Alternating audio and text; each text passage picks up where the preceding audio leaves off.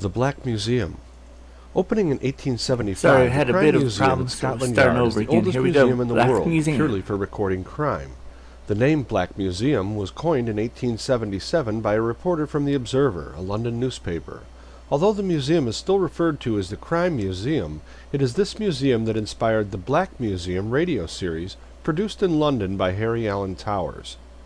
From Jay Hickerson's The Ultimate History of Network Radio Programming and Guide to All Circulating Shows, the earliest U.S. broadcast date was January 1, 1952. 39 shows from the full syndication of 52 shows aired over mutual stations in 1952, from January 1st through June 24th, and then again September 30th through December 30th. This may be the earliest broadcast of the series worldwide. It was later broadcast over Radio Luxembourg starting May 7, 1953. Radio Luxembourg broadcast sponsored programs at night to England. It should be noted that the BBC was state-owned and had no commercials. The shows broadcast from Radio Luxembourg were sponsored by the cleaning products Dreft and Miro. The series continued to be offered in syndication and was heard on Armed Forces Radio and Television service broadcasts and in the U.S. on national public radio stations throughout the 1960s, 70s, and 80s. Some shows were broadcast by the BBC in England in 1994. This murder mystery series was based on true-life cases from Scotland Yard's files.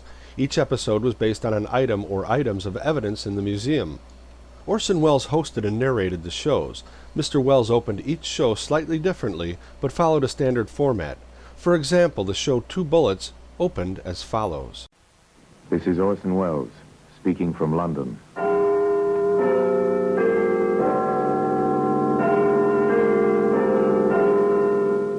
The Black Museum. Here in the grim stone structure on the Thames, which houses Scotland Yard, is a warehouse of homicide, where everyday objects, a pocketbook, a rag doll, a paperweight, all are touched by murder. Following the opening, Mr. Welles would introduce the museum's item or items of evidence that was central to the case, leading into the dramatization. He also provided narration during the show, and ended each show with his characteristic closing from his Mercury Theater of the Air days, remaining obediently yours.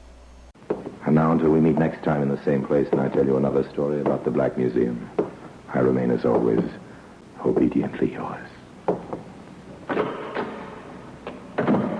Harry Alan Towers produced the series from scripts written by Ira Marion. Music was composed and conducted by Sidney Torch. The museum was not open to the general public. Its purpose was then, as it is today, for police training, although it did receive a considerable number of famous people, including Sir Arthur Conan Doyle. It is currently used as a lecture theater for the police and like bodies in various subjects of criminology. But thanks to Mr. Towers and Mr. Welles, we can still get a glimpse of what secrets are housed in the Black Museum. The shows were untitled for broadcast, and there remains title variation from source to source. In most cases, the title was derived from the item introduced by Mr. Welles at the show's opening. Differences in titles are often an extra descriptive word or two. Information for this audio clip came from Frank M. Passage and your audio series descriptions moderator, Roger Hohenbrink.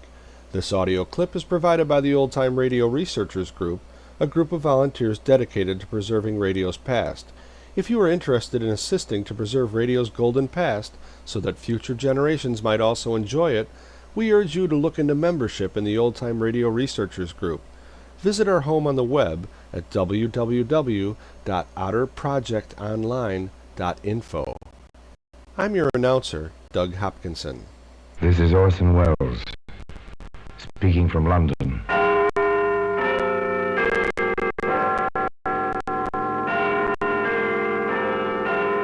The Black Museum, the repository of death.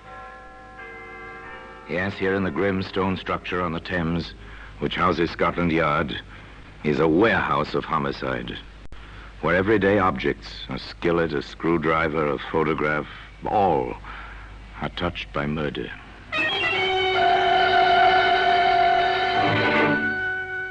Here's a .22 caliber pistol. It's a familiar object. You've seen one or its picture. You've never touched one. An elegant little weapon, blue steel, Mother of pearl inlaid grip, beautiful in its dainty, snub-nosed wickedness. A lady's weapon, wouldn't you say, Pepper? Looks as if it wouldn't harm a fly. Pretty in its way, Inspector. Pretty and dangerous. There ought to be a law forbidding the manufacture of these toys. Every one of them is capable of death.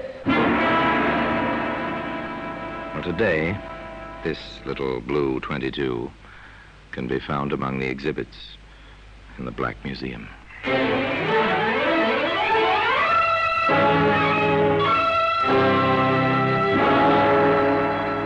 From the annals of the Criminal Investigation Department of the London Police, we bring you the dramatic stories of the crimes recorded by the objects in Scotland Yard's Gallery of Death, the Black Museum.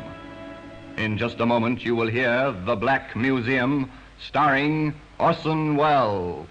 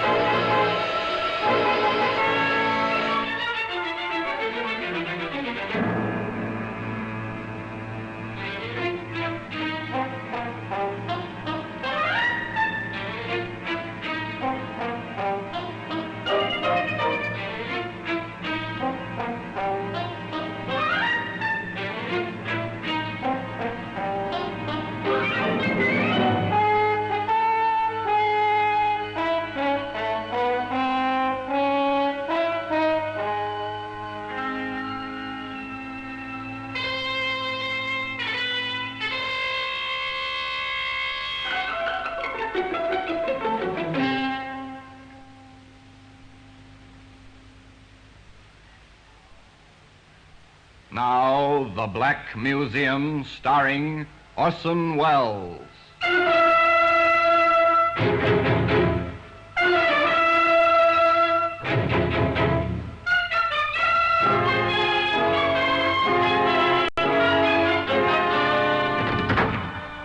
Well, here we are in the Black Museum. Scotland Yard's Museum of Murder. It's an impressive place. The kind of echoing awe which comes from a vaulted ceiling and somber lighting. Weird, fantastic, with a harsh, real fantasy that comes with murder. Here lies death, and so neatly. Each object placarded with a small white card labeled with black lettering, name, place, date, disposition of the case. Here's an odd-looking ashtray, soapstone. It's carved rather nicely with the crouching figure of a woman. Something decorative for your living room, but observe closely now the red-brown stain on the rim. Lift up the tray, hold it by the figure of the woman. Oh, yes, it's comfortable in your hand, and suddenly, this is a weapon. Ah, here we are, the little blue 22.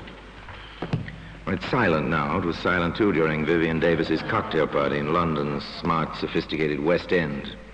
In Vivian's quite chic apartment. It was not destined to be silent, though. Not very long. It's a nice place, Vivian's apartment, if you go for ultra-modern glass and metal combinations. Nice people, too. Well, nice looking, anyway. Young men are quite impeccable. The young ladies are lovely, lush, well aware of the well-put-together attractiveness. Oh, yes, these are the chic young people. Larry, darling, have you been watching Vivian and Donald? What else, sweet? They are at dagger points, aren't they? Well, frankly, Larry, if Viv has one more martini, she'll kill Donald with a look. An alcoholic look, at any rate. But why all the fuss and bother? If Donald wants to play, she ought to let him. I know at least 3 males who are perfectly willing to give Viv a time, really. Mm-hmm. Including yourself, Larry, my sweet? No, darling, I'm the 4th. But then why bother? A trifle strange, isn't it? The ultra-sophisticated, the over-civilized, and yet, you know, beneath the polish, the same old jealousy that you can find in savages. Oh, yes, simple jealousy. For instance, at this moment, Vivian herself is approaching the chrome and plastic bar where Donald is mixing a drink. Donald, haven't you had enough? You're quite tight, you know. Am I? Really? I asked you, Donald, haven't you had enough? I don't believe I have. Will you have one, dear? I've had enough, let me tell you. This is my party. You might be polite enough to pay some attention to me and a little less to that strawberry blonde. Ah, she's quite attractive in a leggy sort of way. Oh, yes, quite elemental beneath the polished surface. An interesting situation. It continues, of course, as long as the party lasts.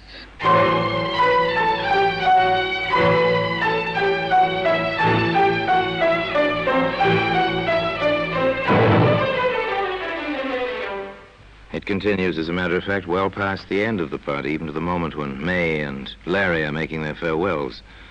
The last of the guests to go. Oh, it was simply marvelous, Viv, darling. Just delightful. I always adore your parties, Viv. The liquor flows like water. Oh, thank you both for coming. My little parties wouldn't be the same without you. Isn't that so, Donald? Huh? Yes, yes, of course. Coming, Donald, old son? Well, I don't exactly Oh, know. Larry, please. What? Oh, put my foot in it, haven't I? I'm sorry, old man. Au revoir, Viv. Let the martinis run again sometime soon. Bye, darling. Ring me, won't you? Oh, soon, darling. Quite soon. Donald's for it now. Did you see the look in her eye? Come along, dear. Don't be catty. Oh, I don't know. The party's over now. Silence descends on the carpeted hallway.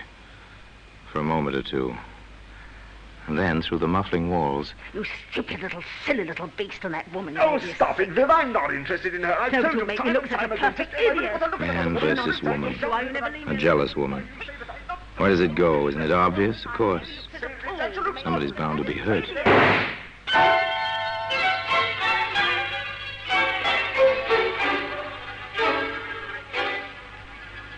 Inspector Summers and Detective Pepper arrived quickly from the yard. This seems to be the weapon, Inspector. A .22. Blue steel, mother-of-pearl grip. A lady's weapon, wouldn't you say, Pepper? Looks as if it wouldn't harm a fly. Pretty in its way, Inspector. Pretty and dangerous. There ought to be a law forbidding the manufacture of these toys. Every one of them is capable of death. Funny, What is? the body out here on the landing. Yes. Well, we'll find the reason for that shortly. Not much blood. 22s don't make much of a hole. Stay here, Pepper. I want the pathologist to see the body before it goes to the morgue. You know the procedure. I'll be inside with the prime and only suspect. Yes, sir. I understand.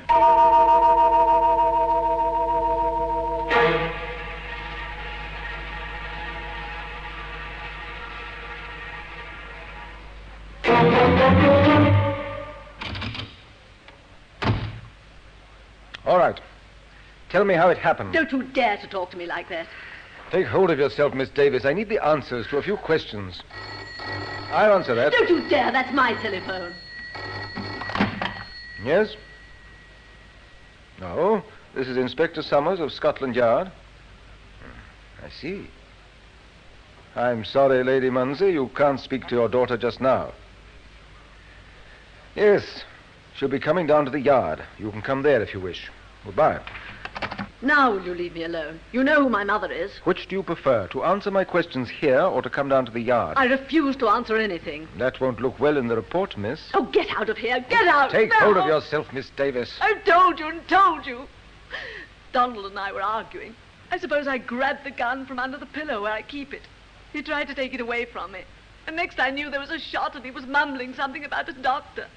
And then he was dead. Oh, now leave me alone. Leave me alone. Inspector Summers felt that further questioning was indicated. The location he chose was his own office at the yard. Where did you get the gun, Miss Davis? My husband gave it to me several years ago.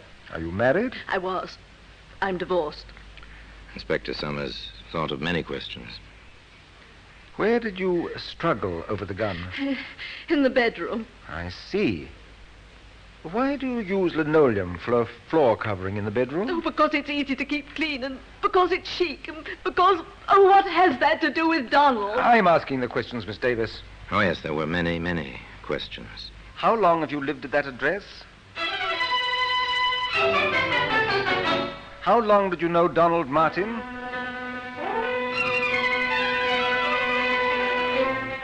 Have you ever bought any ammunition for that gun?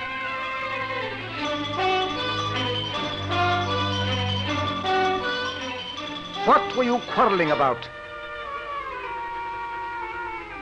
It went on and on. And finally... Very well, Miss Davis. We shan't hold you. But don't leave London. And your mother is waiting for you. You better go home with her. We're sealing your apartment.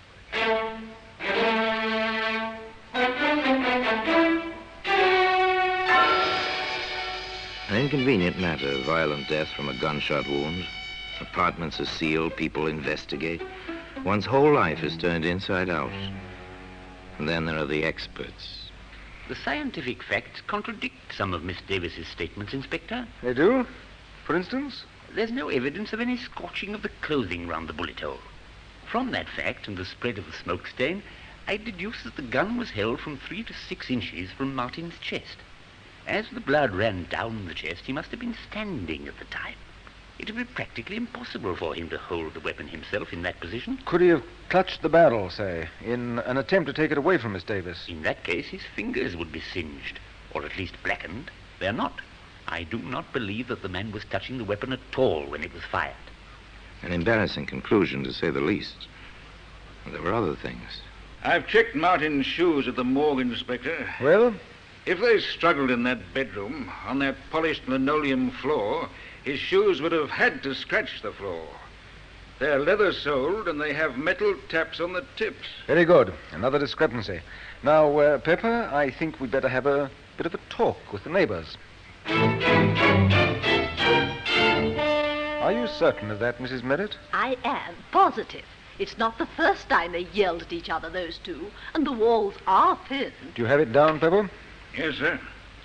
They had a quarrel about 2 weeks ago. He left. She leaned out of the window, only half-dressed, and shouted at him, "Laugh, baby, laugh for the last time." And then she fired a gun at him. Thank you. Now then, Mrs. Merritt, before the shot last night, did you catch any of the words they said? His? Oh, no, sir. But, well, her bedroom is next to mine, and I heard her say, as clear as day, and at the top of her lungs, "I will kill you." Thank you, Mrs. Merritt. Anything else? No, sir. Very well. Let's go, Pepper. All right, Pepper. I think we have the makings of a case. Pick her up. We'll book her for willful murder. And today, the little blue 22, which was to play such an important part in the case, can be seen among the other exhibits in the Black Museum.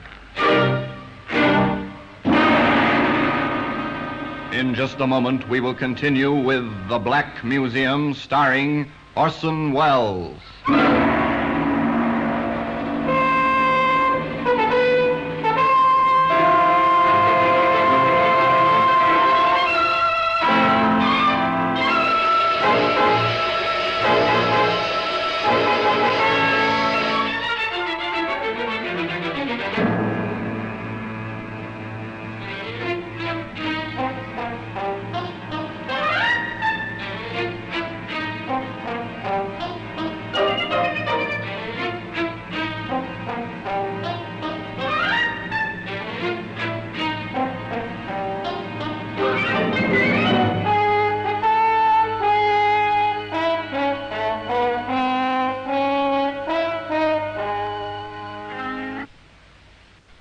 And now we continue with The Black Museum, starring Orson Welles.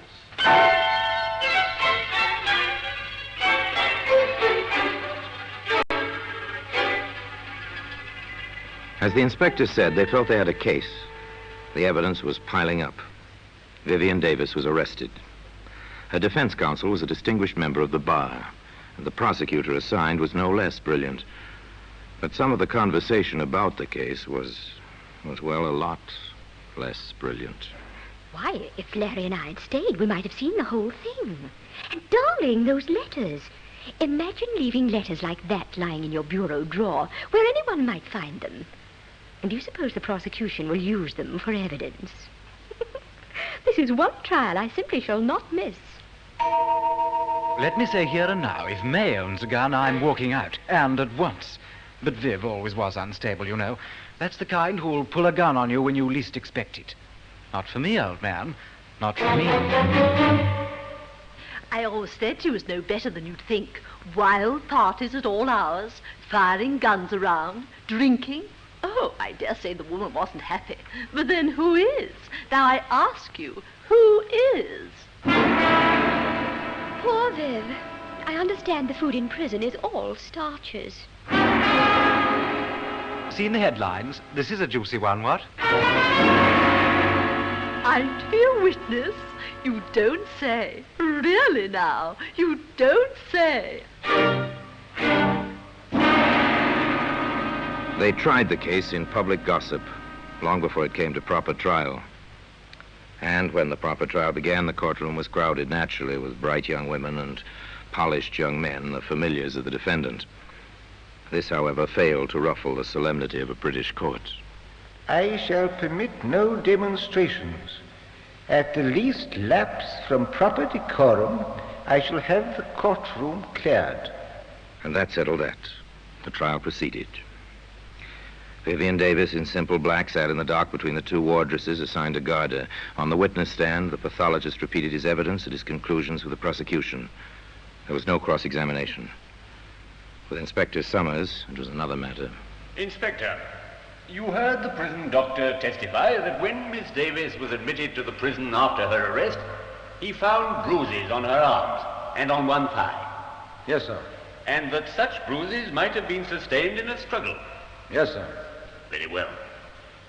Now then, in your experience, have you found that when one person handles a gun, that person's fingerprints are usually found on the weapon? That has been my experience. However, if two parties struggled for possession of a certain weapon, would there be fingerprints? In most cases, no, sir. They tend to smudge or eliminate each other's prints. This weapon, which you've identified and which has been entered in evidence as Exhibit A, did you find this weapon at the scene of the alleged crime? I did. Did you examine it carefully? I did. Did you have it tested for fingerprints? I did. Did you find any? Yes, sir. How many sets? Only one set of prints were on that gun. Whose were they, Inspector? Now tell the jury, please, whose fingerprints were on that gun? Only my own. One more point, Inspector. You stated that you found a bullet in the wall of the bedroom, correct? Yes, sir. Have you any reason to believe this bullet was fired on the night of the alleged crime? It could have been fired at any time, I suppose. Thank you, Inspector. That's all. Mrs. Merritt, the eager next-door neighbor, had her proverbial day in court. Yes, sir. Just as I told the inspector, she screamed at him, hanging out of the window only half dressed, and then she fired a shot at him. Counsel for the defense spent little time in the cross-examination of Mrs. Merritt. Madam, did you actually see Miss Davis fire a pistol or gun of some sort at the deceased? I heard the shot after she yelled at him. You said she was only half dressed at the time. Is that correct? Yes, sir. Then you must have seen her. Well, I took one look, and after that I only listened. Why? Why, Mrs. Merritt? When a woman is in her condition, no other woman cares to watch her. I see. This is your opinion. It certainly is. Your Lordship, I respectfully request that the answers to the last two questions be stricken from the record as constituting an opinion and not evidence. Further, on the grounds that opinions are not warranted, as the witness is not qualified as an expert. Well, The clerk will strike the last two answers from the record, and the jury is instructed to ignore the testimony. Proceed. No further questions. Thank you, Mrs. Merritt. Back and forth, the battle raged, a battle for a woman's life. The case for the Crown was ably presented.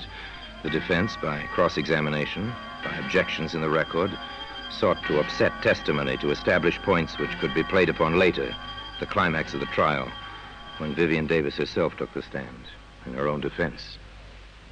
Now, Miss Davis, you understand the seriousness of this situation. of course. I refer to the testimony that you once fired a gun at Donald Martin from your bedroom window. Is this true? No, it's not true. What did happen that evening? He'd come to see me. He'd asked me for money to pay a gambling debt, and I refused. We quarreled. And he left.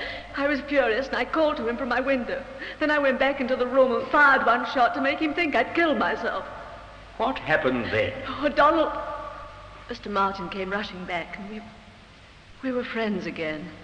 Miss Davis, have you ever pointed a weapon at Mr. Martin? No, never. Have you wanted to? No, never. Did you shoot him the night he died? No!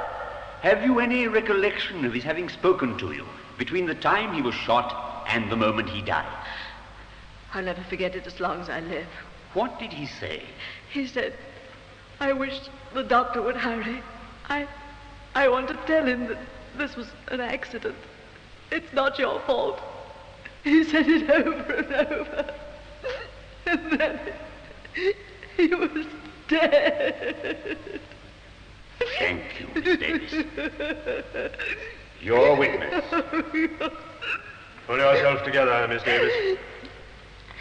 Yes, sir. Very well. I submit, Miss Davis, that the truth of your first public quarrel is, as it was stated by a previous witness, that you did fire out of your window at Mr. Martin. Oh, no, never. I fired in the room. I wanted to frighten him. Miss Davis, is this your pistol?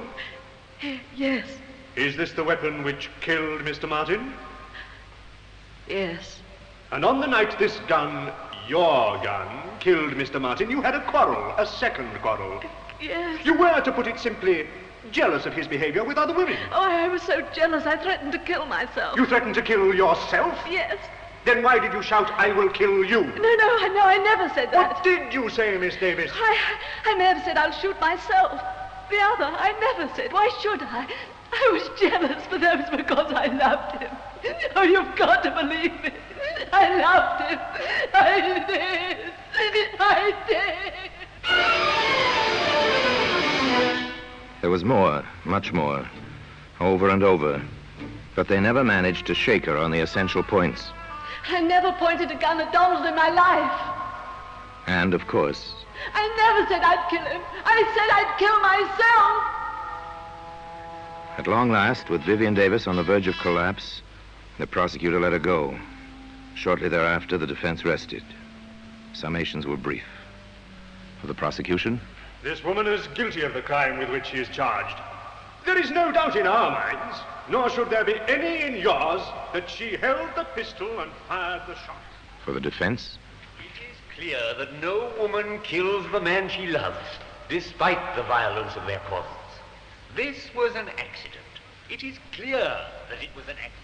the presiding justice was clear and concise in his charge to the jury. Gentlemen of the jury, in conclusion, let me advise you there are 3 possible verdicts you may return under the present indictment. Guilty of murder, guilty of manslaughter, or not guilty of any offense. I commend the accused to your most painstaking deliberations. The jury filed out. They stayed out for 2 long, weary hours. There was chatter in the courtroom. There always is. But even the gossip was subdued. Everybody waited. Waited. It seems perfectly incredible. A murder trial, and I've been in on it since the beginning. I do hope the judge wasn't as much against her as he seemed to be. It was really too exciting for words. I've had more dinner invitations because I know Viv. Oh, well, after all, the poor girl might be hanged, you know. Oh, grisly thought. Well, for my part, even if she gets off, there'll be one advantage. She'll never be my neighbor again, and that will be an improvement, I'd say. And at long last, the waiting was over. The prisoner arose in the dock, at the judge's request. The foreman of the jury faced the prisoner in the court. The age-old formula was intoned by the clerk. Members of the jury, have you agreed upon a verdict? We have. Do you find the prisoner guilty or not guilty of murder? Not guilty. Do you find the prisoner guilty or not guilty of manslaughter? Not guilty. Yet, despite that verdict, the little blue 22 can be seen today among the exhibits in the Black Museum.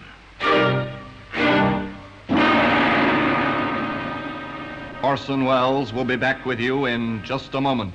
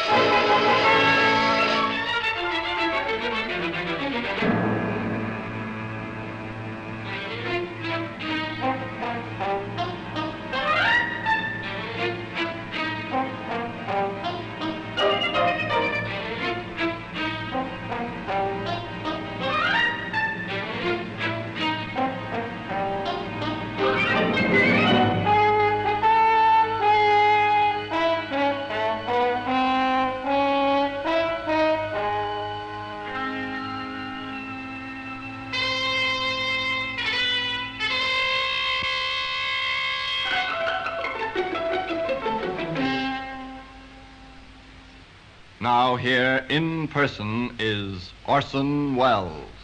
Yes, they let Vivian Davis go free. In many minds, the question was, and still is, did Vivian Davis get away with murder? Frankly, I don't believe anyone gets away with murder. Murder stays with a killer, twisting mind and heart and soul, even in the unsuspected and therefore unsolved cases. Where Vivian Davis was concerned, perhaps the real crime was insecurity and the kind of violent jealousy that grows from fear. I don't know. That's for the psychologists, not for you and I to decide. Meanwhile, the little Blue 22 remains in its customary place in Scotland Yard, in the Black Museum. And now, until we meet again next time, in the same place, and I tell you another story about the Black Museum, I remain, as always, obediently yours.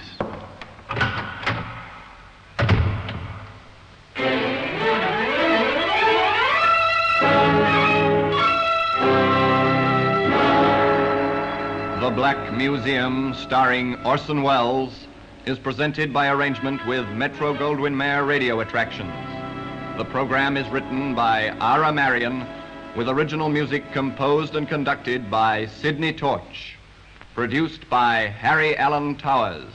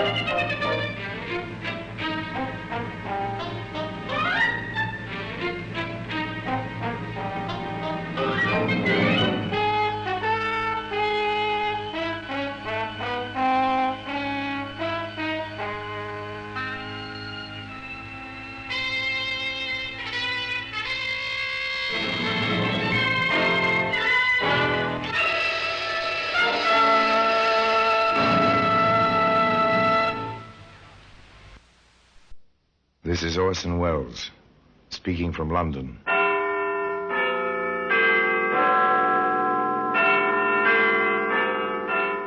The Black Museum, a repository of death. Yes, here in the grim stone structure on the Thames which houses Scotland Yard is a warehouse of homicide, where everyday objects, a kitchen knife, a roller skate, a violin string, all are touched by murder.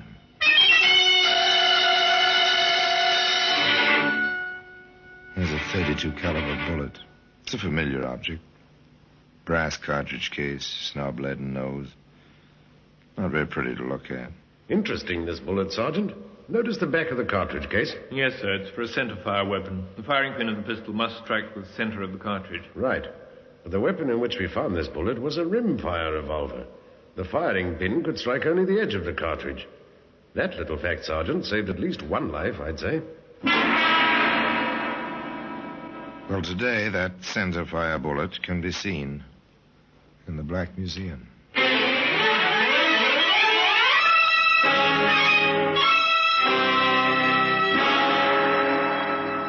From the annals of the Criminal Investigation Department of the London Police, we bring you the dramatic stories of the crimes recorded by the objects in Scotland Yard's Gallery of Death, the Black Museum.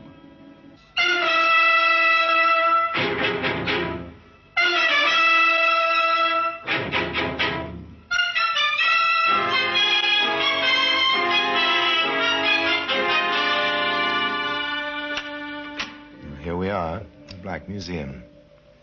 Scotland Yard's Museum. A museum of murder. Here lies death.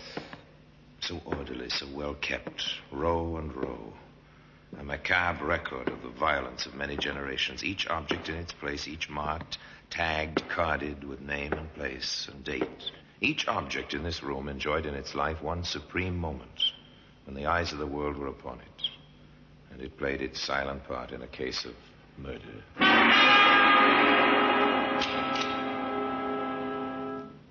And here we are. Here's a jeweled ring, fit for a princess, but born of a mind like the Borgias. Press the jewel, so, and a tiny point licks out, a fang, dripping death. Shake hands with your enemy. Shortly thereafter, he dies. A bathtub. Yes, a bathtub. White, smooth, shining in the dimness. Once a man floated face down in this tub.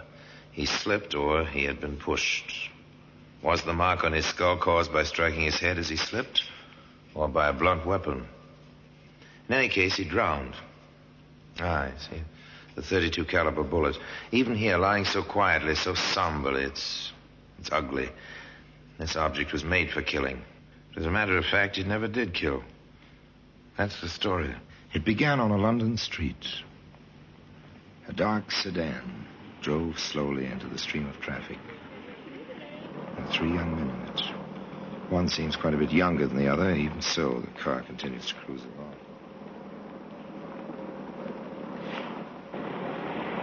You got everything straight, Rod? Sure. Do you think I'm a goon? You just want to be sure, kid. That's all. Now, what did we tell you? I'll stay in the car till you wigwag it's all clear. Then I'll go in with you. Hey, there's a chance to park the old bus. Kiki? Watch the fenders now. Wouldn't want nobody to ask for your license at a time like this, eh? Matty, leave me alone. Sure, Jack, sure. Just kidding him, that's all.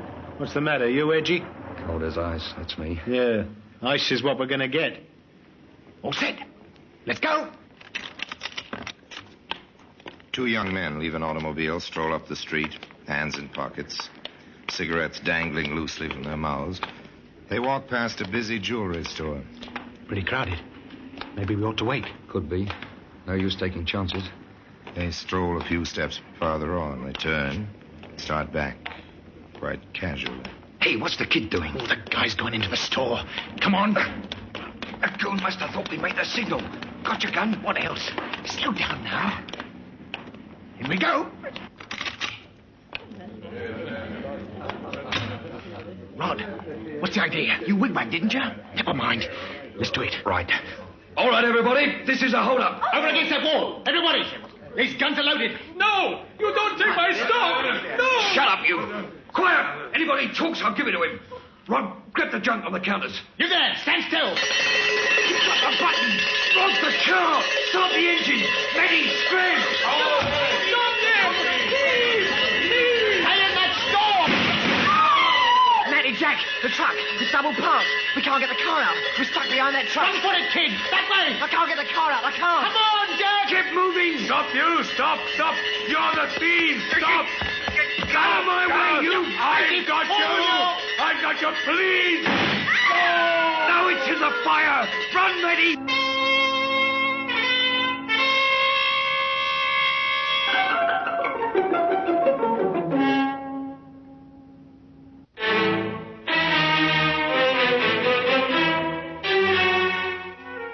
A man lay dead on the sidewalk. The crowd milled around him. The black sedan stayed in its place. 3 young men disappeared in the teeming streets, disappeared completely and utterly. A few hours later, in a quiet office in Scotland Yard, Inspector Bowers and Detective Sergeant Wood looked at what they had. Not very much of anything, have we, Sergeant? No, sir.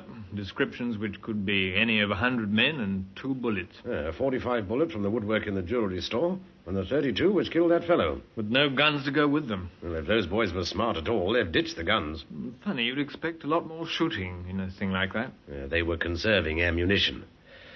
Oh, well, I don't know. Circularize the descriptions, what there is of them. That's about all for the moment. Yes, sir. 3 men, youngish, white handkerchiefs over And that was all. Now, where do you start among 8 million people searching for 3 youngish men who may be miles away by now? Well, the answer is you don't start.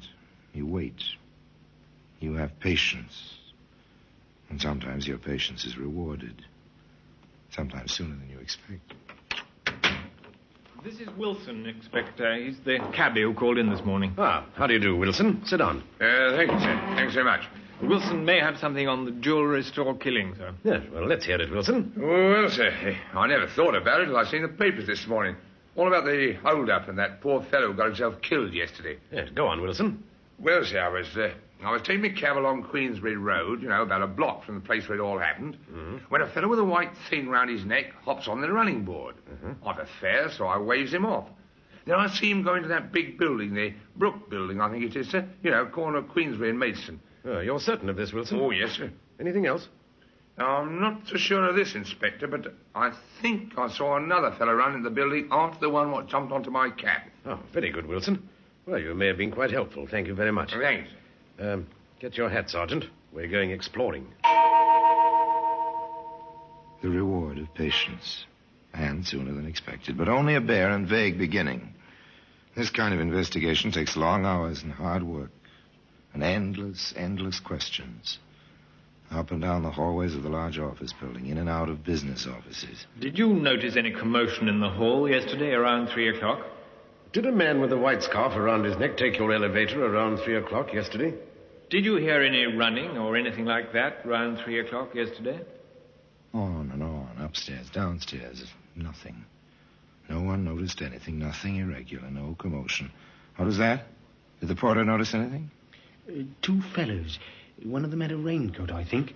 Both of them had white rags round their collars, sort of. Oh, you're sure of this? Oh, yes, sir. They seemed in a hurry, sort of. Where did they go? Which office, you mean? That's right. Well, I wouldn't know, sir. They went up the stairs just as I was putting some empty waste cans on the service lift. Oh, did you see the men again? Well, now you mention it, yes, sir, I did. Where? On the 3rd floor it was. I was taking my mop to the hall. One of them was sort of half sitting on the stair rail. The other fellow was looking out of the hall window that opens onto Queensbury, sir. They didn't have the white rags, sir, but they were the same fellows. Uh-huh. Anything else? No, sir, not that I remember. Old Pop Saunders might know something, Inspector. Oh, who's this Saunders? Well, he drives a van, sir. Been making deliveries to this place every afternoon for years. Ah, thank you. Right, well, let's go, Sergeant. Maybe Mr. Saunders does know something. We have your address. They reached the street outside, just as a large, rather decrepit truck, driven by an equally decrepit elderly man, pulled up to the curbstone. You Pop Saunders? That's me. Who are you? Sergeant Wood, Scotland Yard. This is Inspector Bowers. Yes? Have I done something? No, but you may have seen something that'll help us. Yes, sir? Were you here at this time yesterday? Yes, sir. I'm always here. This time of day. Well, did you notice anyone with a white scarf go into the building? Running, perhaps? Oh, those 2. Yes, sir, I did. Funny thing, they seemed in such a hurry. One of them had a raincoat. They came out later. No scarves and no raincoat.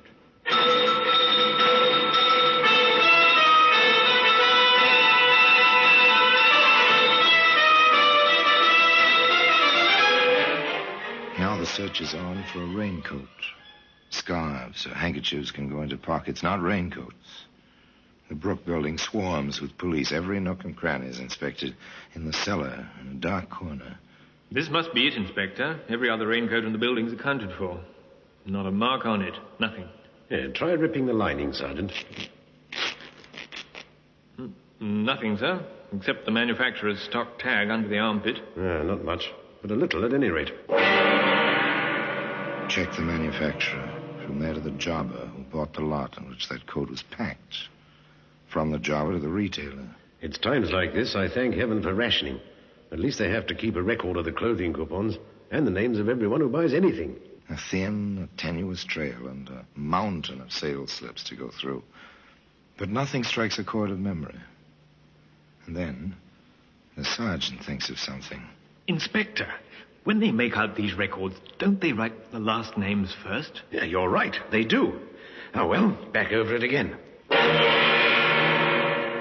Here, how about this, Sergeant? Mac Stanley. The other way, Stanley Mac.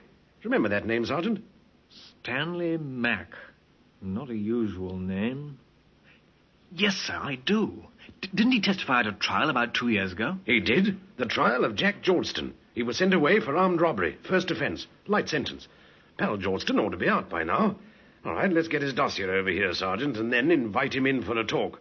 It may be interesting, if nothing else. Well, today, that centerfire bullet can be seen in the Black Museum.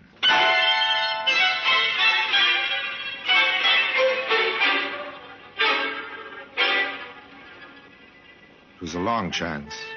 One man buys a raincoat. This man happens to be a witness at another man's trial. The defendant is sent to prison for armed robbery under circumstances similar to the case under investigation. The inspector in charge sends for the convicted man's dossier and finds. Well, so Jack Georgeston was released from prison 6 days before the Queensbury killing. Ah, well, let's have the young man into the yard, shall we, Sergeant? You'll be able to find him easily enough, I think. If not, we can suspect flight because of guilt, can't we? Send a pickup order out for him. Jack Georgeston was found. Found quite easily in London.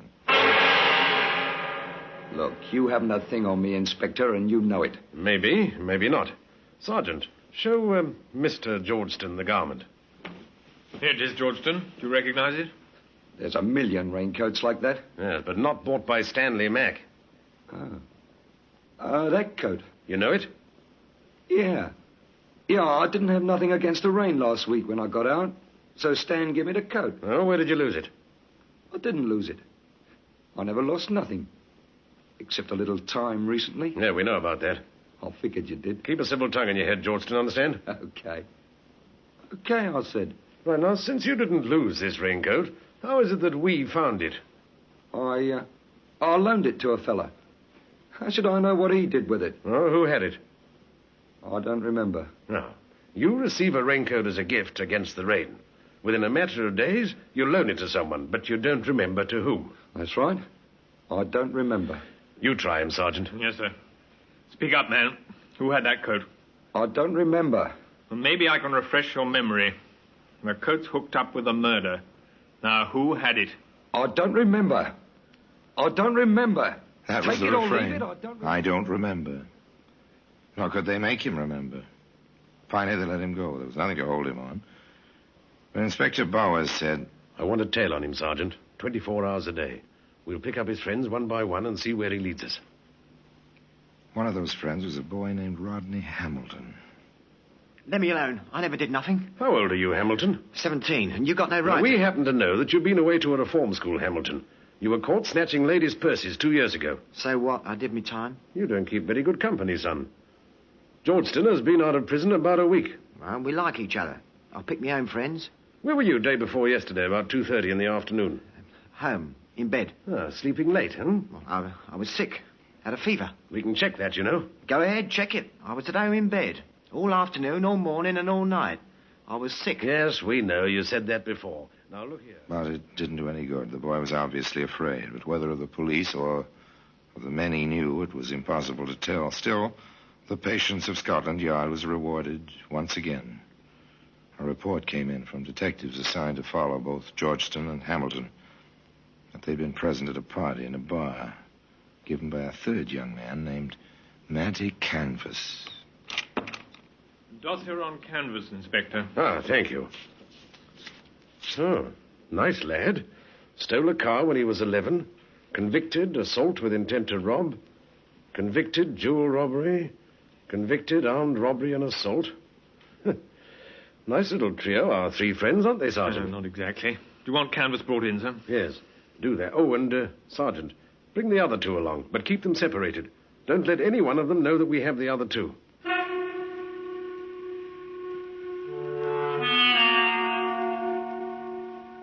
Nothing highly dramatic, merely routine, Scotland Yard routine, recognizable as standard practice by any policeman in any large city. Bring him in for questioning. But it always helps to have a few facts on which to base the questions. With this in mind, and knowing their underworld, Inspector Bowers and Sergeant Wood repaired to that certain bar where Matty Canvas held parties for his friends. Nothing much here. Well, there may be. Keep your ears open. Another pint of ale, please. Right you are, sir. Oh, here now, Larry. Let me wait on the gentleman. Suit yourself, Miguel. Suit yourself.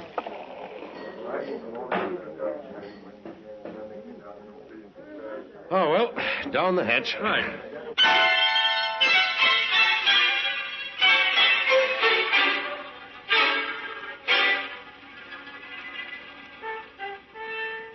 Patience. Frequent the bar. Wait. Keep your ears open. Don't talk. Just wait.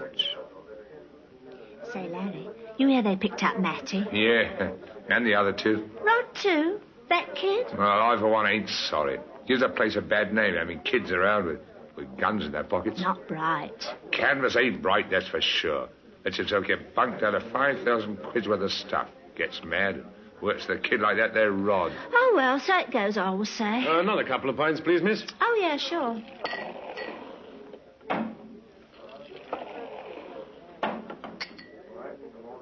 There you are. Do you know a lad named Canvas? Me? I don't know nobody. How about a kid named Hamilton? You think I'll keep track of everybody comes in here? Yeah, that would be difficult. I thought I heard you mention Mr. Canvas by name. So did my friend here. Then you thought wrong. We don't encourage conversation with the elder. No, I don't suppose you do. Care to have a drink on us? I'm not certain that I drinks with cops, mister.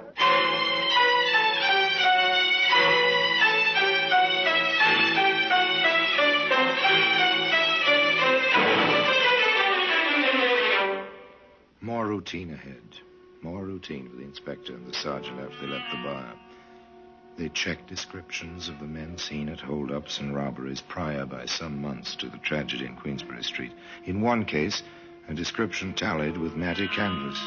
Mr. Canvas was invited out of his cell and into the inspector's office.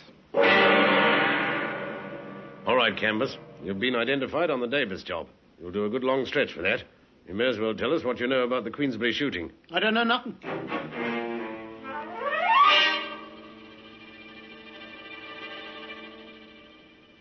Turn King's evidence, Canvas, and you'll get off easily. Otherwise, it's a hanging matter. You can't pin that one on me. I was miles away. I can prove it.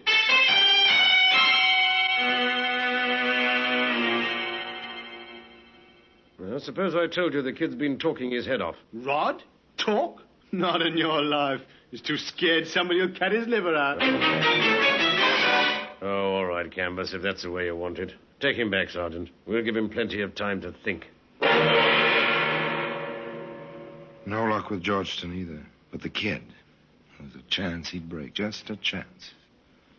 The inspector took it. Look, boy, your pals are saying that you held a gun that killed a fellow in the Queensbury hold-up. I never had a gun. Maybe they're framing you, lad. After all, you're pretty young, 17. You won't hang. They will. So naturally, they say it was you. I didn't. I never touched the gun. Canvas says you did, that you had the 32 all the time. I never did. They can't say it. They can't. But they do. Both of them told me. Looks to us like they got together to put the job on you. Well, why shouldn't they? They might have to die. There were only 2 guns. They had them. You've got to believe that. You've got to. We don't have to believe anything except evidence. If you had the guns, if I told you where they were, I said it. I didn't mean to talk. I did. Keep talking, lad. It's the only way to save your neck. My neck? If you held that gun and pulled that trigger... All right, we threw the guns away, both of them. The 45 Matty had and the 32 Jack had. We threw them in the river from the quay at the Lancashire Wharf. If you can find them, you'll see. Maybe there'll be fingerprints. You've got to find them guns. You've got to.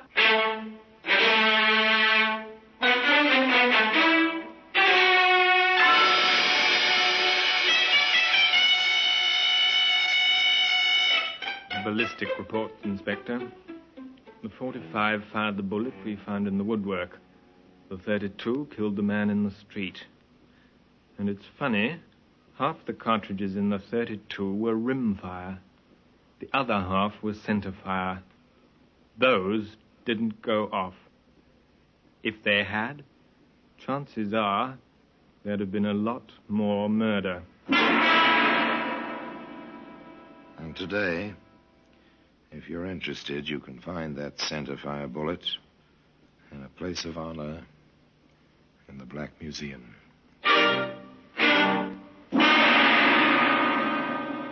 Orson Welles will be back with you in just a moment.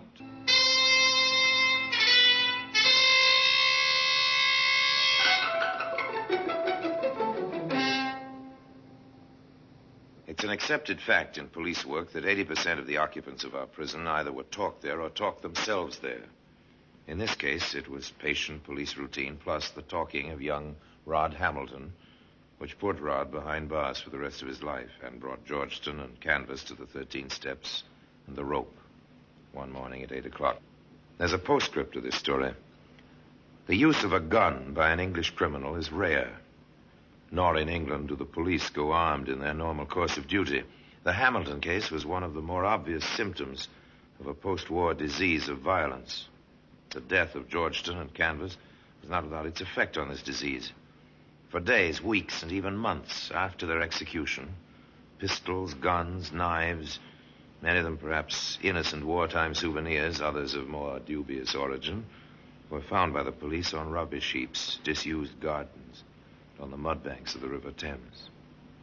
The criminal world of London had come to terms with their traditional enemies at Scotland Yard.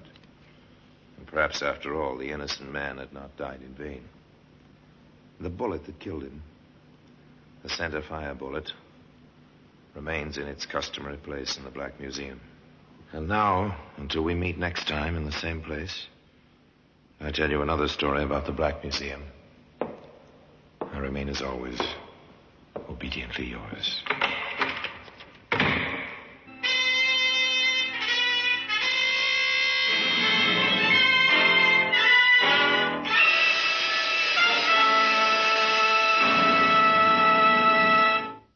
This is Orson Welles, speaking from London.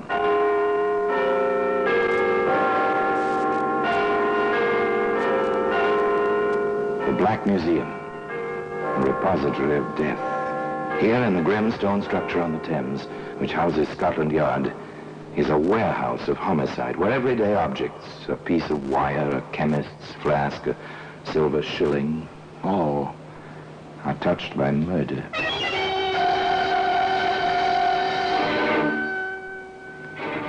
Here's a bathtub. It's a familiar object. This is an old-fashioned one, a ball and claw-footed bathtub without plumbing connections. It's the kind our fathers and mothers knew about. Into this they poured the Saturday night water by hand. Some liked it cool.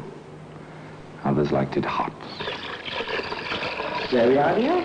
Is that hot enough? If you think so, darling. Oh, you're the sweetest.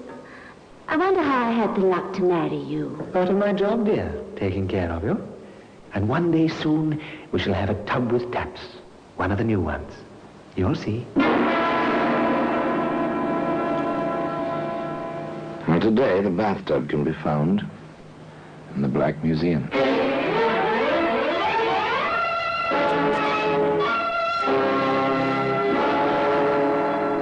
From the annals of the Criminal Investigation Department of the London Police, we bring you the dramatic stories of the crimes recorded by the objects in Scotland Yard's Gallery of Death, the Black Museum.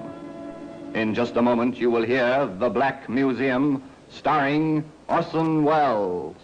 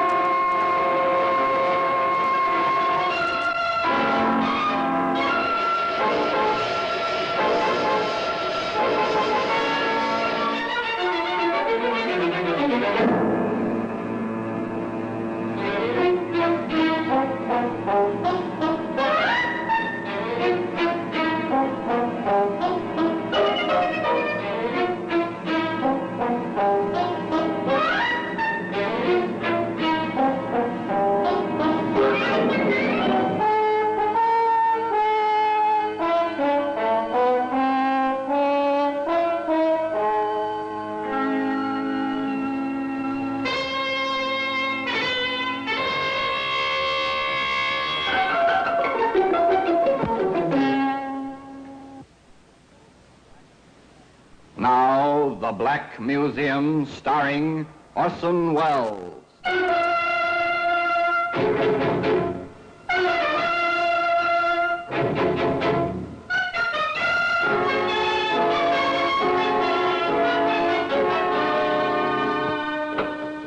Here we are. Here we are in the Black Museum, Scotland Yard's mausoleum of murder. Here lies death. Like the ordered rows of markers in a military cemetery, the white cards of the black printing line the silent shelves, the cabinets, the crowded floor, each card identifying a means to murder. A lovely wine glass here, beautiful ringing crystal. Yet in that sound was terror. In this glass was poison and horrible writhing death. Now, here we are, here's the bathtub. So innocent, even comical. Basis for 1,000 jokes. Foundation for laughter, circa 1910. No plumbing attached, of course. One poured the water in from buckets and pitchers. Truly an effort, the use of such a tub as this. Definitely a matter for an interior, not for an exterior. Certainly not for a garden like this, where in the peaceful year of 1910, Edward Jones read aloud to his wife, Evelyn. Friendship is constant in all other things save in the office and affairs of love. Therefore all hearts in love use their own tongues. Let every eye negotiate for itself and trust no agent. For beauty is a witch against whose charms faith melteth into blood. This is an accident of hourly proof which I mistrusted not. That's Shakespeare's Much Ado About Nothing, my dear. Like it? You read so well, Eddie, darling. So well. I do like it here, Evelyn. I wish nothing ever interrupted us. But, as the bard said, the world is too much with us. You make that sound as if you were going off on another trip. Are you, darling? I'm afraid so. That case for Mr. Carter, the Ming Dynasty cherry water bottle, remember? I've heard of one up north. Oh, dear, I wish I could run an antique shop without these interminable trips. But I suppose there's nothing for it. Too bad. Poor Eddie, poor Evelyn, separated so often and for such long periods. But business is business, and a living must be made. Eddie bids his wife a fond farewell and proceeds on his way to a middle-sized city. And there he walks the street, enjoying the sunshine and the crowd, when suddenly... Ed! Oh, Ed, darling. Oh, at last, after all these months. Oh, Ed. Wait, what? Anne. Oh, my darling. Oh, Eddie. Oh, it's been so long and no word. I thought you might be dead. Of course not, darling, like the bad penny. Why, I was hoping against hope I'd find you any minute. I went back to our place, but you'd gone. A new landlady, no information. Oh, but what happened, darling? You never wrote, and I waited and waited. Yes, it was an accident, darling. Blow on the head. Amnesia. Only a few days ago, I came back to myself. Oh, my poor darling. No matter, darling Annie. We are back together. Once again, we are husband and wife. So that's the little game, is it? A wife in every city, is it? Well, now, Mr. Edward Jones, what's the idea? What can this get you, besides a heap of trouble and stiff prison sentence? What can it get you? There we are, Anne, my dear. I've signed mine. Now you sign yours. You see? Ladies are first, except in getting off trolley cars or signing wills. Oh, Eddie, you are sweet. There we are. Now, heaven forbid, anything happens to you, all you have is mine, and vice versa, if anything should happen to me. Heaven forbid, Anne, my dear. Well, apparently it can get you plenty. If your wife has plenty, and Anne was, well, decently off with an easy income from her father's estate, although she was not allowed to touch the principal. However, there was a proviso concerning her husband's rights, if and when. I'm horribly upset about it, Doctor. Here she is, apparently in perfect health. She has an awful fit, and all she remembers about it is a slight headache. She's my wife, Doctor. These things happen, Mr. Jameson, I can assure you. Oh. So Eddie Jones is Eddie Jemison hereabouts. Ah, it's interesting. Nothing. I found absolutely nothing physiologically wrong with Mrs. Jameson. She's in perfect physical health. Now then. But how can I be, Doctor, when I have these terrible fits? There are such things even we doctors don't know yet, my dear, such as the reaction of the human mind to great stress.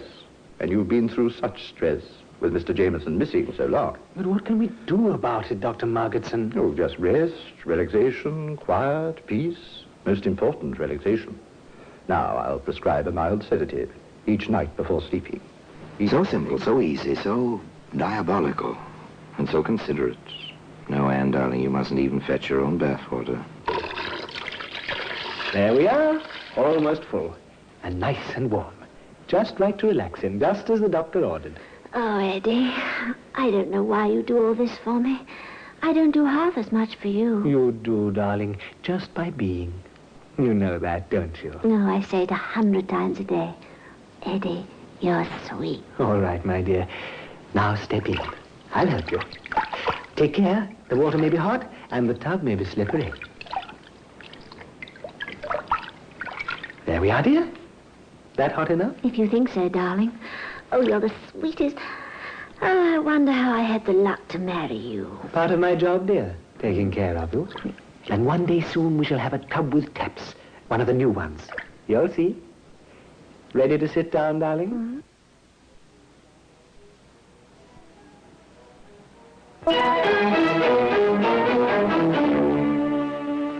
Quite a pair of lovebirds, Anne and Eddie Jameson Jones. No wonder the poor fellow could hardly contain himself some 30 minutes later. I went out for a minute to make the tea. Doctor, how could she go so quickly? It is strange, but certainly an accident. I barely turned my back, just put some water on in the tea kettle. And when I returned, there she was, floating face down in the water. Doctor, can't you help her? Calm yourself, my boy. Your wife is past help now.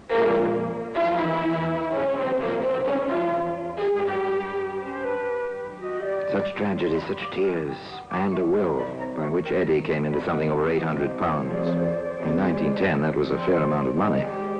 Enough for a man to live on with his wife for quite some time, while he read Shakespeare aloud in a quiet garden. Shall I compare thee to a summer's day? Thou art more lovely and more temperate. Rough winds do shake the darling buds of May, and summer's lease hath all too short a date. Evelyn, how you stand for me for all my absences, I hardly know. I suppose I love you, dear. You are nice. And you're a good provider. So until you come back, I'm always content to wait. Go on. Read some more, darling. Yes. Yes, of course. Nor shall death brag thou wanderest in his shade, when in eternal lines to time thou growest. So long as men can breathe or eyes can see, so long live he. Nor shall death brag, the young man read aloud, but where were his thoughts? On his next trip? On the story he would invent? And which story? To which woman? His ever-faithful Evelyn, or young Libby, whom he took to wife some 2 months later? So this is the bride, Mr. Jameson. This is Mrs. Jameson. Isn't she lovely? Oh, Eddie, stop it.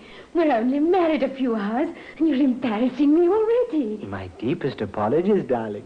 Are our quarters ready? Oh, they certainly are. I'll have my boy help you with the bags. It's not every night we have a bride and groom in this house, you know. No, not every night. This promised to be eventful indeed, particularly if you knew Eddie Jameson Jones. Oh, Mrs. Grundy. Yes, Mr. Jameson? I hate to bother you, but could we have enough hot water for a warm bath? My wife hasn't been well. Some kind of spell, almost a fit. Took her to a doctor yesterday. Oh, dear. And so young she is. Nothing serious. Just needs relaxation. That's what the doctor said. She insisted on going through with the wedding, even though I thought it might be better to postpone it. So a good warm bath. Nothing quite so relaxing, is there? I'll set the fire going right away. You shall have all... Ah, yes. Aria da capo. Repeat the theme, this time with a variation. And the variation was a bag of tomatoes.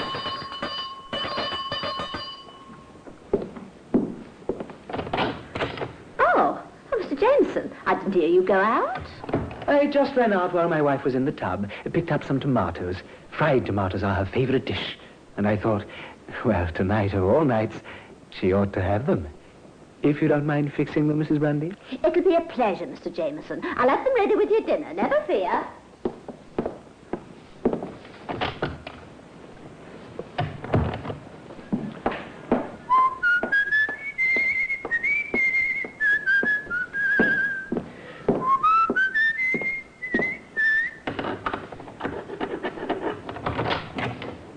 It's me, Libby, darling. I'm back. Libby! Libby, are you there?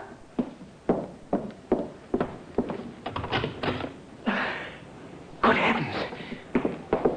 Mrs. Grundy, help! My wife! My wife is floating face down in the tub! She's dead! My wife is dead! And today, you can see that same bathtub in the Black Museum. In just a moment, we will continue with The Black Museum, starring Orson Welles.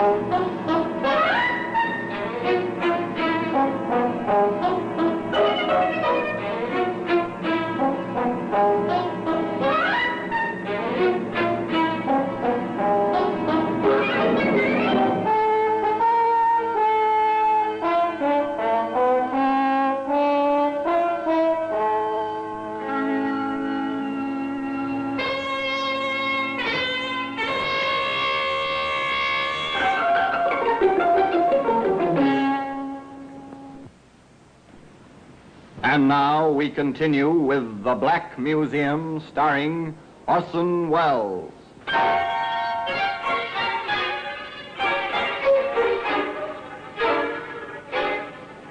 Yes, the girl was dead, floating in the bathtub, face down, just as Anne before her.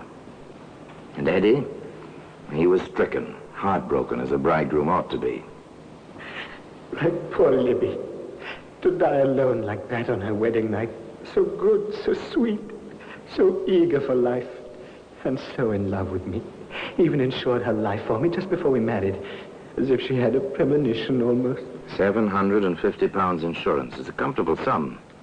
Man and his wife can live in their garden quite decently with a sum like that for quite a few months in 1910. But it seems one can grow a trifle bored, even with a garden and Shakespeare. How do you feel now, dear? A slight headache, that's all. It'll go away. Evelyn, you've got to go back to the doctor or find a new doctor. A slight headache, that's how your fit started yesterday. No, he's not trying the same thing again. But he seems to be. Of course, he's had two quite successfully accidental deaths in his life so far. Perhaps a third, but that's not possible. Or is it? Almost ready, Evelyn? In a minute, dear. Better come while the water's hot. You know what the doctor said about relaxing? Hurry now, darling. It's steaming, but not too hot. All ready, dear? All right, dear. There's not that much hurry. Oh, dear. Who's that now? Wait for me, darling. I'll help you get in. The tub may be slippery. One day we'll have a modern tub with taps and hot and cold running water. You'll see. Now, don't try to get in without me. All right, dear. I'll wait for you.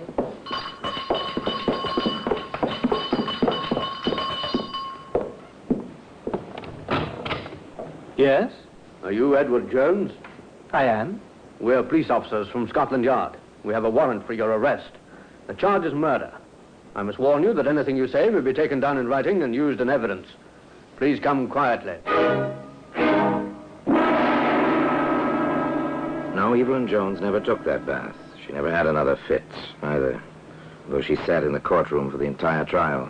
The trial of the Crown versus Edward Jones, also known as Edward Jemison.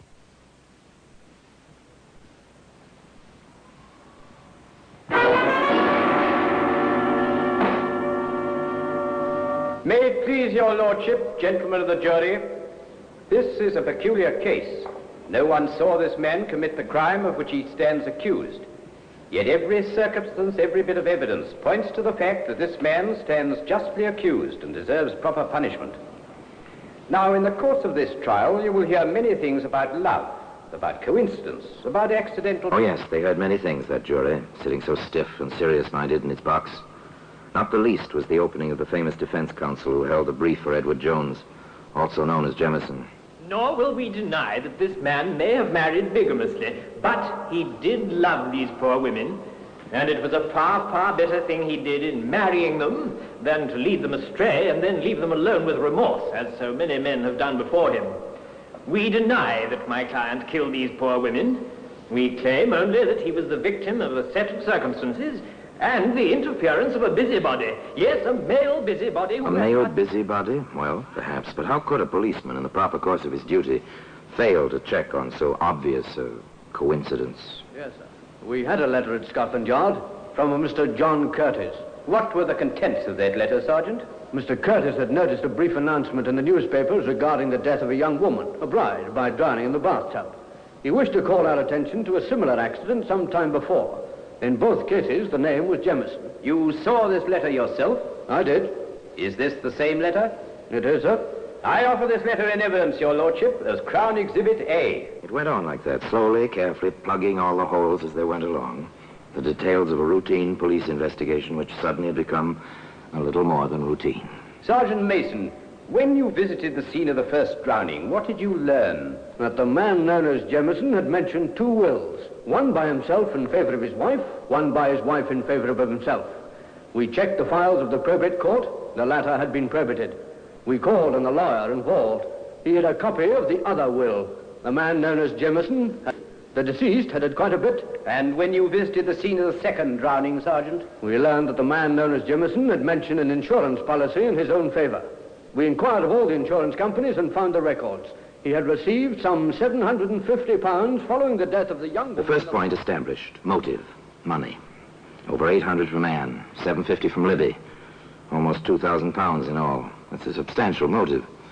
The questioning of Sergeant Mason went on. Now, in the matter of tracing this man Jameson, what did you do? Just routine, sir. We checked the mailing address at the insurance company and found it to be the same as the house where the second woman had died. There, we discovered a forwarding address, a postal box. We covered that box. I watched it myself, sir.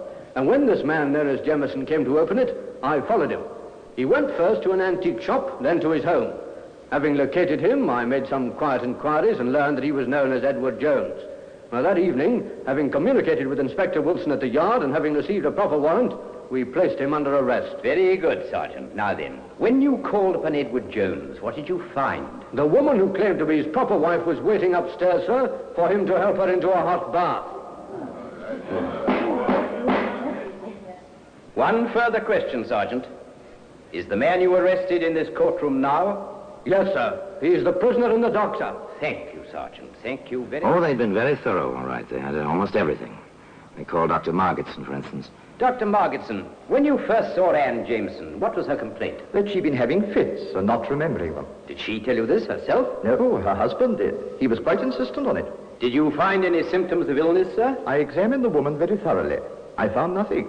But that situation is not uncommon in certain types of epilepsy.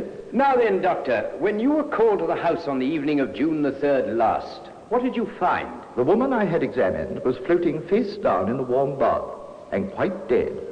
The husband was extremely hysterical. I treated him for shock. Did you sign this death certificate? Yes, that's my signature. What is certified as the cause of death? Accidental drowning. We offer this certificate in evidence as Crown... They had the landlady who knew Libby Jemison, too. She testified, simply. Oh, yes, sir. He moaned about the insurance policy. Cried all night, he did. Bit by bit, piece by piece, motive, opportunity, proof of death by drowning, medical evidence. But one great piece of the puzzle remained, as the distinguished counsel for the defense asked. Where, my lad, is the proof that these two regrettable deaths were anything more than coincidental accidents? Where, my lad, is the witness who saw my client hold these poor women under the water, or administer sedatives which caused them to faint in the water, or in any way contribute directly to their miserable death? There was no witness.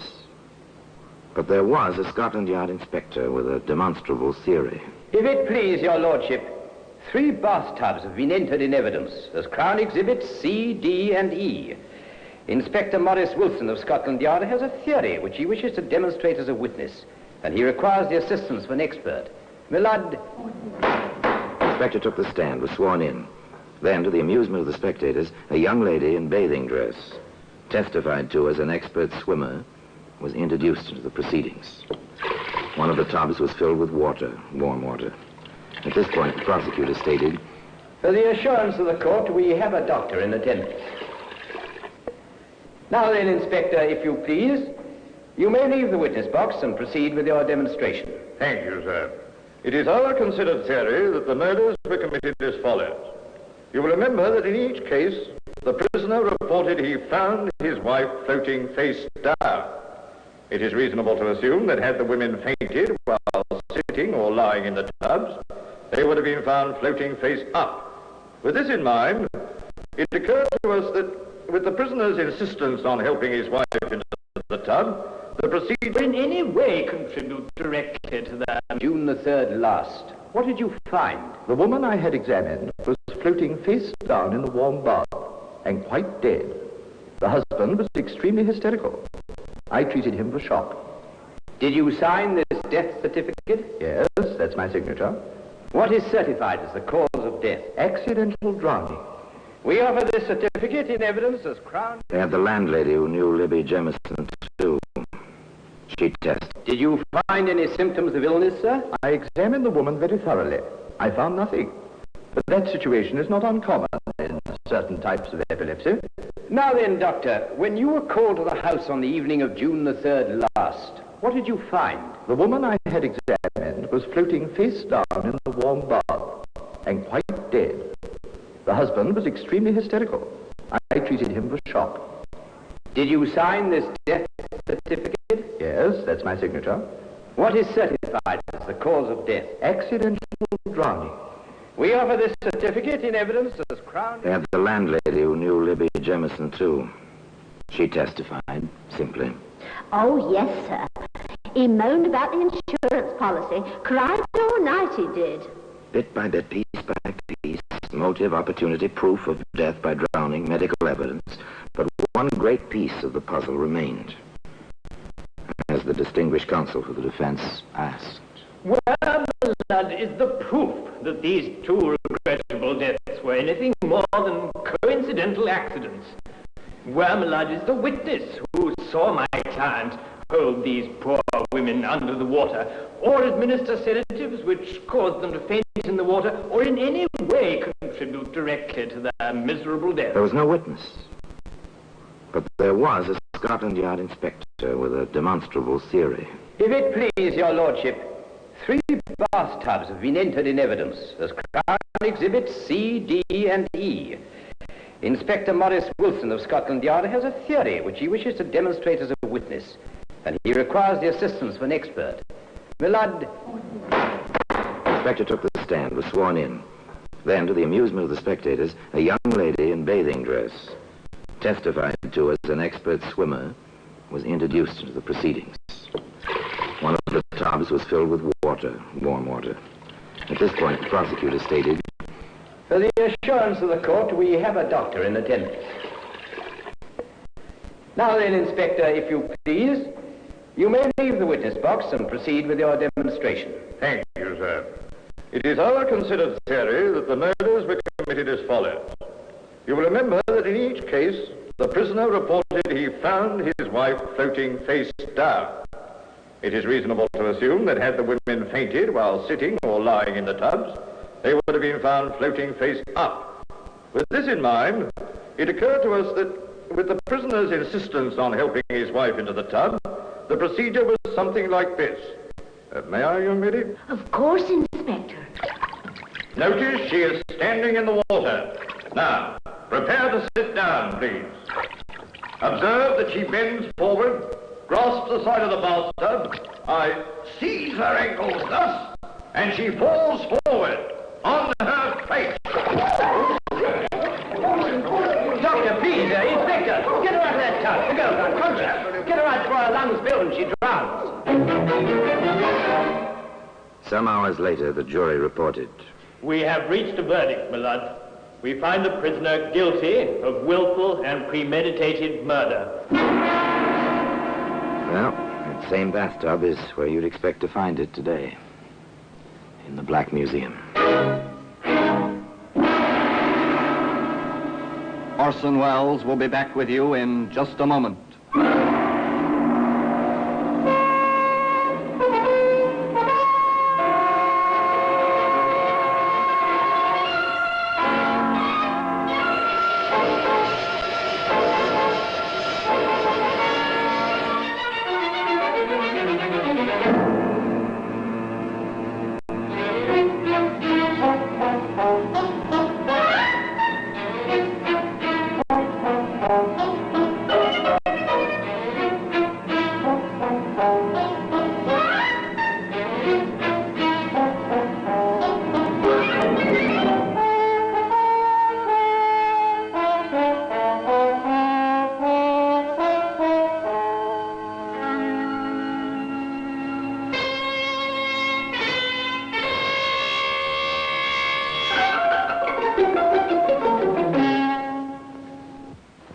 Now here in person is Orson Welles. Eddie Jones, in spite of his common name, was an uncommon man.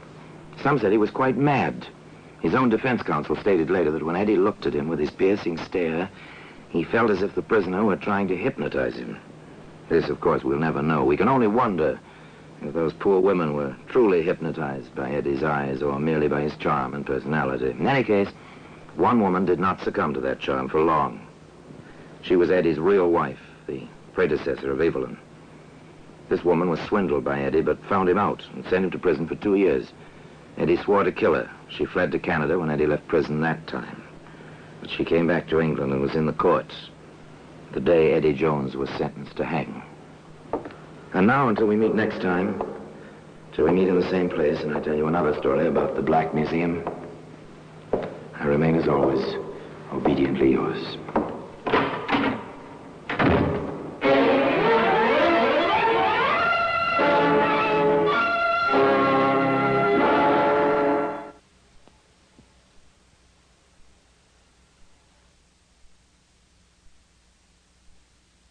This is Orson Welles, speaking from London.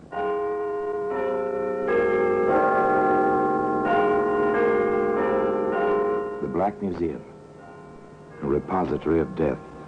Here in the grim stone structure on the Thames which houses Scotland Yard is a warehouse of homicide, where everyday objects, a package of cigarettes, a length of string, a linen napkin, all are touched by murder. There's a Gladstone bag. It's a familiar object. Every railroad train carries several, inevitably useful, compact, and expandable. They always hold more than they seem. Perfect for vacation. Perfect also for... If you look inside, Inspector, just pry the two halves apart at one end, as I did. Yes, I see. Odd objects to have in a valise. Not if one had every intention of disposing of them, Inspector. Today, that Gladstone bag can be seen in the Black Museum.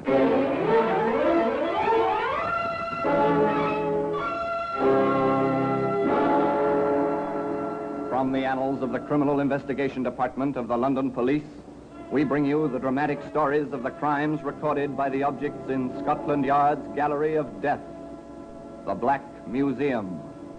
In just a moment, you will hear The Black Museum, starring Orson Welles.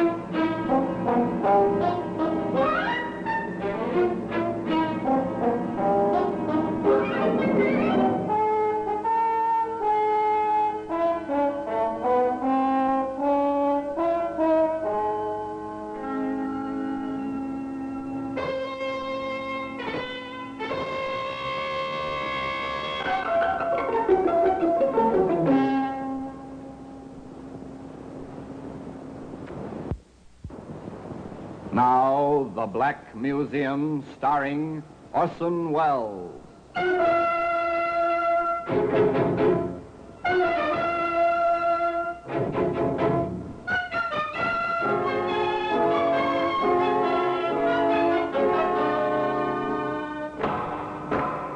here we are, in the Black Museum, Scotland Yard's mausoleum of murder. There are times, as I open this door, that I feel the old familiar inscription should be carved on the lintel. Abandon hope, all ye who enter here. Yes, abandon hope of peaceful, quiet, dreamless sleep, for within this room is almost every instrument which ever has been used for the commission of the foul deed called murder. Yes, here lies death. No doubt about it. You feel it in the dull, oppressive atmosphere.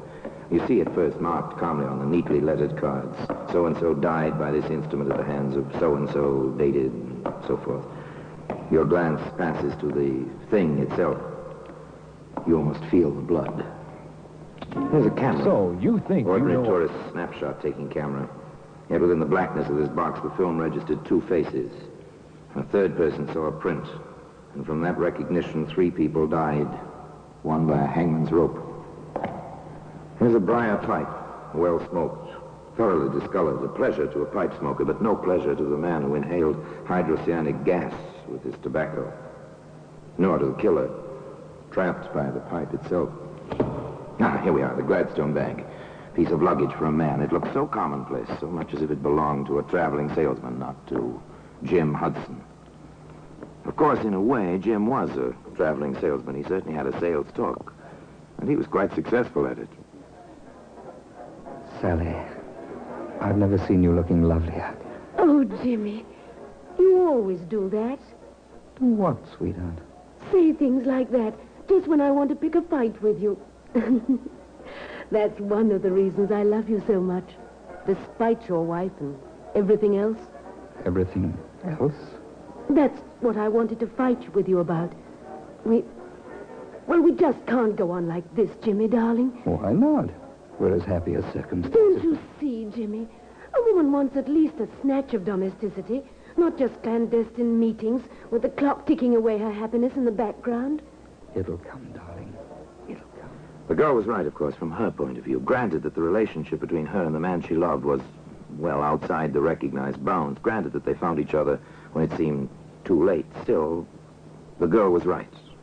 She wanted a certain sense of security, which can come to a woman only through the small things of making coffee in the morning while a man was shaving within earshot. And Sally James was the kind of girl who took action when she wanted something badly enough. Jim, what about the week we planned together for this spring? I probably could get away, darling, if we had a place to go. I have the place. Anyway, the ad about it. You are something, aren't you? Here, darling. I found this in the Sunday paper. Go on, read it. For rent. Bungalow. The Beaches. Pevensey Bay, Eastbourne. Reasonable by the week. You've got your heart set on this, haven't you, sweet? Can we do it? The week of April 12th. All right? All right. Oh, Jimmy, it'll be heaven down there by the sea.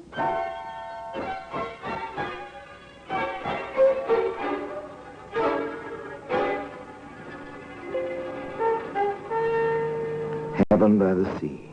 Poor girl, one of those human beings who believes with all her heart that dreams can become reality. Perhaps it was just as well that Sally didn't see her Jim some 2 evenings later in a quiet little restaurant not more than 3 blocks from the place she'd given Jim her precious clippings. Rhoda, my darling, I've never seen you looking lovelier. Oh, come off it, Jimmy. That kind of romancing just isn't in my style. You're a woman, aren't you? Well, you ought to know, Jimmy boy. And how? Thanks. Look, Rhoda, I've taken a cottage at Pevensey Bay. Oh, how inconvenient to have to travel all that distance. Not for weekends, it isn't. Inconvenient. Well, the daring young man on the flying trapeze. Would you like weekends by the sea, Rhoda? Why not? Think it'd be fun. Nice place. Called the Beaches. Old garden, private bathing beach. Sounds marvelous. I thought you'd like it. Well, I can't make it this weekend. Neither can I. How about the weekend of the 16th? We'd go down Friday afternoon, come back early Monday morning. There's a very early train. It's a deal, Jimmy. It really is a deal. Clever rascal, Jim Hudson, without a doubt. Knows his way with the ladies. But he cuts his margins rather close, doesn't he? Note the dates. April 12th, the week, with Sally. Friday the 16th, with Rhoda. And that's hardly a full week with Sally. But, of course, Sally doesn't know about this on Friday noon the 9th as she stands in the doorway of the railway carriage in Waterloo Station. You will be down by Monday, won't you, Jimmy, dear? Sooner than that, if I can. You know that, darling. I guess I feel like a little girl on her first trip alone. I'm sorry it has to be this way. Oh, I don't mind, really. I'll have a chance to put the cottage in shape. Have it all clean and comfortable for my man. When I saw it, there weren't any tools there. And there's always something to fix. I'd better add tools to my shopping list. Oh, and don't forget the traveling iron I asked you for, dear. And please hurry to get down. And... oh, kiss me. Quick, Jimmy, the train's leaving. Oh, Jimmy, dearest. Bye, darling. See you Monday. Monday it'll be. Take care, darling. Take care.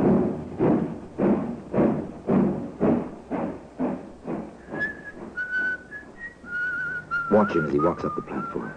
The train is already disappearing from the track. Jim has his hands in his pockets. He's whistling merrily, a man with nothing on his mind except his love affair and the prospect of the week ahead. He leaves the station, walks up the street a ways, pauses before a hard wish. What was it he added to his shopping list? Oh, yes, tools. He enters the shop. May I assist you, sir?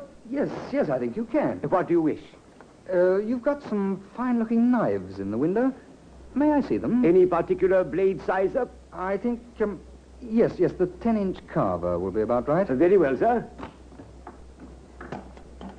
There we are, sir. Best Sheffield steel, hollow ground, razor sharp, and guaranteed to hold temper. It will take very little honing to keep the edge, sir. Very efficient looking. Do you prefer the bone or the plastic handle?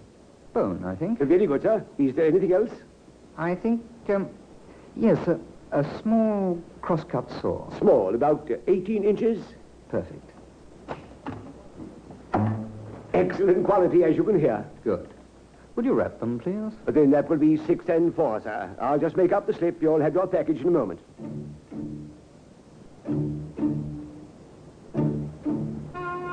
Jim Hudson took his package on the train with him on Monday morning. And tea time at the Beaches, Pevensey Bay, promised to be exciting and wonderful.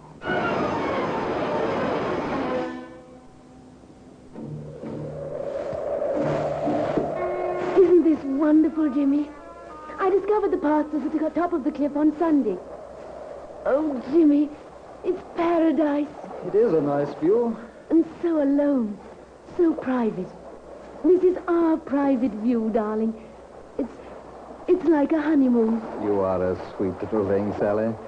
Very sweet. I know. When you call me sweet, you think of me as a child.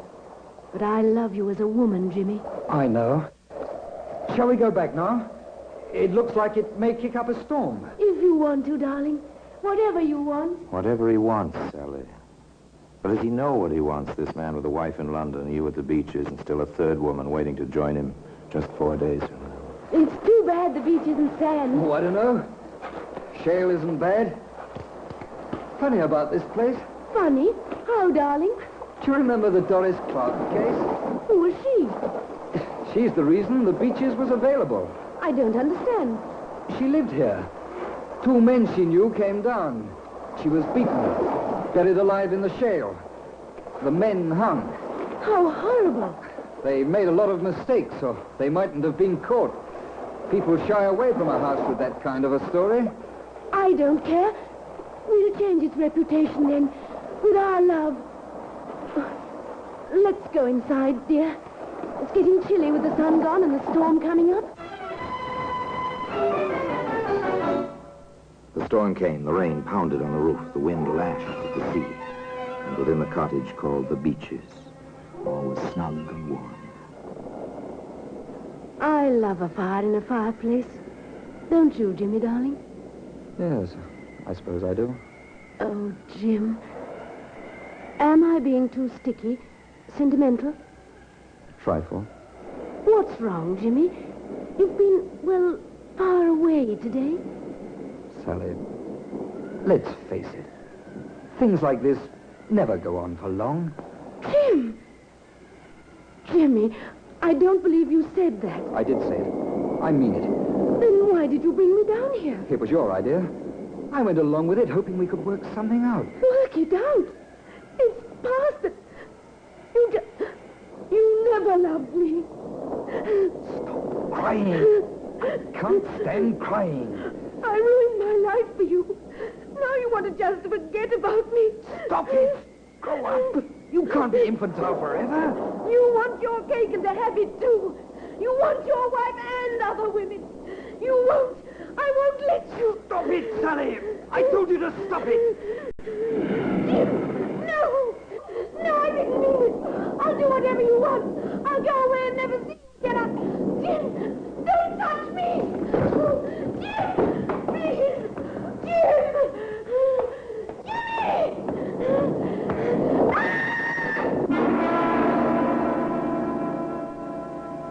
The scene was set, save for one vital piece of evidence. A black Gladstone bag, which can be seen today in the Black Museum. In just a moment, we will continue with The Black Museum, starring Orson Welles.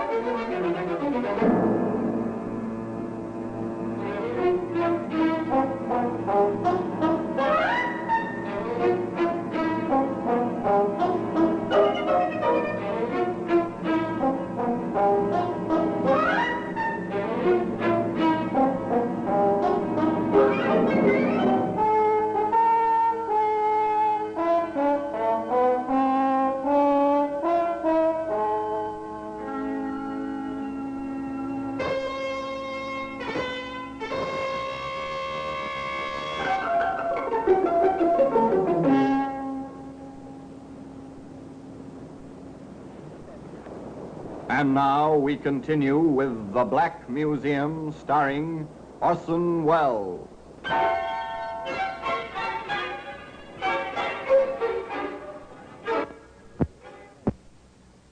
Friday, the 16th of April, dawned fine and clear. A calm, gay Jim Hudson made his way, whistling as usual, through the weekend-bound crowds of Waterloo Station. Well, here you are, my good man. Glad you think I'm a good man. Well, I think you are. By Monday morning, I'll know. Then let's make that train, baby. Pevensey Bay on number 7.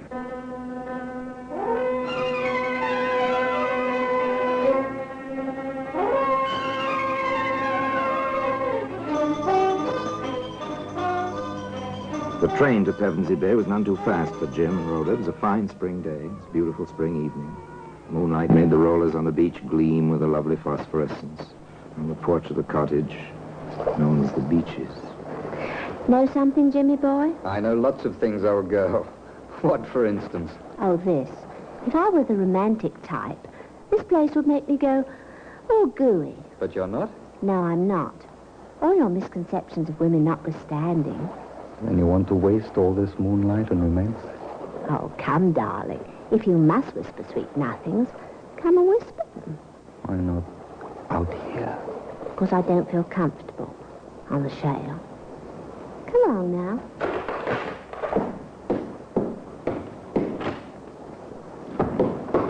Always let the woman have her way, particularly after she's cooked a beautiful dinner. Here now. I'm the only beautiful thing around here this weekend. You are, Rhoda. Wow. What a way you have. In here, darling. No, not in there. It's a spare room, not made up. I want to see it. Oh, nothing in there. Oh, are you going to deny me anything, darling? It's locked. Oh, Jimmy. No. Say, what are you? Bluebeard or something? Maybe I am.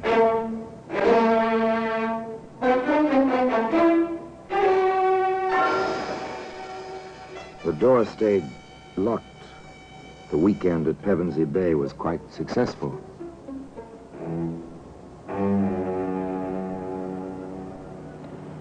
now, the scene changes to a London street lined with somewhat shabby buildings which house somewhat shabby offices. Into one of those buildings, a woman hurries almost furtively. She climbs the stairs, one flight, walks into an office, door of which announces in gold lettering, Cross Detective Agency. You are Mr. Cross? I am. What can I do for you, Mrs. Mrs.? Oh, my ring. Yes, an old trick. Sit down, won't you? Thank you. My name is Lillian Hudson, Mrs. Lillian Hudson. I see. Well, how can I help you? I want some information on my husband, James Hudson. Go on, please. I saw your advertisement. Were you formerly with Scotland Yard? I was. Advancement seems slow. I'm working for myself now. Yes.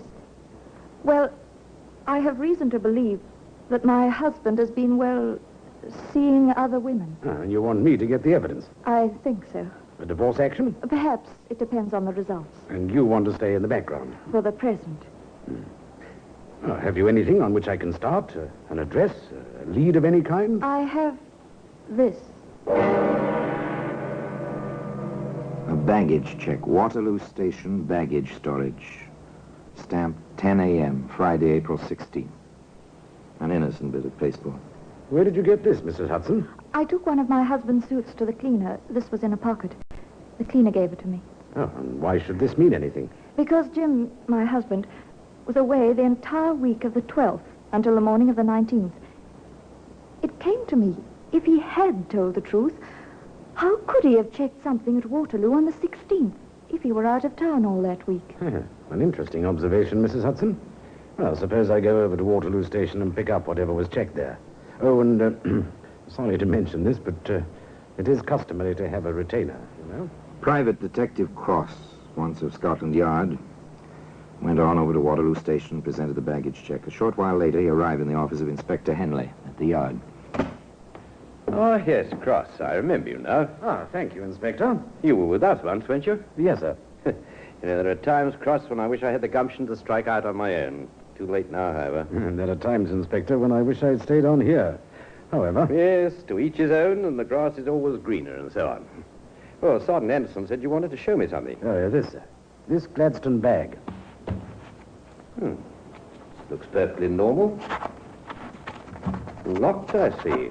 Yes, if you look inside, Inspector, just pry the two halves apart at one end, as I did. Yes, I see. Odd objects to have in a valise. Not if one had every intention of disposing of them, Inspector. You're probably right about that. Seems like some silk or something. And badly stained. If I were a gambling man, I'd give 10 to 1 the stains of blood, sir. And it wouldn't be much of a gamble. Any ideas on what the metal objects are? Well, I flashed my penlight in there, sir. One is a carving knife, and the other is a carpenter's saw. I see. How did you come into possession of this bag, Cross? And Mrs. Hudson found the check for it in her husband's pocket. She says the cleaner found it. I doubt that. Divorce action, I assume. Correct, sir. I understand. Well, my suggestion is this. We'll give you another stub. Give it to Mrs. Hudson and have her place it in her husband's pocket. When he comes back for the bag, we'll have a man ready to pick him up. It seems to me this little matter bears further investigation. So simple, so quietly effective.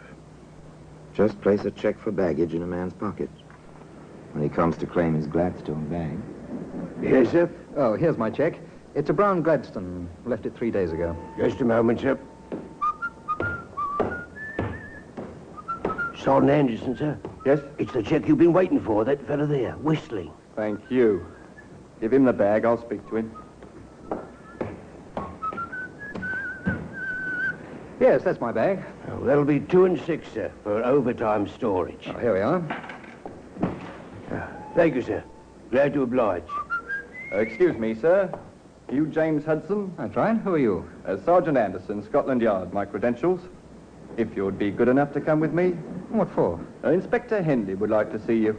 He's waiting at the police station just a block or two from the station here. Well, I've got my bag here. Couldn't it wait tomorrow, or... That's all right, Mr. Hudson. I'll carry your bag.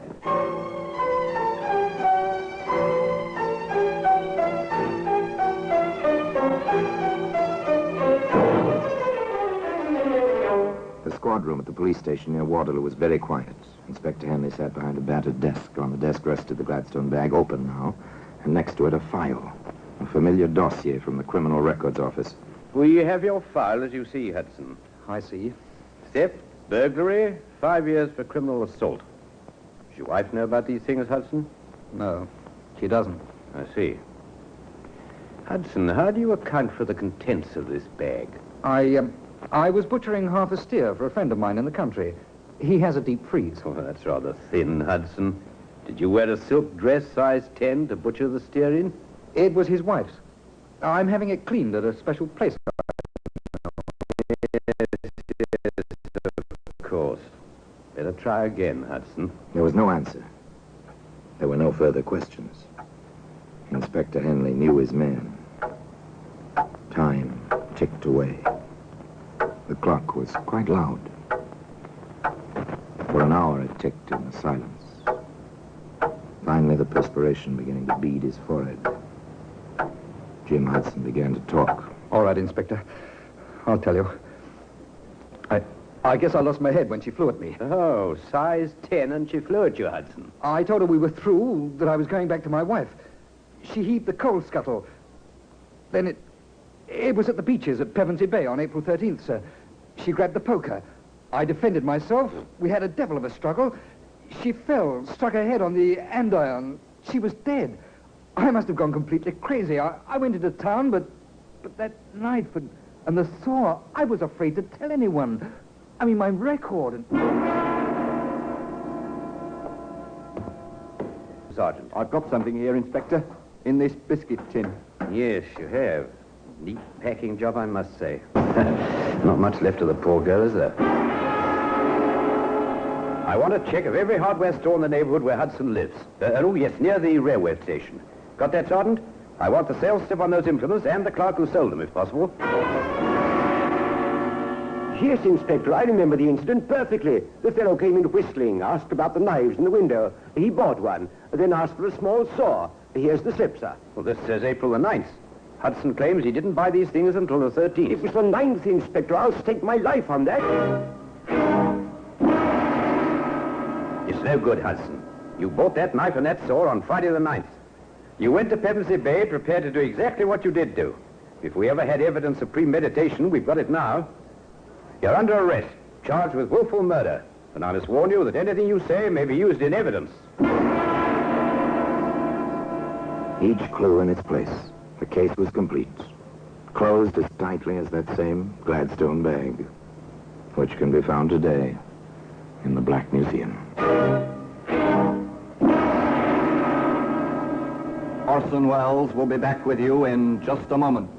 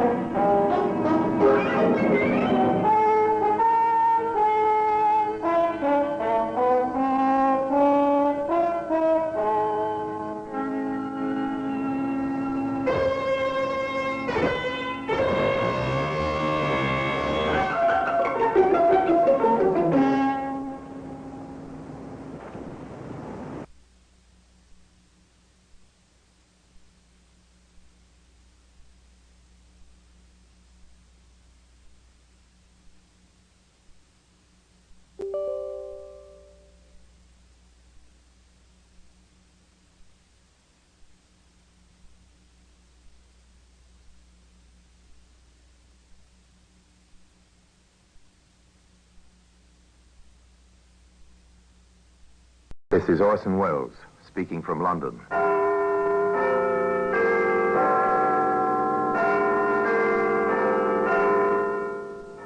The Black Museum.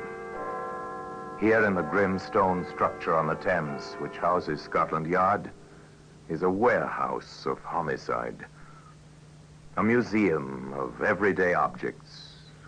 Cigarette boxes, appointment books, a hat rack, All are touched by murder.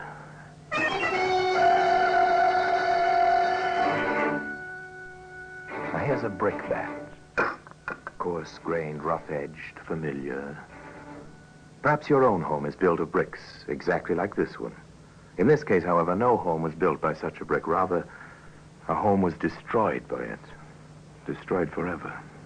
It's still such a normal-looking object, Inspector. Is it really? With that broken corner?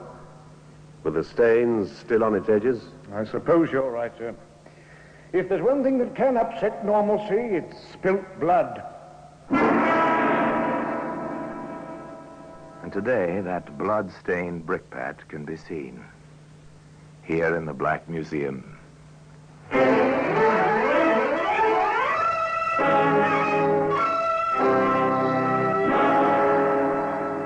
From the annals of the Criminal Investigation Department of the London Police, we bring you the dramatic stories of the crimes recorded by the objects in Scotland Yard's Gallery of Death, the Black Museum.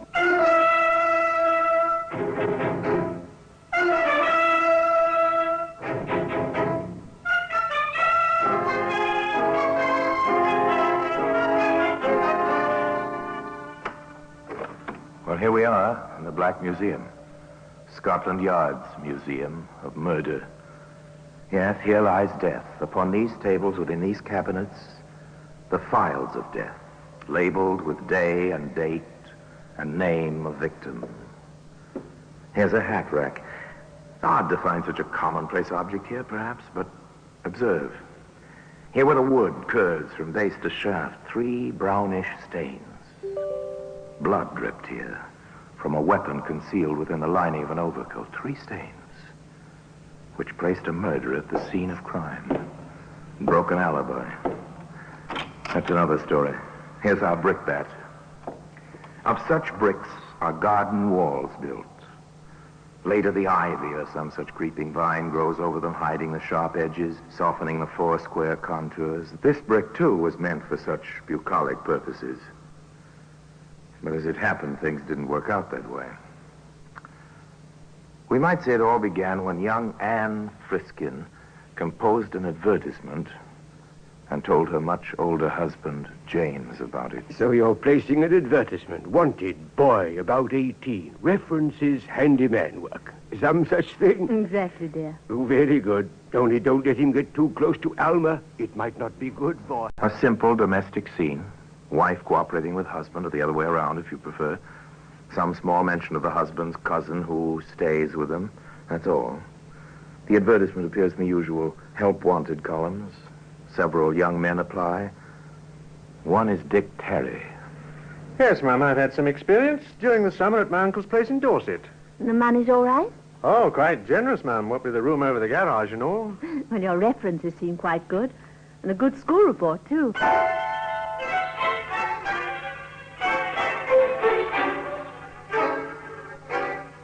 The boy settled into his job and worked out well.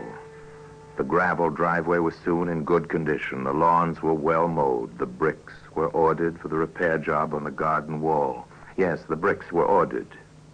And in the household, all was well and quite normal. One more hand, ladies? If you wish, James. Aren't you satisfied with beating us again, dear? I suppose I should be. But it must be somewhat dull for you, Anne, dear, night after night with just Alma and me. In the household, as we've said, all was well and quite normal.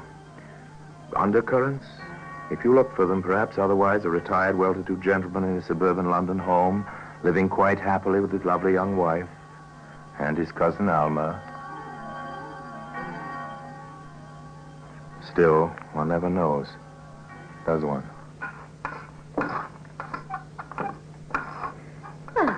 Good morning, Dick. Oh, all right. Oh, the work is coming well, isn't it? Yes. Lovely day, isn't it? Nothing quite like the springs we get here, is there? Awfully quiet there. Yes, Yeah? I suppose it is. For someone your age. Begging your pardon, Mum, it don't seem to me like you'd be giving up just yet. Oh, thank you, Dick. It's nice of you to say so. Aren't you getting those bricks a trifle uneven, Dick? Ah, that's on purpose, Mum. It's a trick I learned from my uncle. It gives the creepers and vines and such a better hold. It's clever. You do know your work, don't you? I hope so, Mum. Person likes to do his work where he's appreciated. Well, you are. No fear about that. And just to prove it, come up to the house later and we'll see about finding you a nice cold drink. On a warm day like this, a cold drink would... No, after all, it's quite natural, isn't it? You'd do as much for your help, wouldn't you? No one would think anything of it. No one did in the Friskin household either until these trips for the long, cool drinks became somewhat habitual, at which point Alma spoke to Anne. Do you really think you're doing the proper thing, Anne? Of course, it's none of my business, I suppose, but... What are you driving at? That boy. He's an excellent worker. People will talk. About what, pray? Oh, nothing. But people will talk about nothing, you know. And if James should hear from the wrong person... Please be explicit, Alma.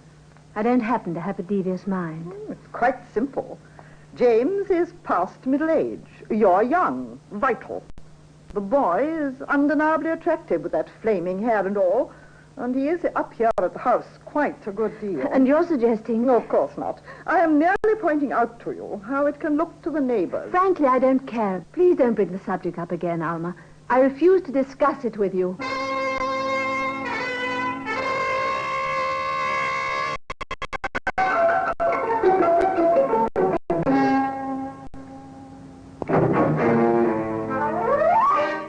Alma did not bring up the subject again, not with Anne.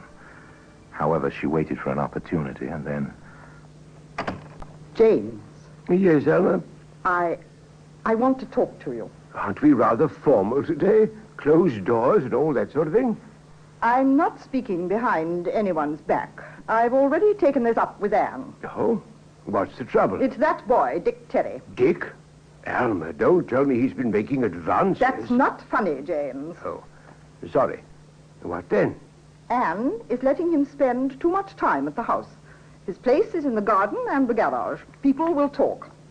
Aren't you doing a bit of talking yourself, Alma? I'm doing my duty as I see it. Then you've mistaken your duty. I'm fully capable of protecting my honor, as you doubtless would call it.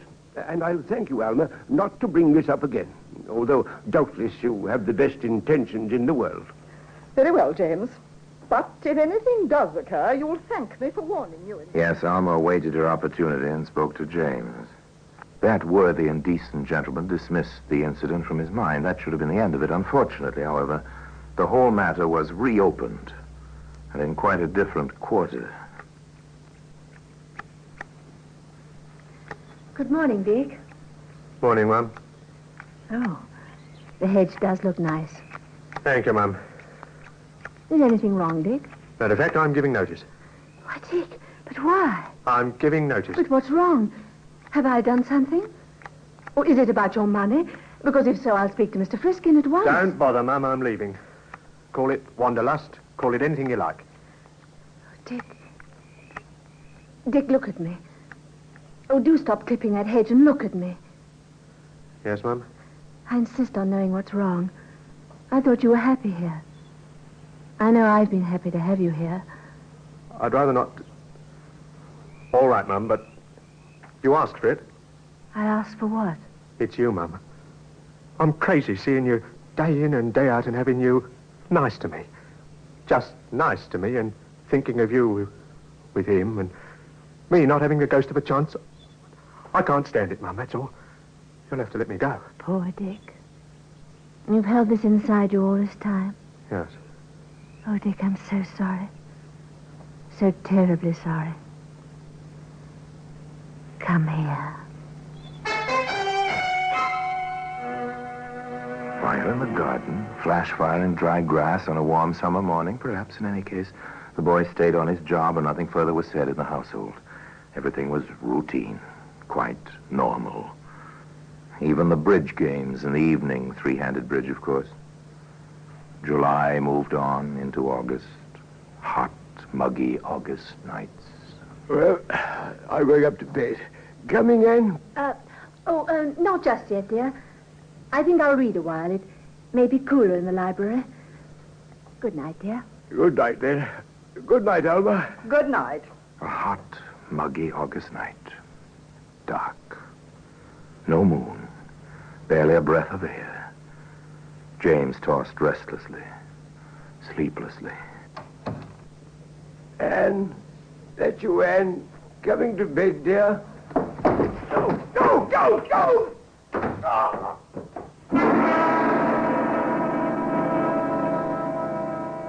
Well, today that brickbat can be seen here in the Black Museum.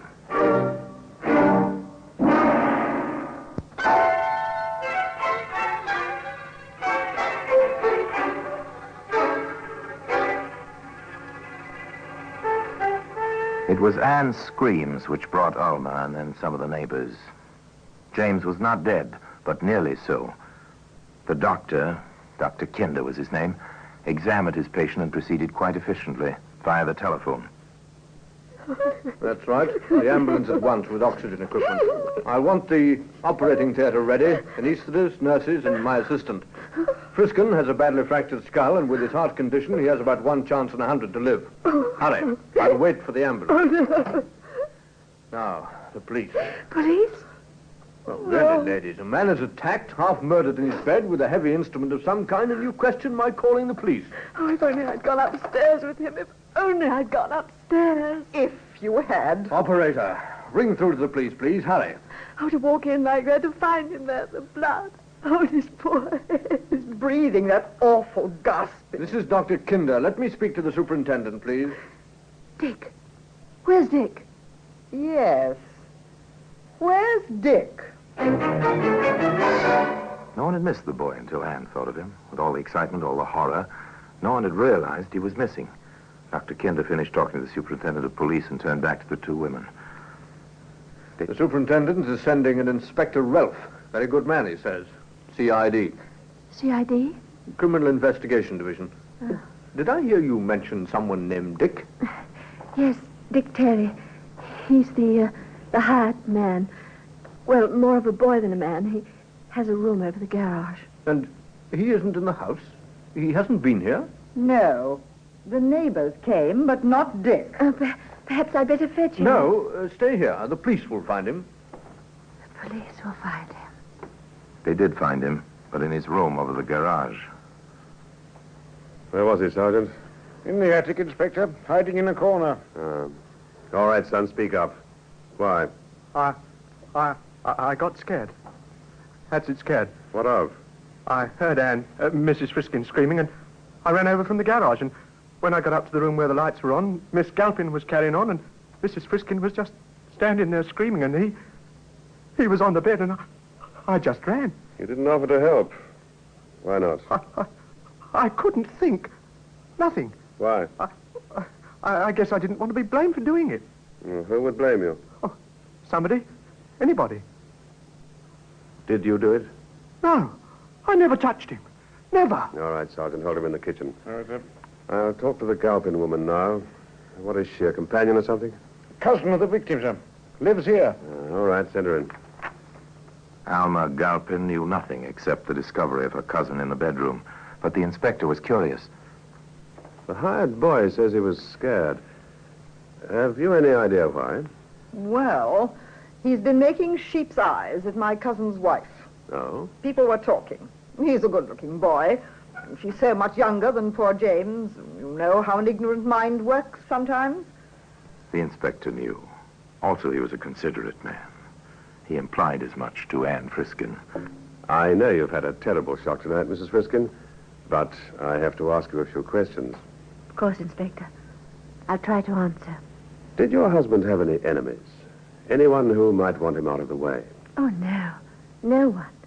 Everyone liked James. Even the boy, Dick Terry? Dick? Oh, no. No, you don't think that Dick... I don't know yet, but we'll have to hold him, Mrs. Friskin. He seems to have something of a motive. At least, there seems to have been some talk. They held Dick Terry on an open charge pending developments at the hospital. There, James Friskin hung on the fringe of death, barely breathing, completely unconscious. At the house, Alma faced Anne. The police. What do they know? I don't understand. They're holding the boy. They're not even looking for the weapon. And meanwhile, whoever did it could be miles away. Then you don't think Dick did it? It's too pat. Of course not. Why would he? Even... You never gave him any encouragement, did you, Alma? Did you? You're hysterical. I know exactly what I'm saying. And I don't believe that boy raised a finger against James. Then why did he hide? Wouldn't you, in his position? The police, arrest, the most obvious person. That's all they know. Someone ought to teach them their business. Obviously, they don't. Well, there are those who would like to teach the police their business. Quite a few people would. Alma Galpin set out to try. And it was with that idea in mind that she appeared in Inspector Ralph's office at the local station house. Well, Miss Galpin, sit down, won't you? Thank you. What can I do for you? How far have you got in this case, Inspector? We're still holding the boy. The only charge at the moment is assault. If your cousin dies, well, that'll be another matter. Then you've done nothing. For the moment. I see. I brought you this. No? Why don't you open it? As you wish. Yes, I see. A brickbat with stains on it. Don't you want to have it checked for fingerprints? Rough surfaces like this don't hold prints. Why? It's the weapon. Oh? How do you know? I found it. It was in the little pile of leftover bricks at the foot of the garden. James was going to ask the boy to build a barbecue pit with them. I see. Well, how do you know so surely this is the weapon? That's blood on it, isn't it? It might be. Aren't you going to have it tested? Probably. Miss Galpin, do you realize that this brick might be the piece of evidence to hang that boy? It might be. It might hang someone else, too. Is this a charge, Miss Galpin? Who stands to gain most? Who would have her freedom? Who would get James' money? Have you thought of that, Inspector? Who wanted the brick wall repaired? Who spent altogether too much time in the garden? Have you given any thought to these questions, Inspector? Perhaps the inspector had. Others had, that was certain. And suddenly, with one sentence, Dr. Kinder changed the entire complexion of the case. I'm sorry to have to tell you, Mrs. Friskin, but your husband passed away about 10 minutes ago without ever regaining consciousness. Now it was murder. And Anne Friskin, the young widow, came to the station house to see Dick Terry in his cell.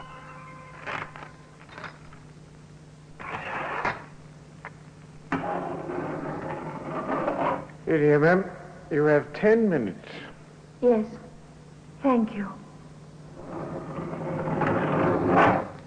I'll be back in 10 minutes. Oh, Dick. Oh, Dick. I didn't do it, dear. I'm stuck for it, but I didn't do it. Oh, Dick, you don't think for 1 minute I believe you did do it. How should I know what you believe? Well, you know me better than that. I want to help you. I know you better. Do I? Do I know any more about you than you know about me? Oh, Dick, don't talk like that. Please let me help you. With what, a axe or blade? I'll get you a lawyer. I have money now. I'll take care of you. Sure. You've got money now. You've got it all now, and I've got a murder charge. Anything you may say will be taken down in writing and may be used in evidence against you. Oh, Dick. After what you told me in the garden. Oh, forget it. Maybe that never happened. Maybe I was really crazy. Maybe you figured more than I meant. Well, what's the difference? He's dead and you've got everything. You keep saying that. I've got everything. Well, haven't you? Isn't it what you wanted? Oh. You think I did it? Oh, do I? All I know is I didn't, but I'm stuck in this rotten jail. I won't peach on you if that's what you're worried about. Not unless my own neck can't be saved any other way. Oh, maybe you did, maybe you didn't. Not a very pleasant scene. Not a very pleasant circumstance. The young woman, the boy, the sadly tender phrases of a summer morning shattered between them. However, in the offices on the floor above Dick Terry's cell, Inspector Rolfe and Sergeant Hopkins were more interested in facts than in phrases. So pathology reports it's Friskin's blood type on that brick. It's the weapon, all right. But who used it? The boy had a crush on the wife? Badly enough to kill for her? No, I doubt it. There aren't any alibis, sir. That's the trouble. He says he went to bed as usual. No one saw him anywhere that night. The Galpin woman says she went to bed. The widow says she read for a while, went upstairs and found her husband. Could all three of them have been in it together, sir? How do you figure that, Sergeant? Well, Mrs. Friskin could have promised Galpin money, and Mrs. Friskin would have had the boy. They might have planned to have the boy actually do it. Come in. I'm sorry, Inspector. Not at all, Mrs. Friskin. Come in. Sit down. I believe you know Sergeant Hopkins. Yes. I have very little to say. It might be easier standing. As you wish, ma'am. I just saw Dick downstairs. Too bad about him. He seemed a nice lad. Yes, sir. Inspector, this is not the easiest thing for a woman. I understand. You have an alibi for the boy? And yourself? Yes. Yes, I do.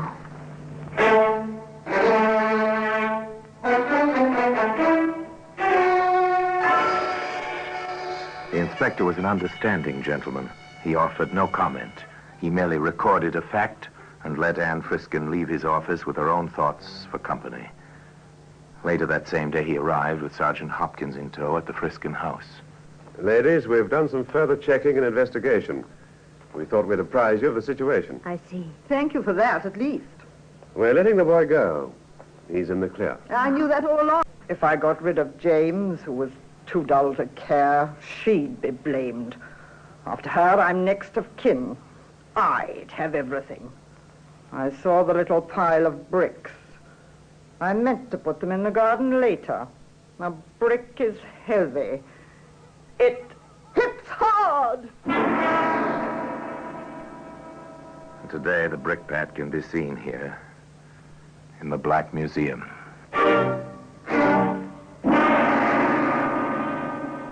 Orson Welles will be back with you in just a moment. They put Alma Galpin safely away, where she could harm neither others nor herself. Dick Terry left that pleasant suburb of London and dropped into the anonymity one can find only in a great city. Anne Friskin sold the house and went far from London to start over, perhaps, but to carry with her always the memory of tragedy on a hot, muggy night, and the memory of a mistake made through loneliness and mistaken kindness. Now, until we meet next time in the same place for another story about the Black Museum, I remain, as always, obediently yours.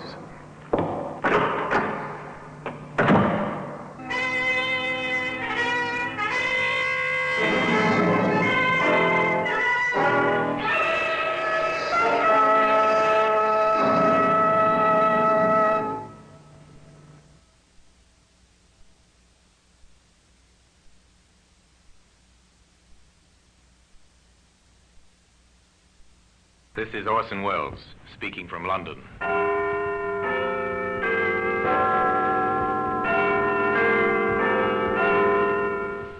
Here in the grim stone structure on the Thames, which houses Scotland Yard, is a warehouse of souvenirs, where everyday objects, a candlestick, a china doll, a broom, all are touched by murder.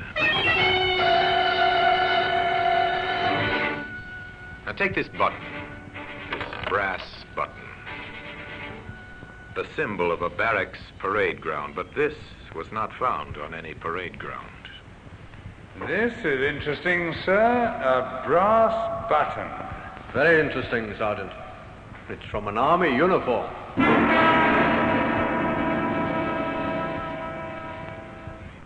Today, that button can be seen in the Black Museum.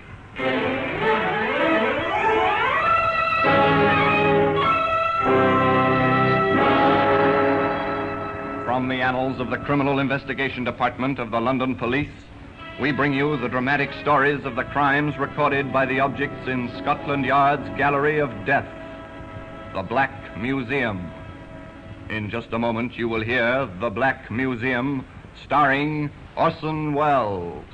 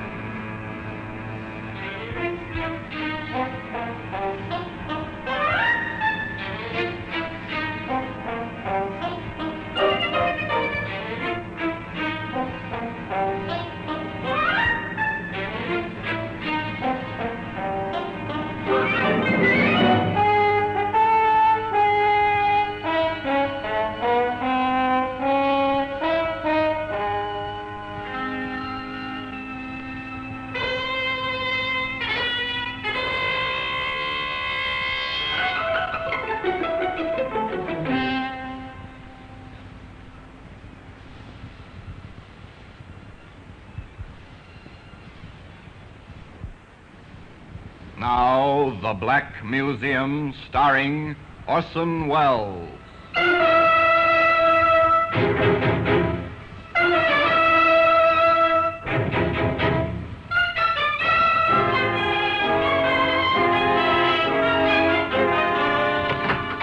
Well, here we are, in the Black Museum. Scotland Yard's Museum of Murder. Shelf upon shelf of curious and repellent objects. The urge to kill, illustrated in many, many ways. Here lies death. Here in the echoing stillnesses of the long room, one stands and looks at violence, expressed by the exhibits that line the shelves, the tables, and the walls. Repellent they may be, but by reason of their association only, for most of these tokens of murder are very ordinary objects. It's a medicine bottle. The drug it contained was beneficial in small doses. But since a woman was forced to drink the whole contents and died shortly after, the jury called it murder. Here's a kitchen knife. No household is without one, but this knife was not used solely for kitchen tasks. It was found embedded in a man's heart. Now, here we are, the brass button. It is. It's an innocuous, ordinary brass button. This was found near the dead body of a woman. But come back with me to the beginning of this story, to a day some years ago on the common outside the Kentish village of Wayfield. A girl was sitting beneath a tree, busily sketching. She was too engrossed to hear the approach of a young soldier until he spoke. Hello? Oh. Hello? Sorry. Did I frighten you? A little. I didn't hear you coming. Oh, I made enough row. You were so busy with whatever you're doing. What are you doing? Sketching. Can I see? You'll probably laugh. No, I won't. Show me. That's very good. Do you really think so? Well, it's fine. You must be the one they call the Swamp Girl. That's what they call me in the village. Huh. Poor, routine, dull people. You don't like routine ways of living, do you? From what I've heard, you're something of a rebel. Am I? You seem to know a lot about me. Oh, I've heard things. What kind of things? About how you live in an old shanty at the edge of the swamp and how you roam the common and sketch and paint. You're well informed. Well, people talk about you sometimes. I was interested. And so you came down to see for yourself. Oh, what's the matter? Couldn't you find a girl in town? Don't say that. I wanted to meet you, to talk to you. And now that you have, will you please go away and let me work? Oh, you can work any time. I'll go away soon, if you're nice to me. Go now. I've no intention of being nice to you, whatever you may think. Come on. Get away. When you found out so much about me, you might have also found out that I'm not interested in men. Least of all, soldiers. That's not very kind. Come here. No. Go away. Come Go on. here. No. No, please, please don't hurt me. No, please. No!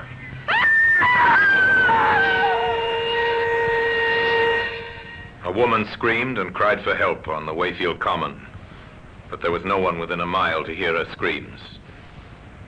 2 days later in the post office at Wayfield, a letter was returned by the postmistress. Mrs. Riley? Yes, Jimmy? That registered letter you sent me out with, there was nobody about to sign for it. Oh, wasn't the swamp girl at home? No, Mum. I called out Miss Morgan, but there wasn't any answer. All right. You can deliver it tomorrow. Yes, Mum. Her name was Jeanette Morgan, but people of the town called her the Swamp Girl because of her vagrant, strange way of living. The next day, Jimmy, the postal messenger, rode out on his bike to deliver the registered letter, but once again the Swamp Girl was not at home. Then on the way back, taking a shortcut, Jimmy found her. Miss Morgan! Jimmy saw only her legs at first protruding from a bush, which had been meant to hide her. At first he thought she was asleep. But he didn't think so for long. She's dead.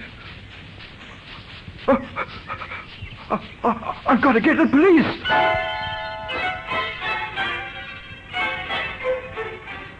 Murder transforms a little village like Wayfield. All work ceases. The people gather in small groups in the streets to talk about it. Yeah, have you heard the news? There's been a murder. Aye? A murder? Yes, out on the common. Who? The swamp girl. They found her body.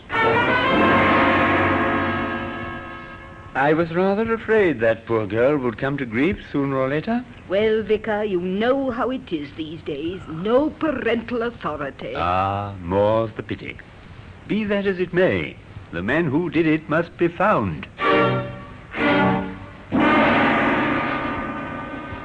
You know, Bert, if young Jimmy Miles hadn't come upon that body like he did, it might have lain there hidden for months, even years. I wonder how it happened. Well, now, the way I sees it is this. Now in the bar of the Local, they sipped their beer and discussed the sensation. Jimmy became something of a hero. He'd found the body and even now is being questioned by the London detectives from Scotland Yard. This is Jimmy Miles, sir. Hello, Jimmy. You found the body, I understand. Yes, Inspector Gallico. Was she really murdered, sir? Well, that's what we must find out. And you can help us. Oh, really? How? I believe you rode out to her shanty at the edge of the swamp to deliver a registered letter to Miss Morgan. Yes, that's right, sir. She used to get a registered letter every month. I always took them out. And she had to sign for them, of course. Oh, yes. Then you got to know her, I suppose. Well, don't tell the postmistress, but sometimes I did stay and talk for a while. Uh-huh. And what was she like? Oh, she was nice, really friendly.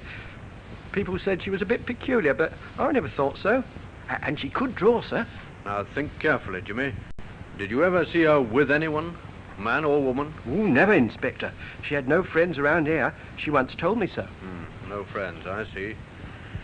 Now, about this registered letter, was that the first time you had taken it out? Oh, no, sir. I went out the previous day, on Monday, but she wasn't there. Did you call out? Yes, and I went round the common to the places where she used to go and sketch. I knew most of them. And she wasn't anywhere about? No, nowhere at all. What time of the day was this? Well, I just left the post office just on 10. It's about half an hour's ride. So you were out there by 10:30? All right, Jimmy. Thank you very much. Is that all, Inspector Gallico? Well, that's all for the moment. You've been very helpful. A lucky witness, young Jimmy Miles. A break for Inspector Gallico early in the case. For with the evidence of the police surgeon, certain facts could be established. What's your verdict on the post-mortem, Doctor? Well, the cause of death didn't give us any trouble, Inspector. She was strangled. What about the time of death? That's not so easy. I'd say she died 48 hours ago, at least. Wait a minute. That means before noon on Monday. It ties in, Doctor. Good. But at what time before noon, I would not care to predict. The contents of the stomach indicate she'd had breakfast. Then sometime between breakfast and noon, she met her death. And she was nowhere about... 10:30, when the postal boy brought her letter.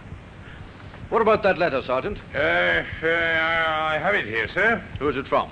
It's from Mrs. Morgan of Tunbridge Wells, her mother. Money, I suppose. £10, sir. And a plea to come home and live a normal life. Poor Mrs. Morgan.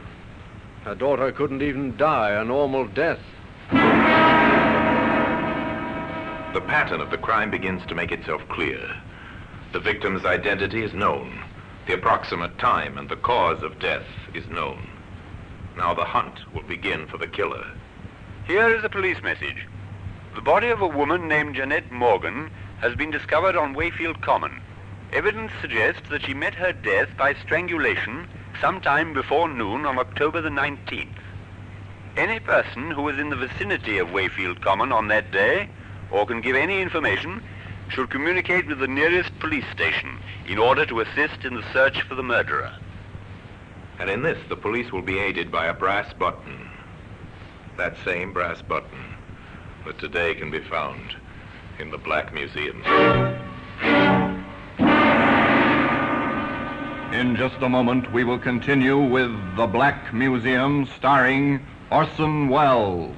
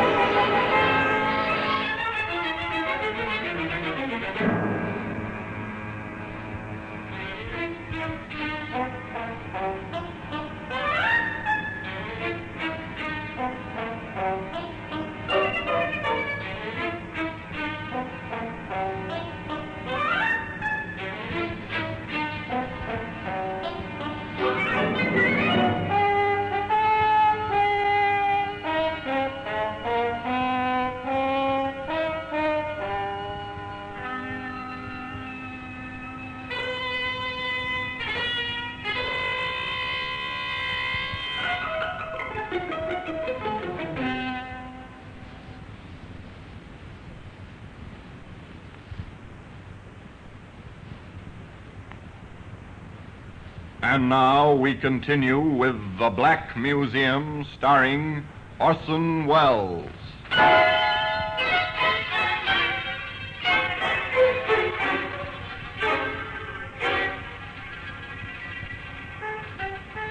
To a small cottage in Tunbridge Wells now go the detectives from Scotland Yard. To a house with the blinds drawn where a thin, bitter woman answers their questions in a strangely lifeless voice. Yes, I knew. I knew it was Jeanette when I saw the newspapers. Why didn't you get in touch with us, Mom? Oh, I knew you'd get in touch with me if you wanted me. Besides, what business is it of mine? But she was your daughter. Was she? Jeanette's younger sister lives here with me. Works at a shop nearby. She's my daughter. Yes, I see what you mean. I warned her. I told her it had come to no good end, living that strange and unnatural kind of way.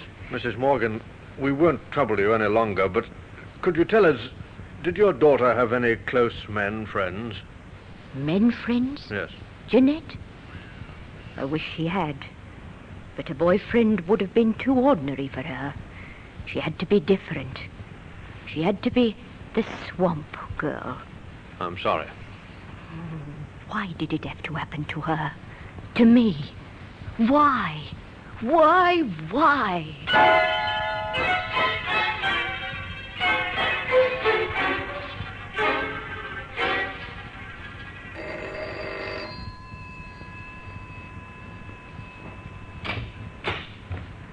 Good evening. Good evening, Vicar. I'm from the police.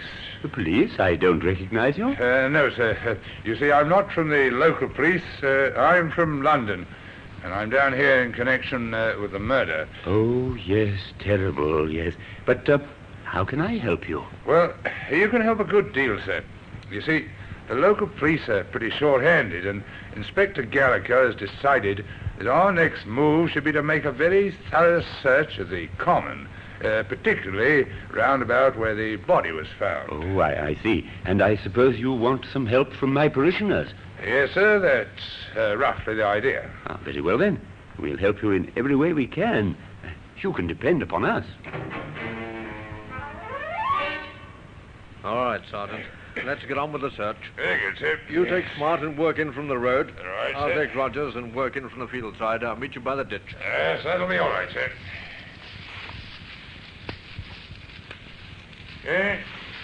Here's a sketch, sir. It's a pencil drawing of that view across there, I'd say, sir. Yes, it is. Unfinished, too. She might have been working on it. What else have you got there? This is interesting, sir. It's a brass button. Very interesting, Sergeant. It's from an army uniform. Uh-huh. Where's the nearest camp to Wayfield? I believe there's one across the river, sir, about 2 miles away. Inspector Gallico left his sergeant in charge of searching the common and went to the army camp to enlist the help and cooperation of the commanding officer. Gentlemen to see you, sir, from Scotland Yard. Oh, ask him to come in, will you, Captain? Yes, sir. Will you come through, please? Thank you.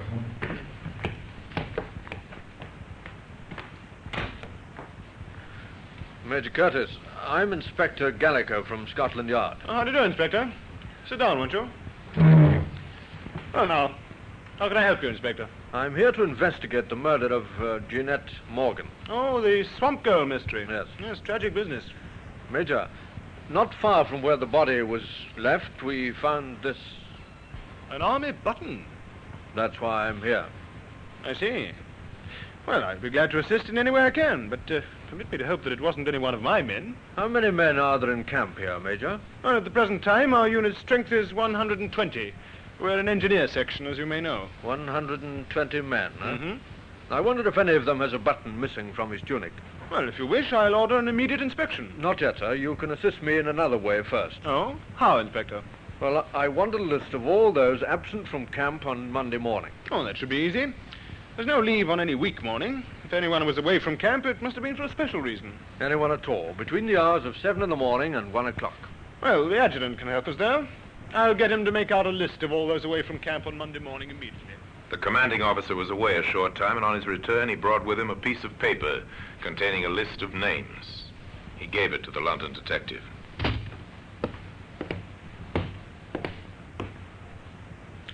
Yes, there you are, Inspector. 5 men were away from camp during the time you asked about. Sergeant Willis, A Company. Yes, he's our caterer at the present time.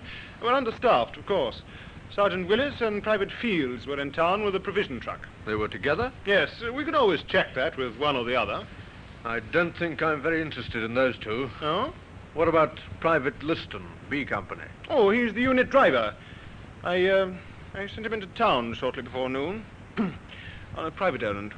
Shortly before noon, Well, that leaves 2. Corporal Paul Ferris?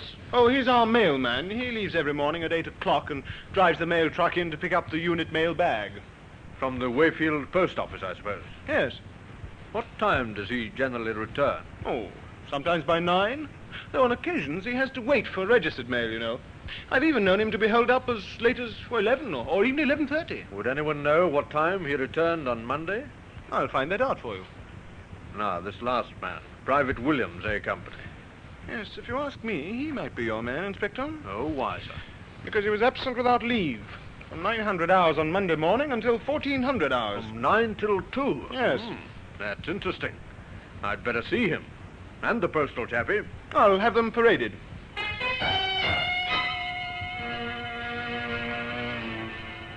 Corporal Ferris, Private Williams, this is Inspector Gallico from Scotland Yard. He has some questions to ask you both. Thank you, sir. Corporal Ferris, we'll take you first. Yes, Inspector. What time did you leave camp last Monday morning on your mail run? At 800 hours, sir. And what time did you return? Well, if I remember correctly, the mail was brought round rather late that morning, Corporal. Yes, sir. I was just about to explain to the inspector. I had to wait for several registered letters. What time did you actually return? Shortly before 1100 hours, sir. Thank you, Corporal. Now, Private Williams. You were absent without leave throughout Monday morning. Yes, sir. Are you able to give a satisfactory account of your whereabouts? I'd prefer not to, sir. Private Williams has consistently refused any explanation of his conduct, Inspector. Oh, that's rather unwise, Williams. If you have an alibi, you'll need it. This is an investigation into murder. Murder? I didn't do no murder. I was with me girl in Wakefield. Ah. What's her name? Hey, Susie Walker, 9 High Street. You asked her if I wasn't there. Oh, I didn't want to get her into any trouble, you understand, that's all. But murder? Oh, I don't know nothing about the girl who was killed. Honest, I don't. Well, we'll check your statement, Williams.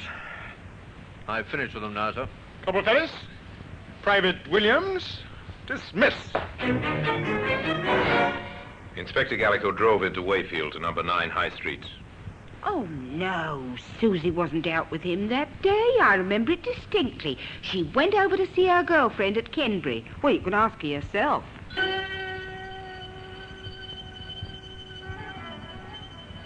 Susie Walker was a small, frightened girl, the counterpart of Private Williams. Oh, Inspector, I hope he hasn't done anything wrong up at the camp in not telling them where he was. Oh, that'd be terrible. He wouldn't tell a lie, I know that. I'm sure of it. You see, we'd had a quarrel, and he wanted to see me. I didn't dare let Mother know, so I made up a story about it. She confirmed his alibi, and Gallico went next to the post office to interview Mrs. Riley. Just one inquiry I'd like to make, Mrs. Riley. Oh, anything at all, Inspector.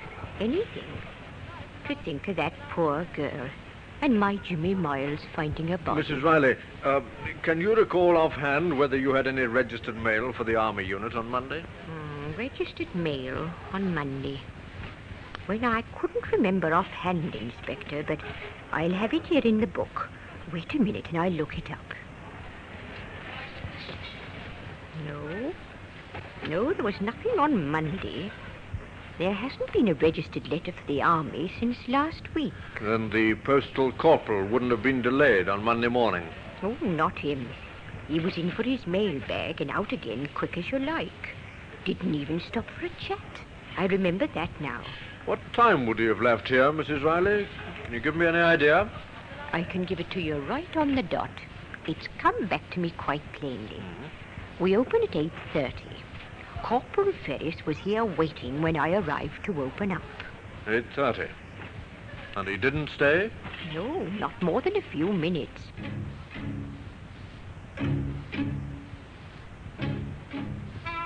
The inspector picked up Sergeant Worthington, and together they drove back to the Army camp. A few orders from the commanding officer, and Corporal Ferris was paraded once more, and his gear searched. At the bottom of his kit bag, they found what they were looking for. Here we are, sir. A battle jacket with one button missing. And it matches, Sergeant. Ferris, what have you got to say about this? This is crazy, sir. I don't know anything about it. She was sketching, wasn't she, Ferris? She drew a pencil drawing of you, isn't that so? You're bluffing. She didn't do any drawing of me. It was a landscape scene. A landscape scene, yes, so it was. And that fact has never been mentioned in any of the papers. Only the sergeant and I knew that, Ferris. And the killer. Paul Ferris was taken into custody, charged with the murder of Jeanette Morgan, the swamp girl.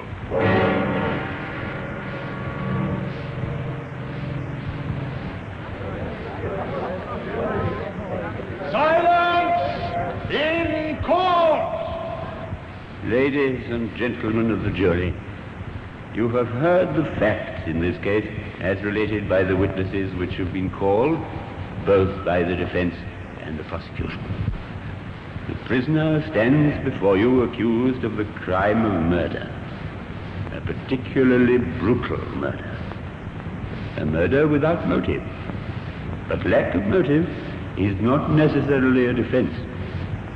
It is for you to decide whether the facts which you have learnt during this case, not only the words spoken by the witnesses, but the mute testimony of the material objects placed before you, justify your verdict, which must be beyond all reasonable doubt.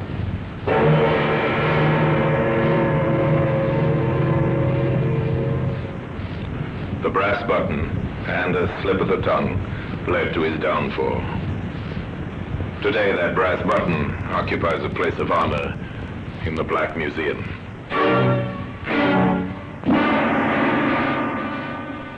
Orson Welles will be back with you in just a moment.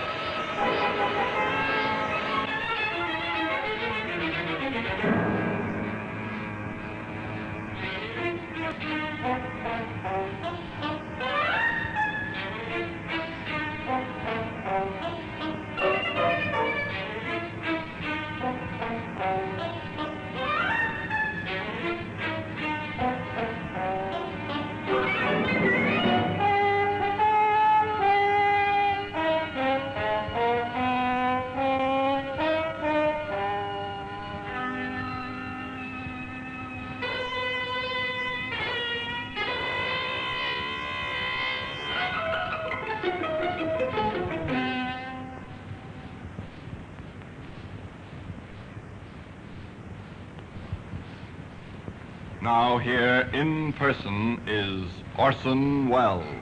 The picture was completed when the tracks of a vehicle were found some 50 yards away from the scene of the crime. The tracks were identified as those of the mail truck, of which the driver had been Corporal Paul Ferris. The defense did their utmost to prove insanity, but the jury were in little doubt that the man was sane, and that his advances repulsed, he'd strangled the swamp girl to death. They took 17 minutes to find him guilty, and the brass button which had led to his arrest was Exhibit A on the courtroom table, from where at the end of the trial and the pronouncement of the inevitable death sentence, it was taken to its present resting place in the Black Museum.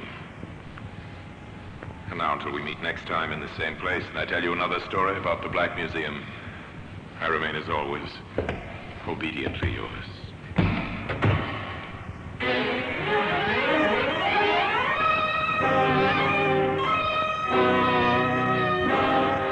The Black Museum, starring Orson Welles, is presented by arrangement with Metro-Goldwyn-Mayer Radio Attraction.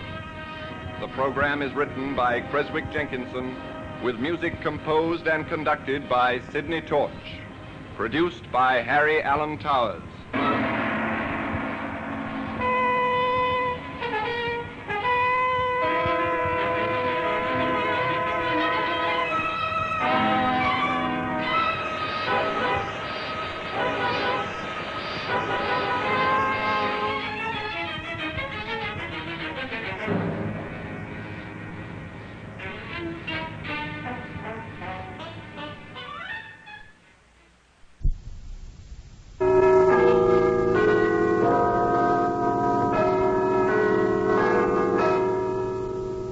Museum, a repository of death. Here in the grim stone structure on the Thames, which houses Scotland Yard, is a warehouse of homicide, where everyday objects, a goldfish bowl, an automatic gas range, a child's perambulator, all are touched by murder.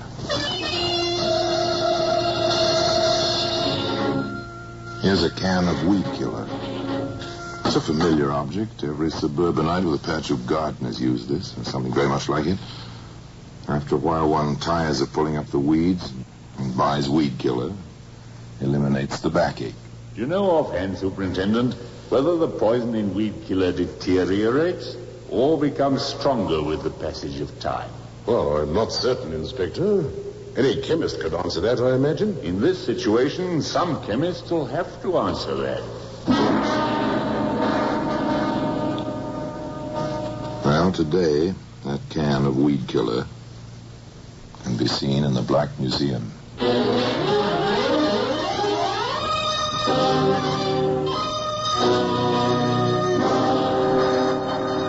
From the annals of the Criminal Investigation Department of the London Police, we bring you the dramatic stories of the crimes recorded by the objects in Scotland Yard's Gallery of Death, the Black Museum. Here we are, in the Black Museum, Scotland Yard's mausoleum of murder. here lies death. Here it is, preserved in objects which seem to reflect the horror of the crimes in which they once played their parts. Here's an arrow, full-feathered, tapered, cleanly steel-tipped. It's a graceful object made for flight and skill in an ancient art. Even in the act which brought it here, this weapon was thwarted. No arching bow sent it on its way. A powerful hand thrust sharply in the dark. And this arrow turned dagger and stabbed a life away. And here's a chalice, jeweled, lovely. It's a work of art. Hard to find it here. And yet this achievement of the goldsmith's skill carried murder within its curving bowl. Yes. Now here we are. Here's the tin of weed killer. It's dried up now. Its contents are forever useless for any purpose. Still, was the poison it once contained any more powerful for evil than the hidden poison which flowed through the place where this tale took place? Was in fact a lovely place, an English village. Its single street strung like a hammock between two hills, on one of which stand the remains of an ancient Norman castle. An ideal place to live, one would say, as John Ashley very often said to his wife Helen and his daughter Joy. Remember, Helen, how we used to wish for a life like this when we were struggling in London? Before you came to us, Joy, my dear. I remember. You've accomplished it for us, John. You may clear the table, Sarah. Very well, ma'am. From all the stories you told, Dad, I'll never marry a young lawyer. Oh, you might do worse. You might do worse at that. What's the matter, Helen? Oh, that pain again, John. Oh, it'll pass. As soon as I've had some tea. I wish you'd see Dr. Gordon about this, Helen. It worries me. Oh, yes, a very nice place to live. And a nice family in the house on the slope of the hill. An occasional complaint, of course. Even an occasional disagreement, but everything quite normal. Except to certain people in the village below.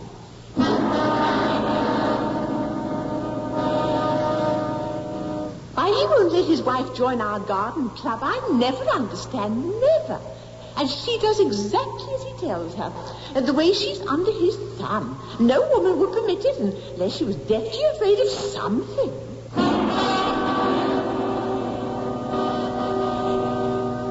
That was Mrs. Brooks. Very interested in gardening is Mrs. Brooks. Her husband sells the gardening tools and materials locally. Very interested in better trees and flowers. I was her first friend in the village. I watched her just waste away. It must be his fault. You know, sometimes I believe he beats her.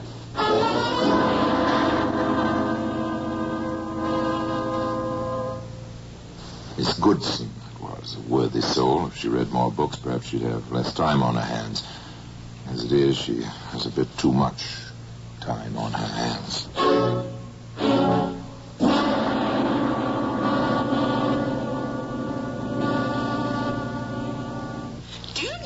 I heard just the other day that John Ashley... I don't doubt it, not for a minute. Wait till Martha Gordon hears of this. Well, I'd like not to believe it, but if you tell me, dear... No question, my dear, no question. Best authority, my own eyes. If there is something to be done...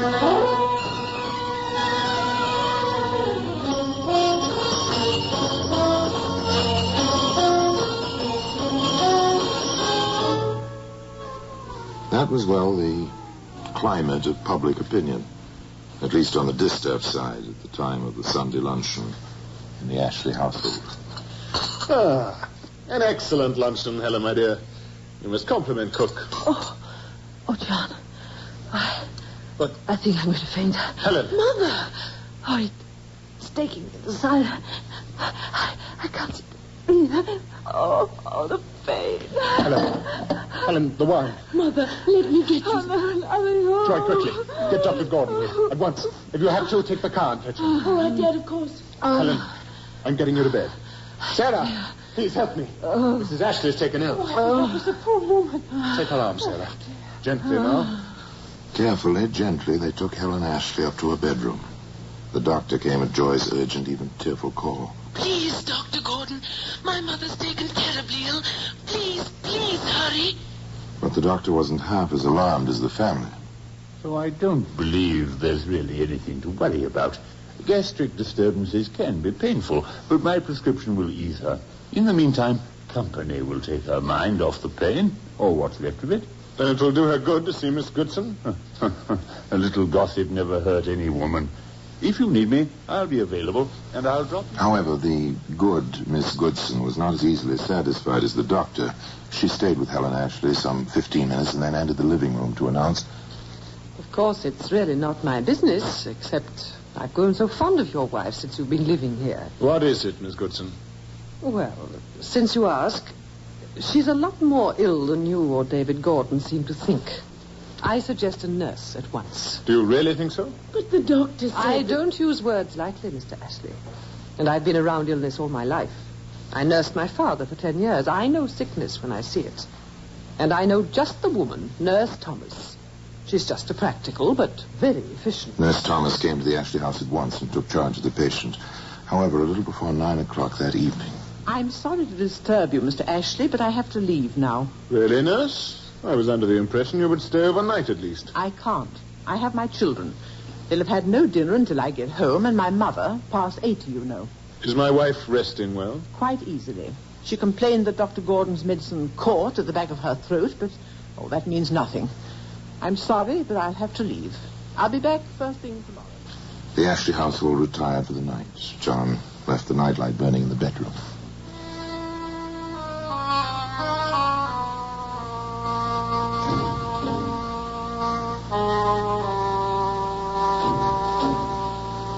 At 2 a.m., John awoke, looked at his wife. Then he stumbled to the door of Joy's room and knocked. Dad, what is it? Joy,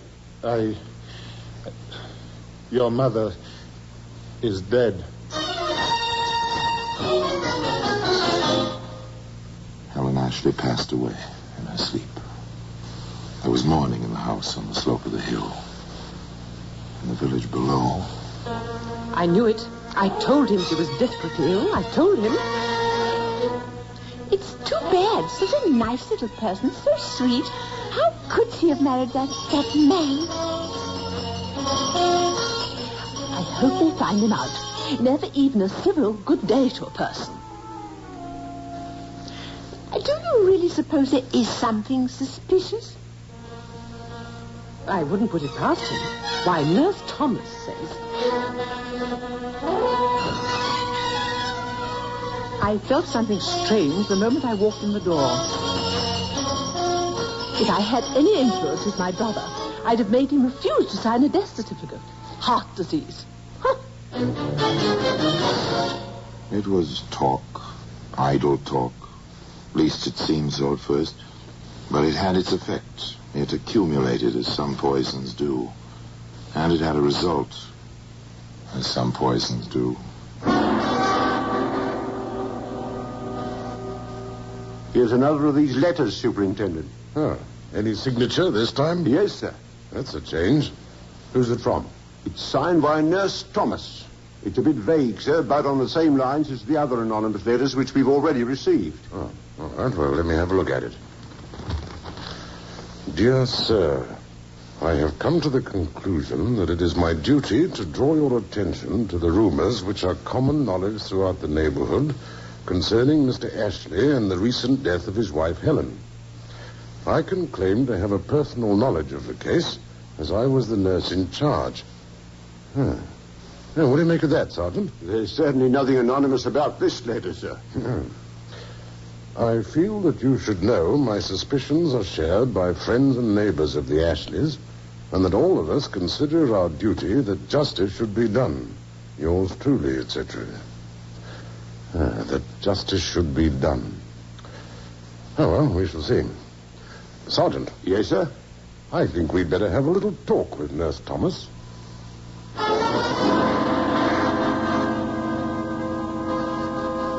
So you believe, Nurse, that the police ought to look into this? I certainly do. There must be some reason back of all this talk. Where there's smoke, you know, Superintendent. Nurse Thomas, may I remind you that I didn't get to the rank of superintendent of this district by listening to rumors. Have you any facts? Well, I'm not a detective. Well, tell me what you know, Nurse. Sarah Freeman, she's the Ashley housemaid, swears that he didn't drink any of the wine at lunch. That was hardly his custom. Go on. I've been on a good many cases. This one was really peculiar. The doctor wasn't disturbed any more than her husband was. But she died at 2 in the morning. The whole thing is highly suspicious. And Sarah thinks... Now, never mind the rumors, nurse. However, I may make a few inquiries. The superintendent knew his duty. He took the liberty of asking John Ashley to stop in and chat with him.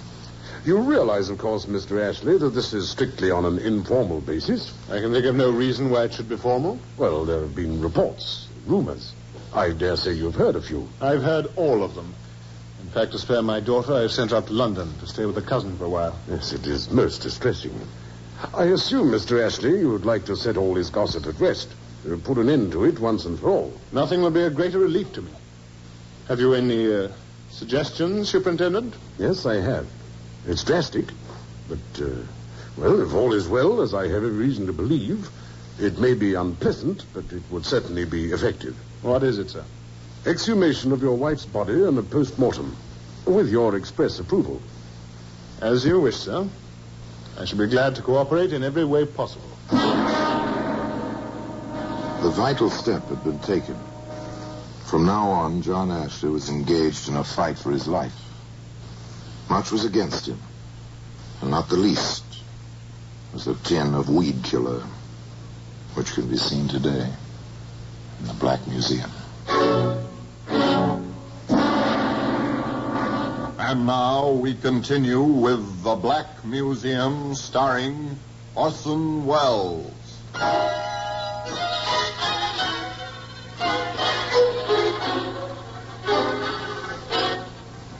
They did not permit Helen Ashley to rest for long. The exhumation order was signed and the post-mortem proceeded. Shortly thereafter, a coroner's inquest was held.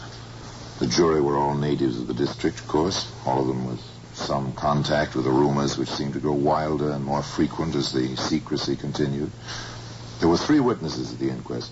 First, Dr. David Gordon himself. Yes, I performed the post-mortem and the subsequent analyses. What did he find? My findings were confirmed by the analyst for the Home Office, to whom I transmitted them through the Superintendent of Police, together with the necessary items for his own tests. And the report, Doctor? Helen Ashley's body contained 18 milligrams of arsenic, sufficient indeed to cause death. Mr. Brooks, purveyor of gardening tools and materials, being away on a business trip, Mrs. Brooks took the witness stand. Yes, when my husband is away, I run the business. I'm completely familiar with all his records. Oh, you are you? What about it? Well, less than 2 years ago, we sold a tin of weed killer to Mr. Ashley. The brand was that type which contains arsenic. The third and last witness was housemaid Sarah Freeman. Mr. Ashley was in the pantry where the wine was kept for 10 minutes at least that Sunday. I know because he held me up setting the table and all. Did she serve any particular item that day? There was the wine. It was Mrs. Ashley's favorite brand. She always took a glass with a big meal of the day. The bottle was open in the pantry. And, of course, Mr. Ashley did not drink any that Sunday. I offered it to him myself. He refused, and I poured some for the poor lady. The verdict to the coroner's jury is obvious, isn't it?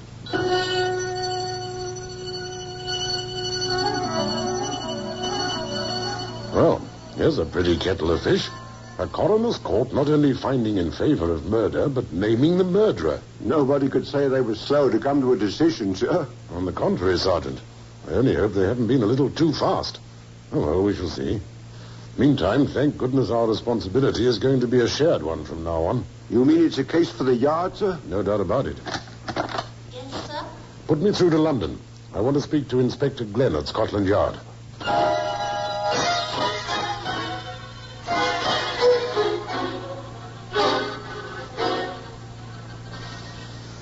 Glenn here? This is Superintendent Maxwell. You remember the case I sent you the papers on last week, Inspector? The Ashley case? Oh, yes. Any developments? There certainly are. If possible, I'd like you to come down here straight away. I'm glad Scotland Yard has come into this, Inspector. What with the verdict and all, we're hardly equipped down here to complete the evidence. The verdict, yes. We find that Helen Ashley died of acute arsenical poisoning and that the poison was administered by her husband, John Ashley. I've seen a few cases with more complete evidence in my time. Yeah, no doubt. So have I. But what can we do? Besides arrest Ashley and have him arraigned? Nothing, I'm afraid. Nothing at all. Well, he hardly seems the type to obstruct justice by running away. Far from obstructing justice, John Ashley helped the authorities in every way he could. I understand, Inspector. What did you say your name was? Glenn.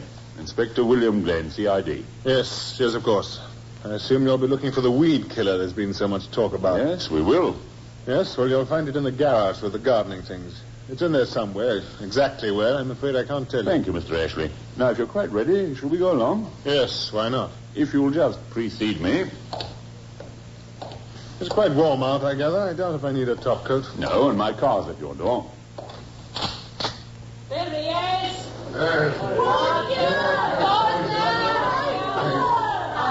I'm sorry, I didn't know they'd gathered out here. We could have used the back way. Oh, no matter.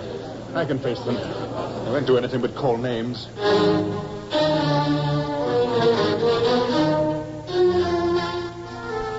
John Ashley was formally charged the next morning and held for the next assizes. The case for the Crown was not remarkable for its completeness. Inspector Glenn was a witness. The defendant admitted possessing the weed killer. In fact, he helped us to find it in his garage. Have you uncovered any evidence, Inspector, to indicate that my client did, in fact, administer the poison? Poison is almost always given in secret. One rarely has a witness to the fact. Dr. Gordon repeated his testimony at the coroner's inquest. There was no cross-examination. Sarah Freeman, on the other hand, was the subject of quite intense questioning by the defense. Why did you find it worthy of remark that Mr. Ashley spent some time in your pantry?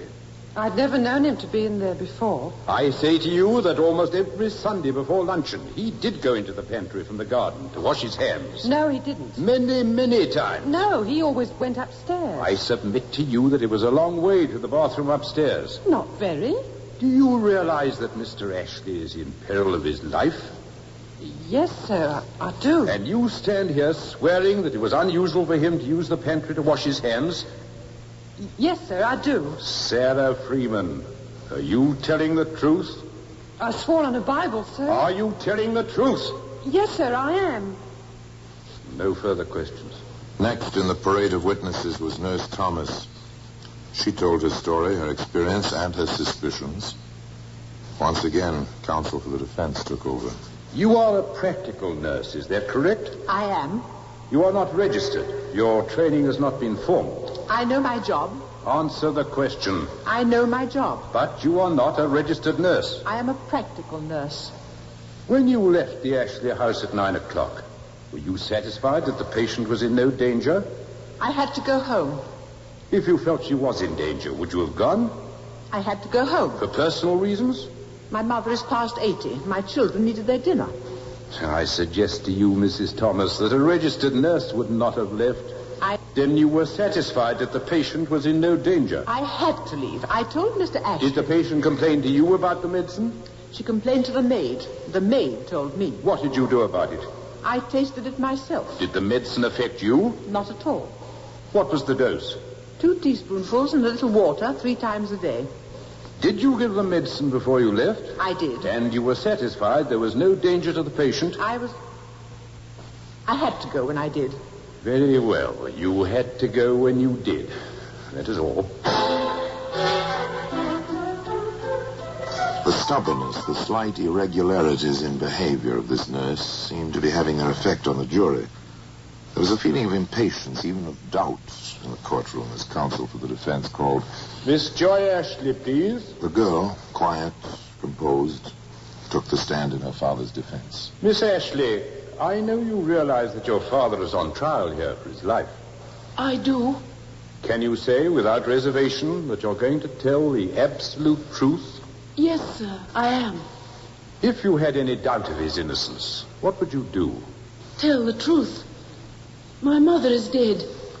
If I thought for a moment that my father had done it, even then I would tell the truth. Very well.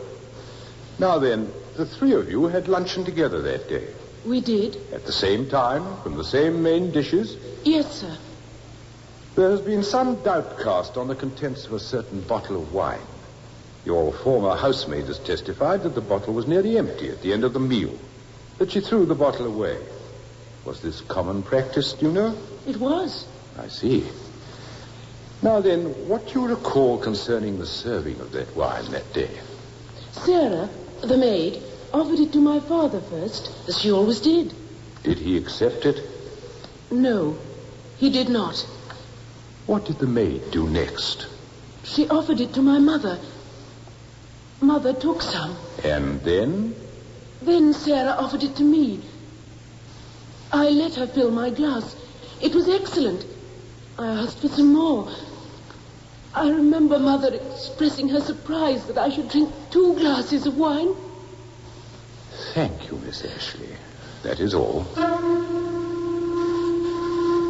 It was dramatically staged. The Crown had no questions for Joy Ashley. The defense rested. After a brief recess, he began his summation. Quickly, he reviewed the evidence as presented, never denying the fact that Helen Ashley had died of arsenical poisoning. But he did conclude.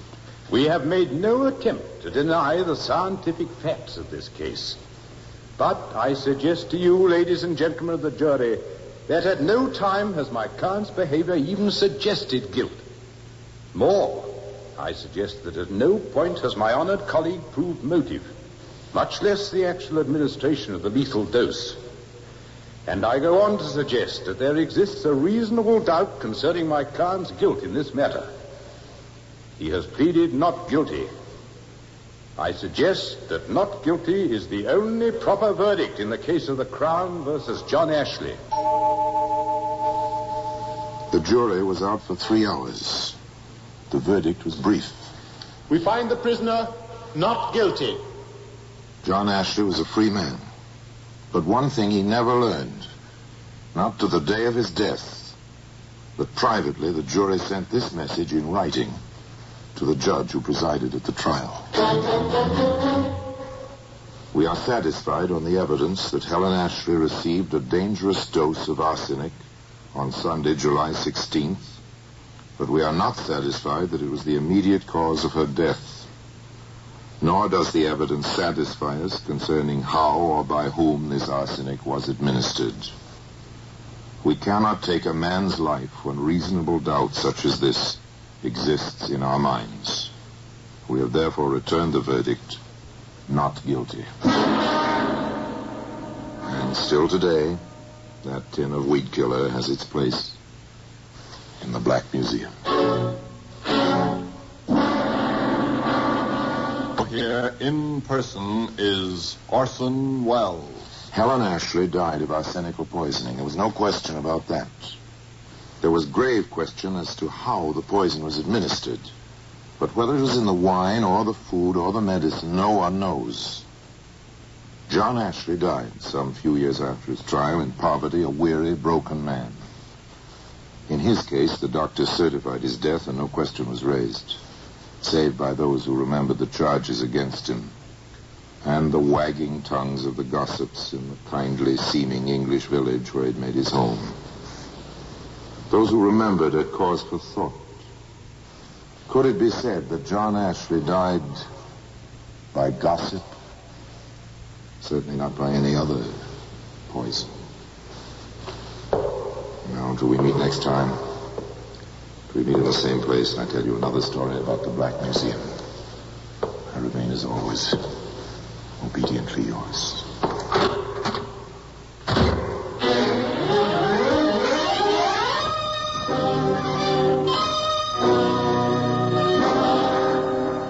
The Black Museum, starring Orson Welles, is presented by arrangement with Metro-Goldwyn-Mayer Radio Attractions.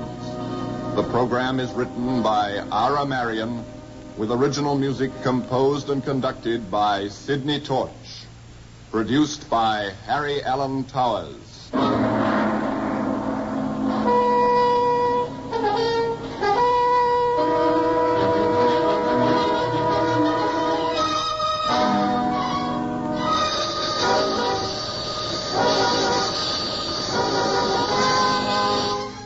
There's the Black Museum.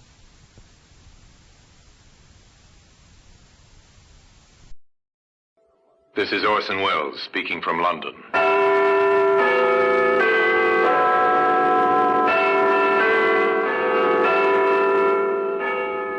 in the grim stone structure in the Thames, which houses Scotland Yard, is a warehouse of souvenirs. A warehouse where everyday objects, a hammer, a suitcase, a shirt button, all are touched by murder.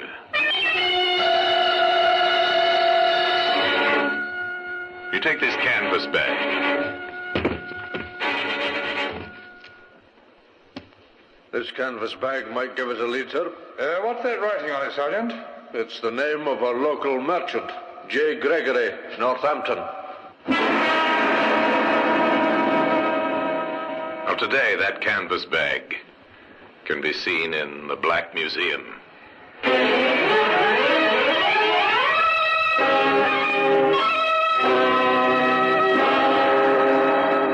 From the annals of the Criminal Investigation Department of the London Police, we bring you the dramatic stories of the crimes recorded by the objects in Scotland Yard's Gallery of Death, the Black Museum.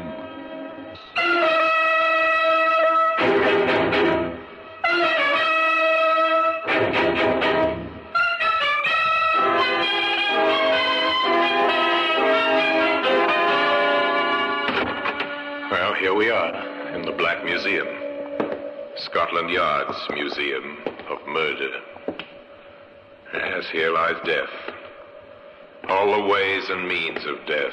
Guns, of course, abound in plenty, but there are other simpler objects, things that were never meant for murder. Now, this gold trophy. A famous sportsman climaxed a great career by winning this. Later, it was an exhibit in his trial. It was proved he had used it to batter a man to death.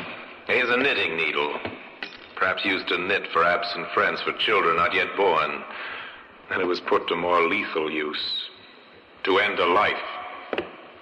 Here we are. Here's the canvas bag. It was once a bag used to hold provisions in a Northampton grocery store. Later on, it became more famous, but we anticipate.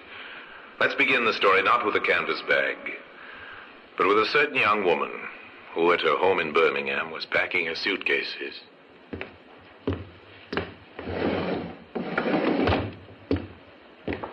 Here's another dress, Mary. Oh, thanks, Mother. And your slippers. Mm-hmm. Well, I think that must be all. Let's just have another look round. You don't want to forget anything. No, that's right. Oh, here you are, just as well I looked. Some stockings. Oh. Well, I think that's all. Yes. I'll just lock my suitcase. Mary? What, Mother? Are you sure you'll be all right? No, of course. Well, it seems such a strange arrangement, you going all the way to London alone. But what's strange about it? Tom's working in London, saving for our passages to Canada. He can't come to fetch me. Travel all that way alone. Oh, Mary, let me come with you. No, Mother. I'm not a child. You're an almost married woman, but that doesn't mean your mother still can't worry about you. Mother, really? Look, I'll be perfectly all right. Tom and I are getting married when I reach London. A month later, we'll be on our way to Canada. And we'll lose you. It's so sad. You'll write as soon as you reach London, won't you, darling? Yes, of course I will. And don't worry, please. I'll be all right. A girl leaving home to get married, an anxious mother. Nothing very new about that. Except that the girl never went to London. The following day, her train arrived in Northampton, where she was tenderly greeted by a charming man some years older than herself. Hello. Hello. Here I am, Mary. My dear Mary. Oh, darling. I've been waiting here for a moment. I thought you... What, that I might have deserted you? Hardly, my sweet. Did you have much trouble with your family? Yes, a little. Dad was anxious, and you know what Mother is. She worries terribly. Yes. You told them the story about meeting Tom in London. Uh-huh.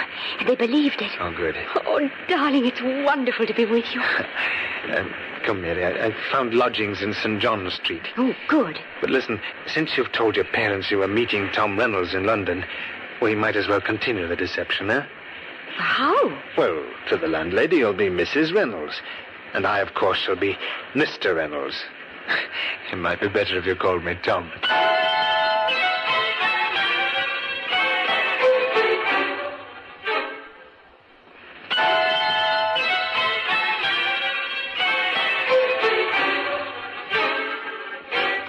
found Mr. and Mrs. Reynolds a charming couple, so devoted, so very much in love.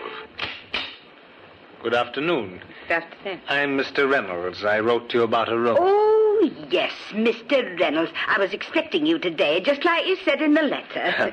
And this is my wife, Mary. Pleased to meet you, Mrs. Reynolds. I expect you'd like to see the room right away. Yes, I would. Well, if you'll just follow me. There's only one flight of stairs. Let me carry the bag, dear. It's too heavy for you. All right. Have you any idea how long you'll be staying, Mr. Reynolds? Well, I can't tell you at the moment. It depends on circumstances, doesn't it, sweetheart? Yes, dear.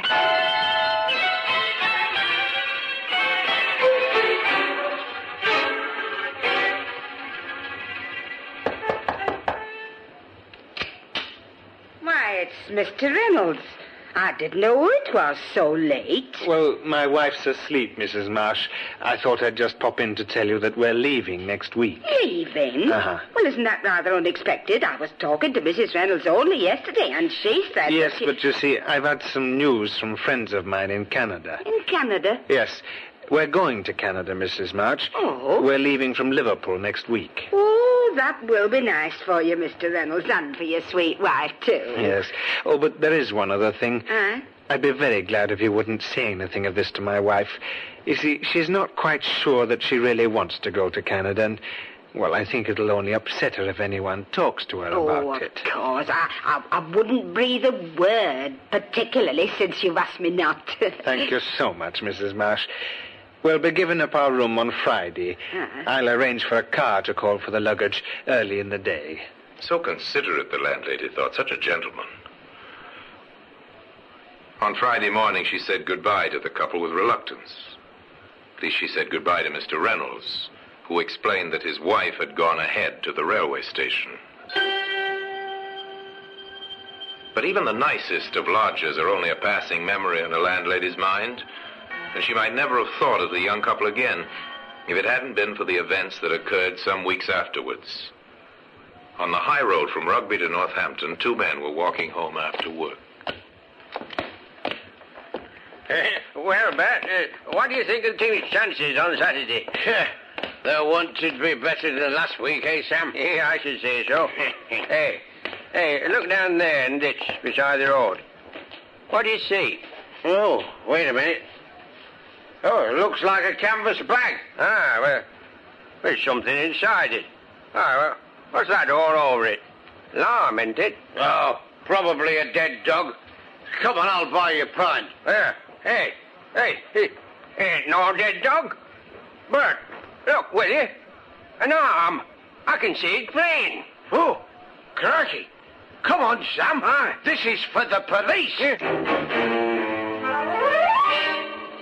The local police recovered the body and Scotland Yard was summoned.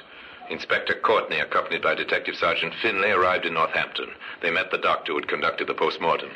The body was that of a woman, Inspector. Have you any idea of her age, Doctor? Youngish. I'd say in her 20s. In height, a little over 5 feet. Slight build. And in what state was the body? Dismembered and partially decomposed. And the cause of death? Have you any idea about that? There's no way of telling, Inspector. The only thing you can take for granted is that she was murdered. The yard men had a dual task there. They had to track down the murderer, but first and foremost, they had to find out who had been murdered. They set out to examine the evidence. This canvas bag might give us a lead, sir. Yes. Now, what's that writing on it, Sergeant? It's the name of a local merchant, J. Gregory, Northampton. Yes, the name's clear enough.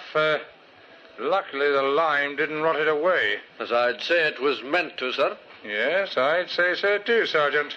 I think we'll call on Mr. Gregory. Was this a lucky break early in a difficult case? It seemed not. For when the London detectives interviewed J. Gregory in his Northampton warehouse, the merchant could give them little help. Yes, it's my bag, all right, Inspector. No mistaking that, but how did it get in there? Well, we thought you might be able to tell us that. Well, I assure you I can't. These canvas bags are used for transporting groceries between this warehouse and my several shops in the town. And they're, handled by your employees? Yes. Are they ever given out to the public? Oh, no, they're not. Were you aware that one was missing? Well, hardly, Inspector.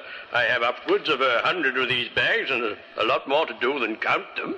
Yes, of course, yes. But now, you understand the gravity of this situation? Yes. A woman has been found dead. Murdered. Murdered? Her body wrapped in one of your bags.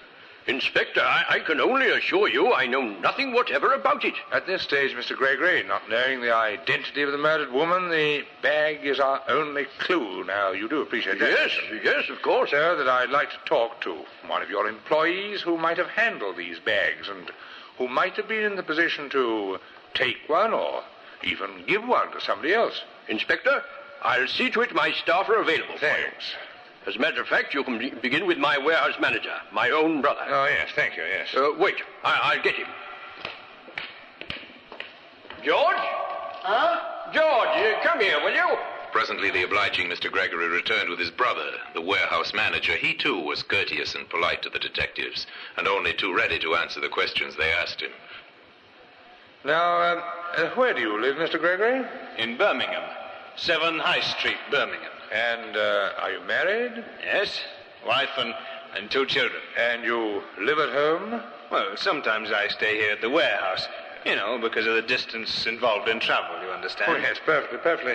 Now, tell me, have you ever lent or given anyone outside the firm one of these canvas bags? Well, I don't like to mention it, but... Well, go on, George. Tell the inspector whatever he wants to know. Did you give away one of these bags? Well, yes, as a matter of fact, I did, John. I know it was against regulations, but, well, a tramp came in one day asking for some scraps of food, and... Yes, and... Well, I felt sorry for him. You know how it is. Yes, quite. I gave him a couple of tins and, well, a canvas bag to carry them in. Sorry, John, but that was the only occasion I have given one away. Now, could you tell me, how long ago would this have been? Oh, well, I suppose about 6 weeks, perhaps a bit longer. I'm afraid I can't remember the exact date. Well, thanks very much, Mr. Gregory. I don't suppose you can help us in this matter of the murdered woman. I mean, you've no idea who it might be. Well, none whatsoever, Inspector. I'm sorry. Well, thank you very much indeed, gentlemen. Good day to you. Good day. The inspector left the warehouse deeply disappointed. It seems that the trail led nowhere. For the inspector believed this story of the tramp that George Gregory had told him. There's no reason why he should not have believed it. But today, evidence that proved the lie can be seen in the Black Museum.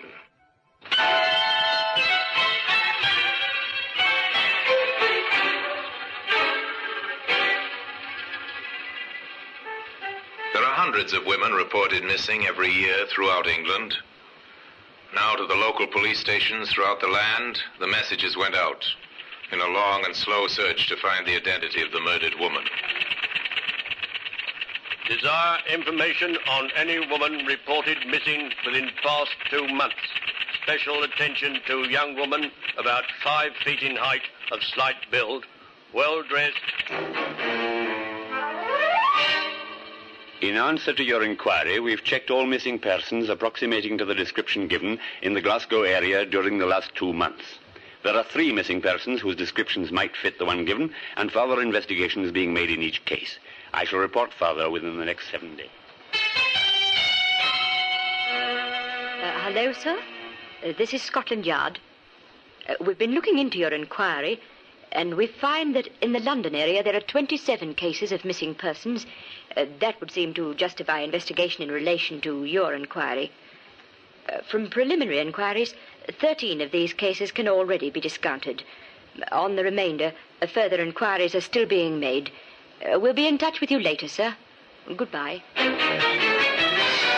The reports came flooding into Scotland Yard. The leads faithfully followed. Dead ends, all of them.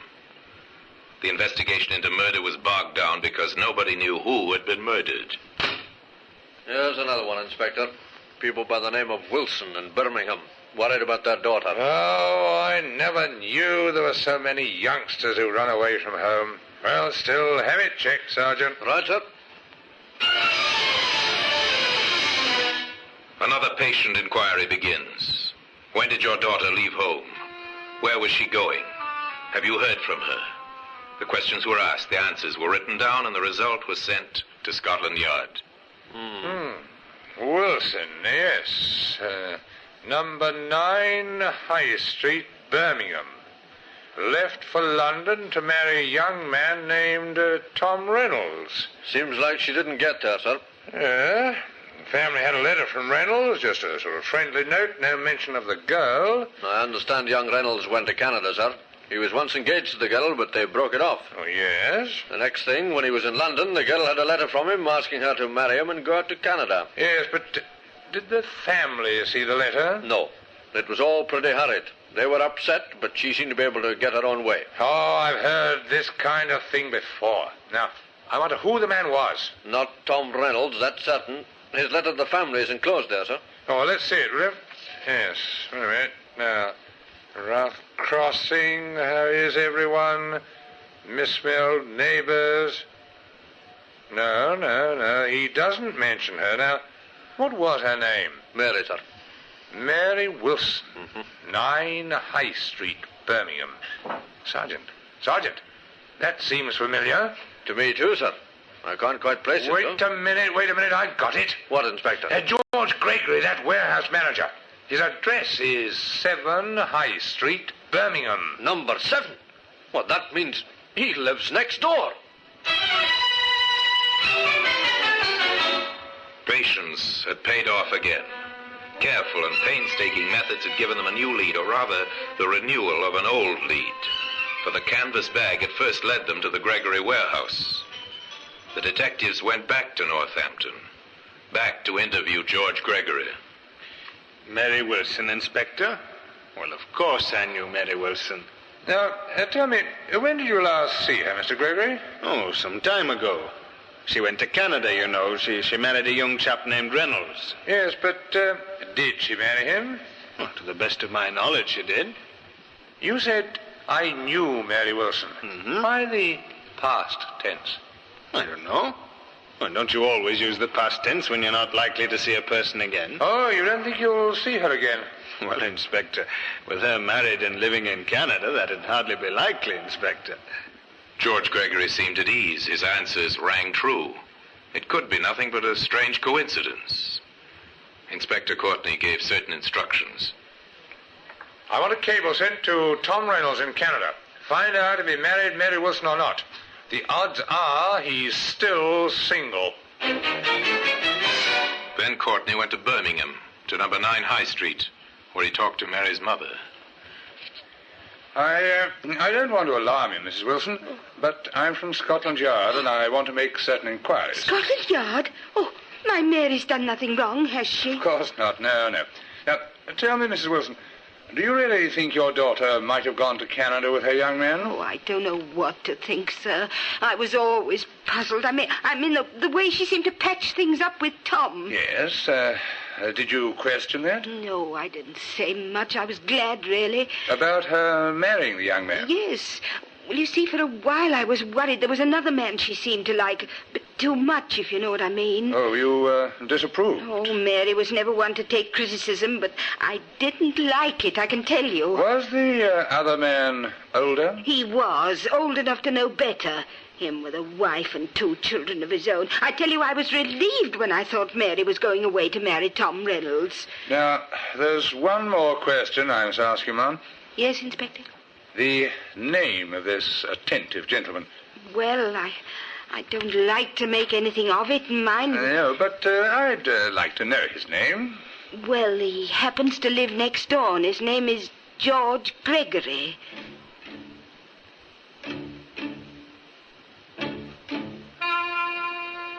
We've had a reply to your Canada cable, sir. Okay, Sergeant, go ahead and read it. Tom Reynolds is living in Ottawa. He's a bachelor. Last time he saw Mary Wilson was in Birmingham 3 months ago. What about his letter from London? There was no letter from London. It was beginning to add up. Point by point, link by link, a chain of circumstantial evidence was being forged. Forged by the patient police. I think he's our man, Sergeant. And imagine it, sir.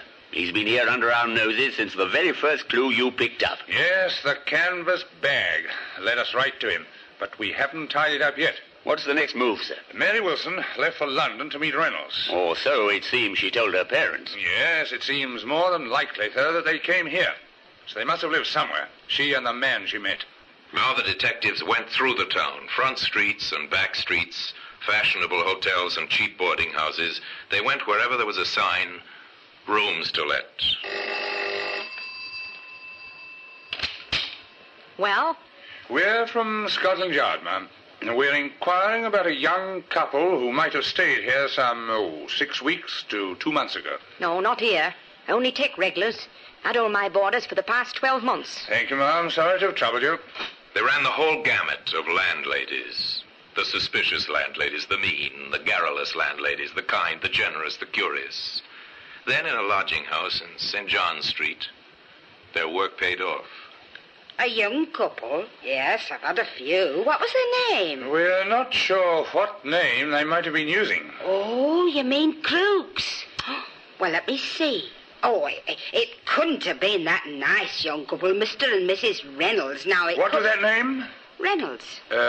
Tom Reynolds? Yes, I believe it was. Such a nice man. Oh, and his young wife was named Mary. She was awfully sweet. Mrs. Marsh, can you give me a description of Mary Reynolds? Why, yes, I think so. Short, about 5 feet tall, brown hair, rather pretty. Yes. Not much help, I'm afraid. I can't remember any other details. Oh, you helped a lot, thanks. And the man? Tall, dark hair, and a small mole on his left cheek, older than her. Uh-huh. Oh, but he was very nice indeed. Oh, surely they couldn't have done anything wrong. Mrs. Marsh, can you, I want to attend the police station tomorrow morning at 10? Me? Why, sir? Well, we'll be having an identification parade at 10 sharp.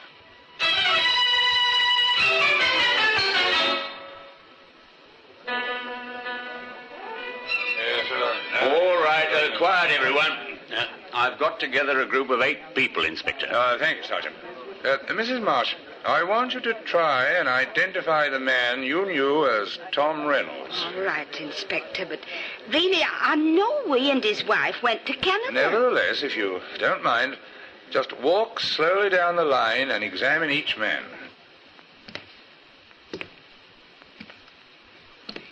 Eight men. A couple of detectives, 2 men taken out of the cells, 1 recruited off the street, and in the middle of them, a protesting, indignant George Gregory. It's not this man. Nor this. No, not him either. Why, Mr. Reynolds. Gregory, grab him, man. I got something. There were enough policemen present to overpower the hastily departing Mr. Gregory, who was immediately arrested on a charge of having murdered Mary Wilson. Today, the evidence that brought about his downfall, the canvas bag that first directed police attention to him, occupies a place of honor in the Black Museum. George Gregory killed the woman, he said, because she was too much in love with him to let him go, but he couldn't afford the scandal that might arise if he continued his association with her. Not a very nice reason, but then, the reason for murder seldom are. Anyway, George Gregory was tried and convicted, and paid for his crime one morning at 8 o'clock. And now, until we meet next time in this same place for another story about the Black Museum, I remain, as always, obediently yours.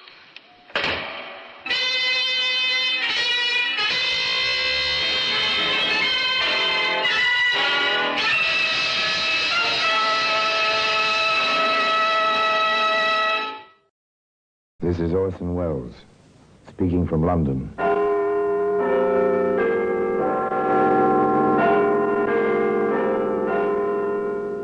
The Black Museum, a repository of death. Yes, here in the grim stone structure on the Thames, which houses Scotland Yard, is a warehouse of homicide, where everyday objects, a man's necktie, a woman's glove, a boy's school cap, all are touched by murder.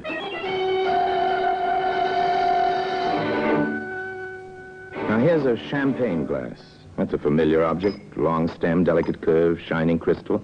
This fragile object belongs to New Year's Eve, to weddings and anniversaries. Funny about things like this, Sergeant? Funny, sir? I'd say that one was loaded.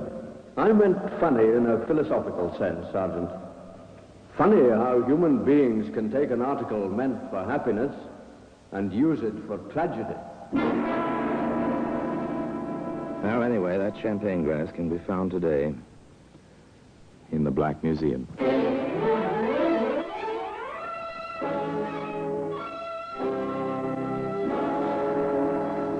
From the annals of the Criminal Investigation Department of the London Police, we bring you the dramatic stories of the crimes recorded by the objects in Scotland Yard's Gallery of Death, the Black Museum.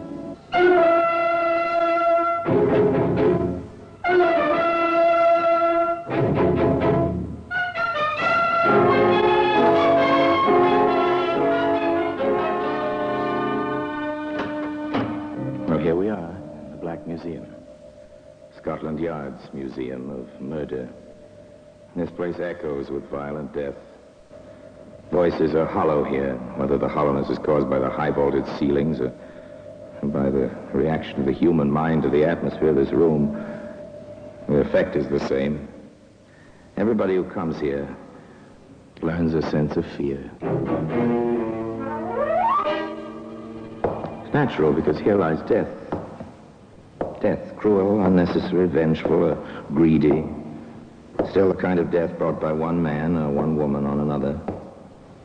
This is a record to be studied not merely by criminologists, but by every student of man's inhumanity to man. Here's an iron skillet. It's heavy in your hand, the kind of kitchen utensil your grandmother used. Well balanced, quite suitable for frying eggs or veal chops, or for bashing a skull, perhaps. There's little doubt as to the use which brought this particular skillet here. Yes? And here's the champagne glass. It's well designed, graceful. You could place it with a companion on a silver tray, as Colonel Harry Reid did. You could pop a cork and then fill the glasses, as Colonel Harry Reid did. And you might say, as the dapper colonel did, To you, my dear Elizabeth, to your return and your complete recovery. I wish I could drink to that wholeheartedly, Harry. Really, I do. Well, why not, my dear? You've been released. You're... That's it exactly. I've been released. Not merely sent home from a hospital, so to speak. After all, the hospital I was in had bars on the windows. Oh, I insist, my dear, that you touch glasses with me and drink at once. That's no way to talk. But, Harry, Ah, then no buts, Elizabeth. Many people have had nerve breakdowns, and the vast majority of them have recovered. Very well, Harry, dear. But not to me, to you. The most patient of husbands in the world. So they drank the champagne, and all was well. It was very pleasant, very relaxing, reassuring. But the world is always too much with us, and the colonel finally had to say, Now, you rest until dinner, Elizabeth. I've a brief appointment. I won't be long. And the colonel kissed his wife, and the colonel went off to his appointment. It's 6 months now, Reed. One way or the other, the matter ought to be settled. I assure you, Davis, there's nothing to worry about. These things take time. There's been plenty of time. Look, Reed, if you don't want to complete the deal, return the £500. But it's not up to me. My client... Your client indicated willingness to dispose of the property. My client paid the deposit in good faith. We consider it a binder on the contract. We've waited 6 months. Your £500 is quite safe, Davis. You can reassure your client. And on my side, we'll go through with the deal as soon as everything is clear. Well, I certainly hope so. My people want to take possession. And they shall. They shall indeed. And soon. Meanwhile, there's no reason for misunderstanding between us, is there? After all, we live in the same small town. We see each other constantly. You know, John, I've often wondered why we don't see more of each other. Socially, that is. Rather a changeable fellow, the colonel, isn't he? There were other changes ahead, more serious ones.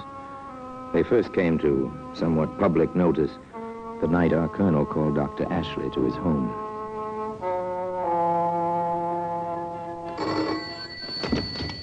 Ah, Dr. Ashley. Good of you to come so quickly. You made it sound rather urgent, Colonel. Is it really serious? Yes, I'm afraid, Doctor. Really afraid. It's my wife. Has she broken down again? No. She complains of terrible pain in her abdomen. I'd better see her at once. Yeah, this way, please. If you can, Doctor. Yes? She seems to me to be as much frightened as she is in pain. Oh? What exactly do you mean by that? Frightened that, that her pain is in her imagination. I see. Oh, very well. I'll bear that in mind, Colonel. In here.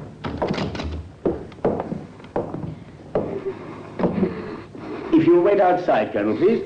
Oh, must I, Doctor? I prefer it. Very well. Now then, Mrs. Reed. Can you hear me, Mrs. Reed? The good colonel waited outside the door. Up and down, back and forth, he paced, almost as if he were once again on guard duty.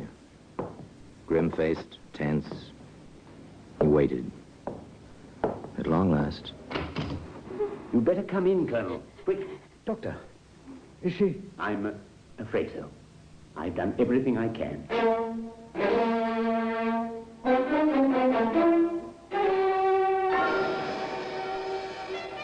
A few moments later, Elizabeth Reed was at rest, at last.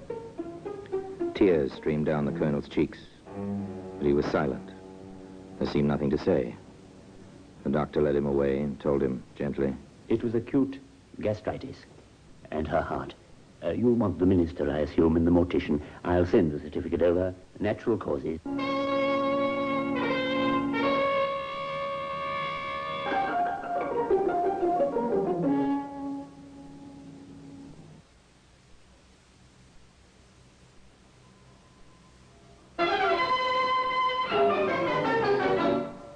There was a well-attended funeral. The flowers were piled high in tribute to the colonel's position in the town as well as to the memory of his wife. And then the colonel resumed his life, somewhat more lonely, but still active, bearing himself in military fashion as he went about his small real estate business, and time drifted by. 1 month, 2, and then one day on the main street. Good morning, Colonel. Ah, Davis, good to see you. I've hesitated discussing this, your recent bereavement and so on, but don't you think we need to close our deal, Reed? Oh, yes, yes, of course. Well, that is, I'm rather by myself these days. Would you care to join me for tea or a bit something stronger one afternoon? You say when, Reed. I'll be glad to. Excellent. Then, shall we say tomorrow, 5-ish? Why not? Your place or mine? Oh, mine, of course. Delighted to have you. Have a scone, old man. Really excellent. My housekeeper has quite the touch. Thank you, I will. Almost as if we were a pair of elderly ladies. Tea and scones. Two gentlemen, somewhat past middle age, enjoying tea and scones and making ready to discuss business. In fact, they did discuss business. A £500 deposit and the pending deal. And John Davis went home quite satisfied. John Davis went home and a little later called Dr. Ashley.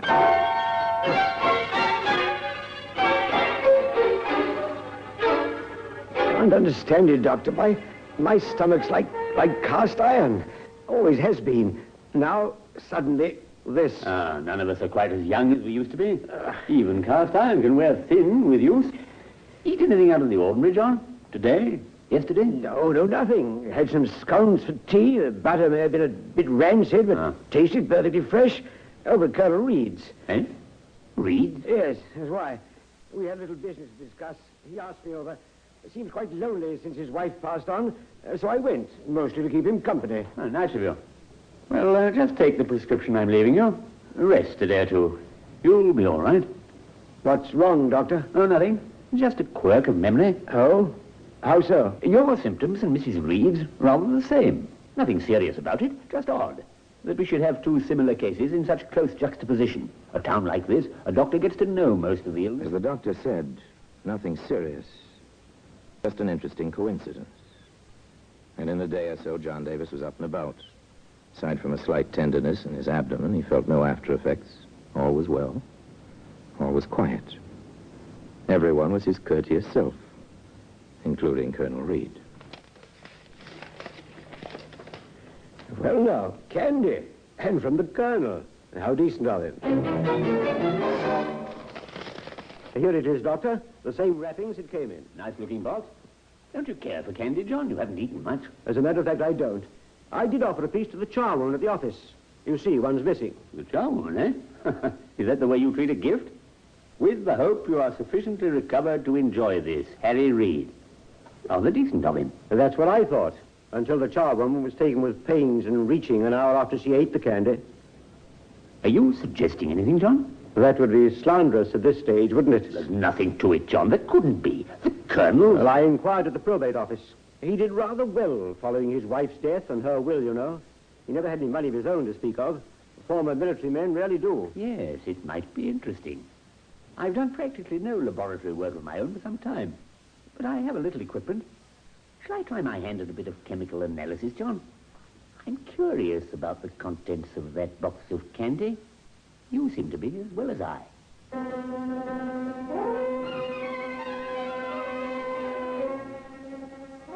The doctor was methodical, to say the least. He took his time setting up his equipment, preparing reagents, making ready for his private little tests. Meanwhile, John Davis ran into his friend the Colonel on the street. John, good to see you. Well, how are you, Harry? You're looking fit. Well, I try to keep that way. Care to join me for another attack of indigestion, old man? Well, today, the champagne glass we've been talking about can be seen, as you might expect, among the other exhibits in the Black Museum.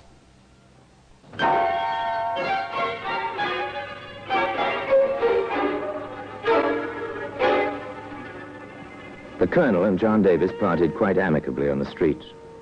Davis watched the smart military walk the ramrod straight back as the Colonel paraded into his own office under his head. Somehow it didn't seem quite plausible that this man might be something quite different than what he seemed. The next afternoon, the telephone rang in John Davis's office.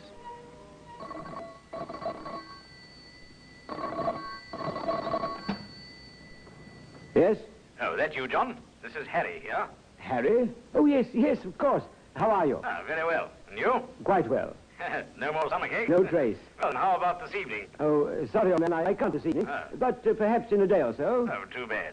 Well, I'll be speaking to you. Goodbye. Bye.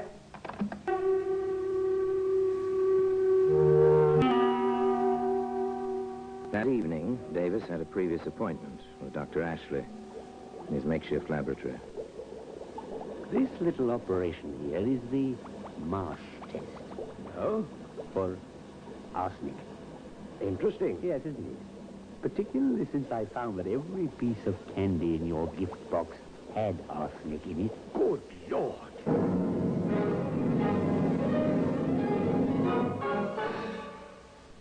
Arsenic, you see, is a cumulative poison.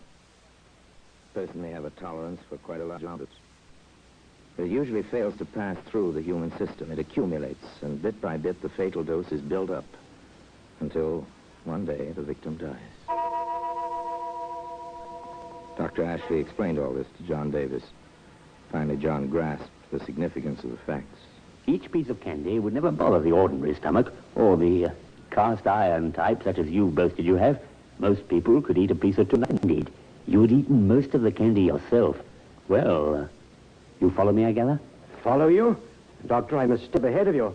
But exactly what that step is, I'm not sure. I think we need expert help. The local constabulary? I said expert help. Where from? The CID, Scotland Yard.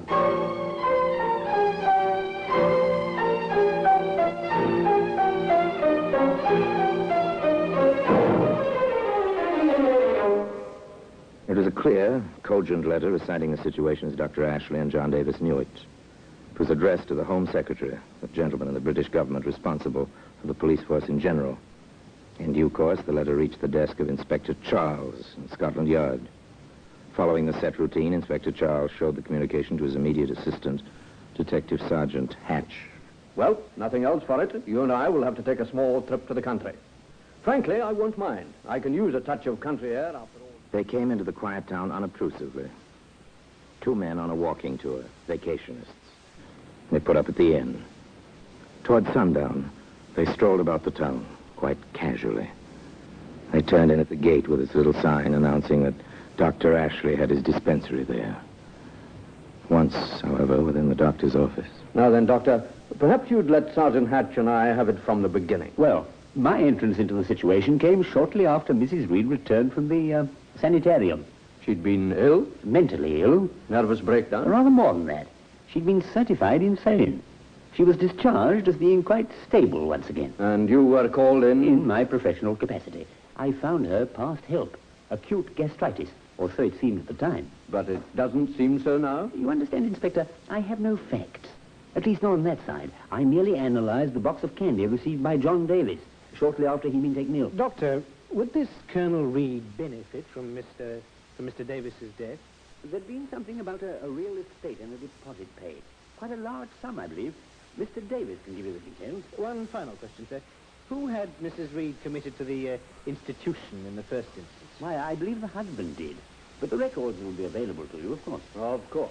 Oh, thank you, Doctor. If we need you... By the time they left the doctor's office, Inspector Charles and Sergeant Hatch felt they had heard an interesting, if circumstantial, story. Their next stop, naturally, was John Davis's home. You've no idea, gentlemen, what a relief it is to have police officers of your caliber on the job. Thank you.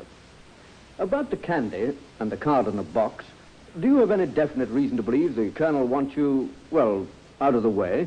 There's the matter of £500 he either will not or cannot explain. And, Dr. Ashley mentioned Mrs. Reed's will. Yes, curious about that. There was one will made out entirely in favor of her children by her first marriage. The will which was accepted and executed was in the Colonel's handwriting, but signed by Mrs. Reed, and produced subsequent to her death. You find that interesting, I take it, Sergeant? I expect you do as well, sir. Quite. Mr. Davis, do you think it might be possible to exhume Mrs. Reed's body without the matter becoming common knowledge in the whole town?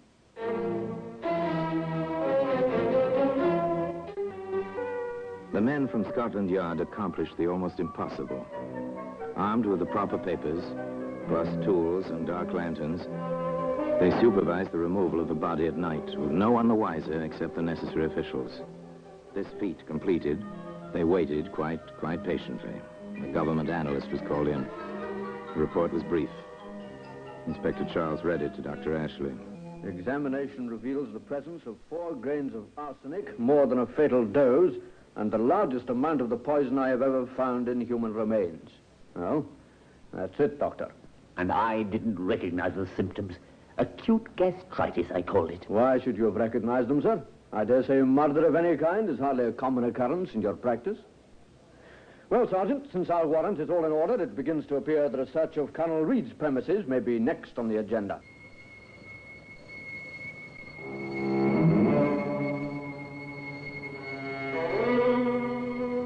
Now the pretense of the walking tour was completely discarded. It was Saturday, and the sleepy little village was just about bestirring itself. The inspector and the sergeant walked a short distance from the inn to Colonel Reed's place of business, almost directly opposite Davis's office. The sergeant tried the door.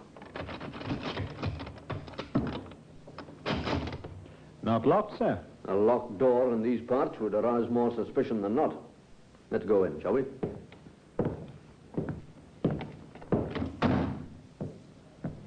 One file cabinet, one desk, telephone, chair for visitors.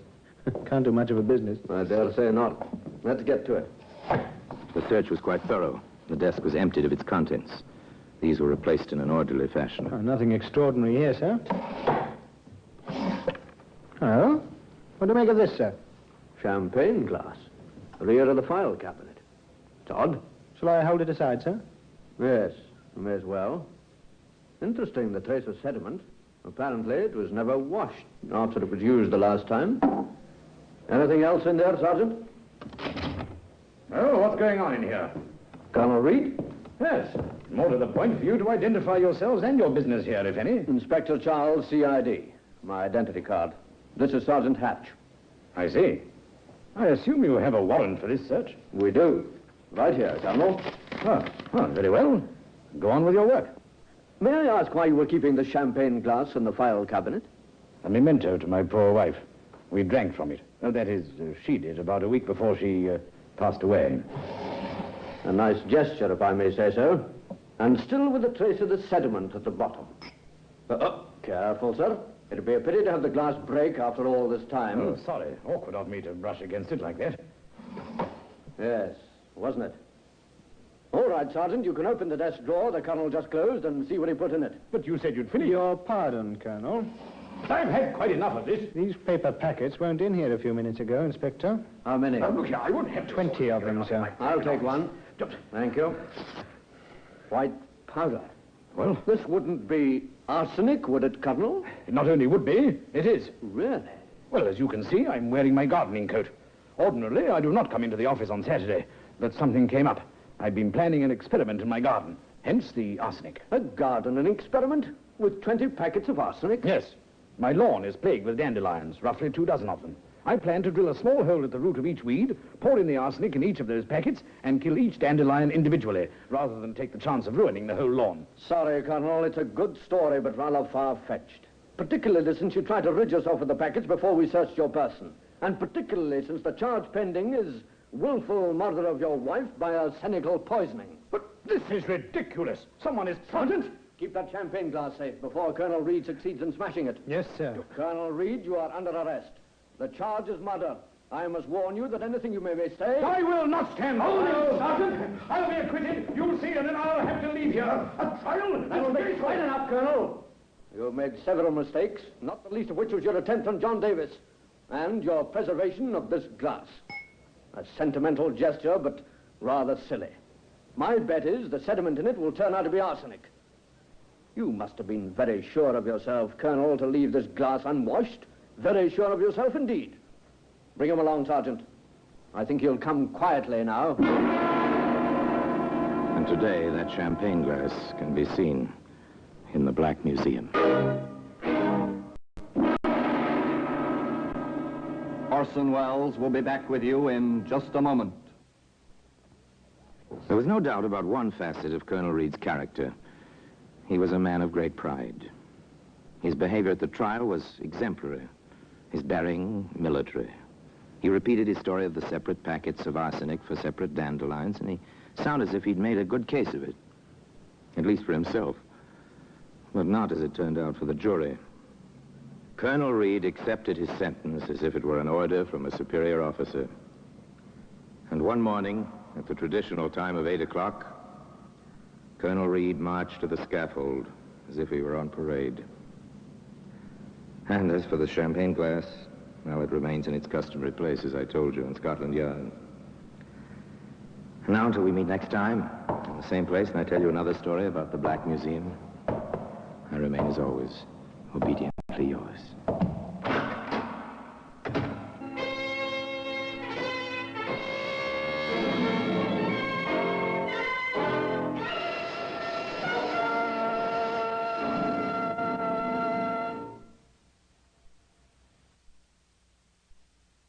This is Orson Welles, speaking from London.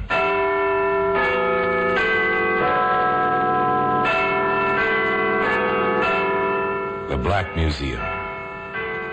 Here in the grim stone structure on the Thames, which houses Scotland Yard, is a warehouse of homicide, where everyday objects like a sugar bowl, an ashtray, a portable radio, all are touched by murder.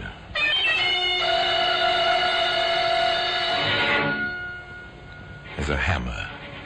A hammer, that's a familiar object. Everybody's used one at some time. To drive a tack, or pull a nail, or loosen a window sash, or what have you.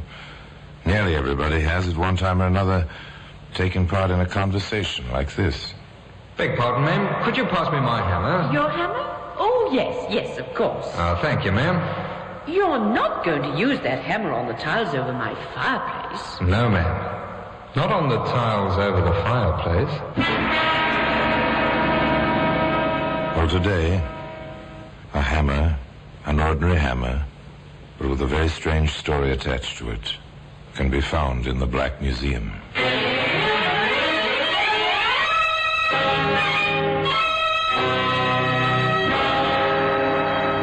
From the annals of the Criminal Investigation Department of the London Police, we bring you the dramatic stories of the crimes recorded by the objects in Scotland Yard's Gallery of Death, the Black Museum.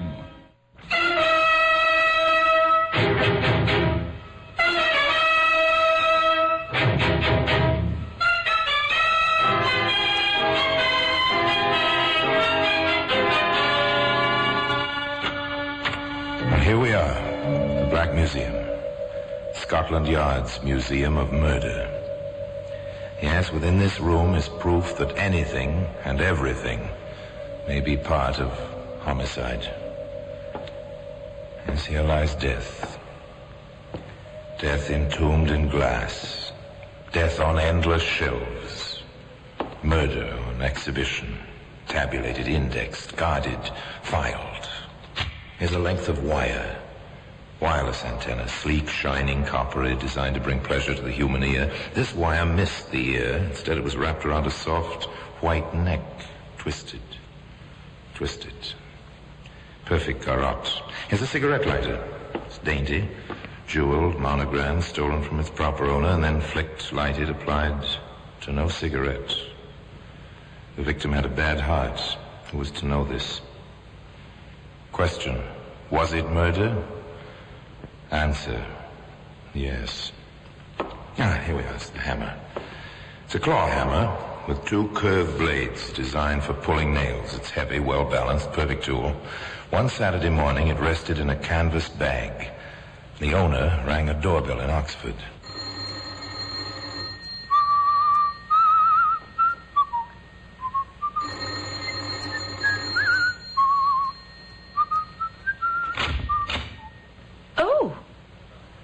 Sorry, ma'am. Did I take you by surprise? Well, yes. You see, I was expecting a friend of mine, and, well, to see a young man standing there when you're expecting an elderly lady... Nothing to take amiss, ma'am. My card. Oh? Oh, thank you. James Knight. House repairs while you wait. Oh, well, thank you, but there's nothing wrong with my house. That's what everybody says. Only I don't mean the house itself. I mean the household. Furniture and the like. It's the little things gets people talking. Well, I'm sure I don't need anything done. Now, you take your doormat, ma'am, right there. Look, along the edges. The binding's going. You notice it now?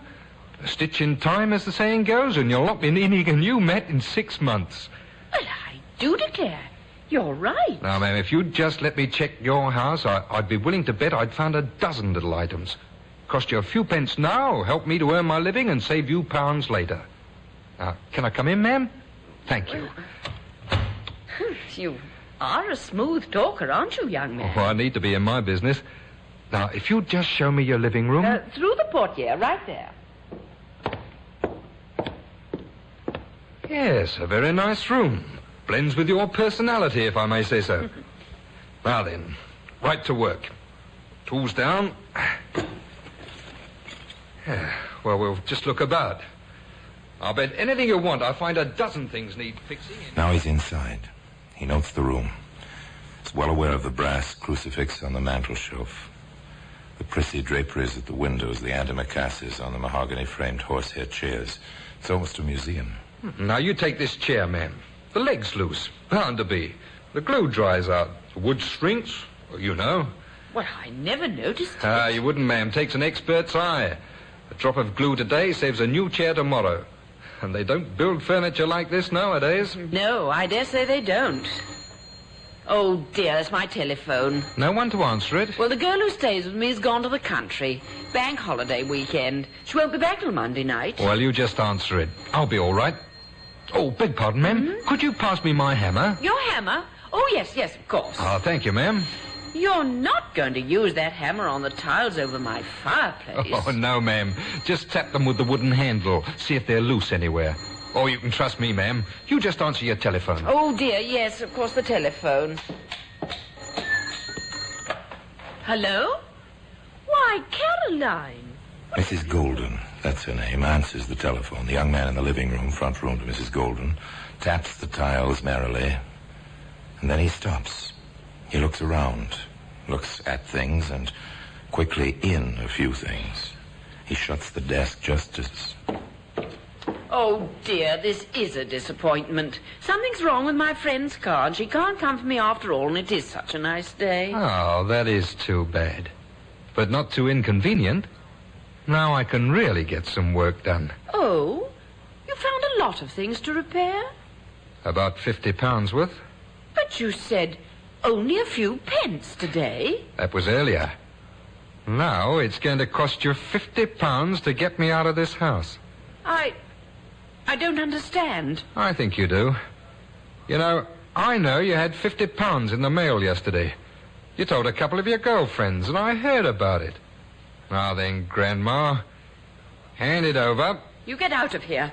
Well, I'll call the police. £50, here. I will call. Don't try anything. I'm between you and the phone now. Now pay up, Grandma, or I'll have to beat it out of you. You wouldn't. You couldn't. No. Put the hammer away. You heard me. I'm through asking now. Now, where's the money?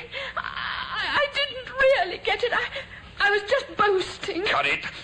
Put down that vase. I won't. Stay away from me. Keep away. Put it down. Throw it.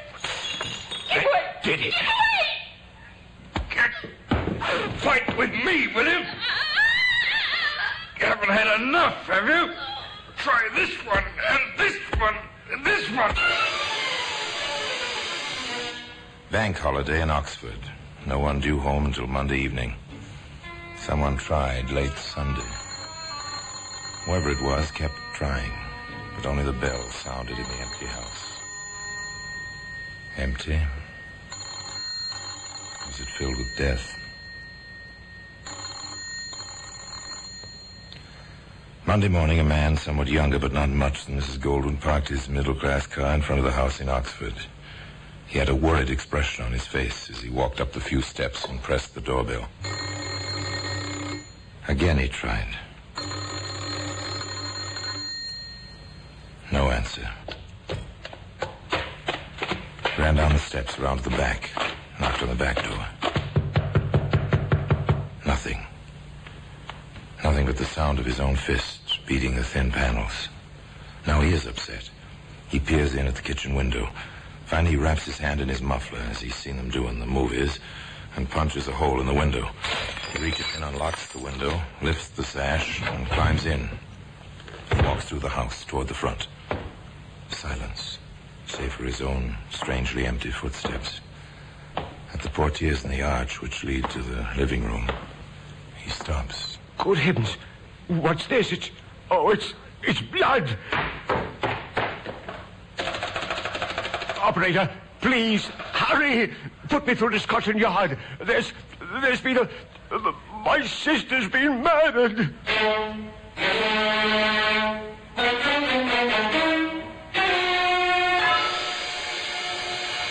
Well, that's how it comes, you know.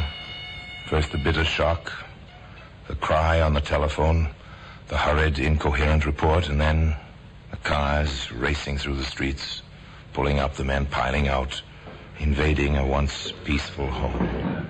Mrs. Golden was your sister, Mr. Bevan. That's right. I can't understand it, Inspector. I just can't. I know how you must feel, and you want to help us all you can. Of course, of course. Well, then, time is very often the essence. I'll have to ask you a few questions right away. I'll try to answer them. You told us you broke the back window yourself, right? Yes, that's right. When she didn't answer the phone Sunday evening, I began to worry. I drove here this morning. The doors were locked and no one answered the bell. I broke in. I suppose I should have called a constable, but I didn't... I understand. Tell me, Mr. Bevan, did your sister have any enemies? Of course not. Oh, pardon me, Inspector. We found this under the crucifix on the mantel. It's £50. Thank you, Sergeant. Apparently robbery was the motive. Mr. Bevan, do you happen to know where your sister would get £50? She had a small income. Perhaps the money was a dividend. Preliminary medical report, Inspector. Go ahead, Doctor. Well, death occurred about 48 hours ago. Make it Saturday in the morning. We'll tell more after the autopsy. Saturday. 2 days start on us. Go on, Doctor. She was struck on the head by a blunt instrument several times. A hammer or something of that sort. But the fellow was taking no chances. Her carotid artery was severed by something very sharp.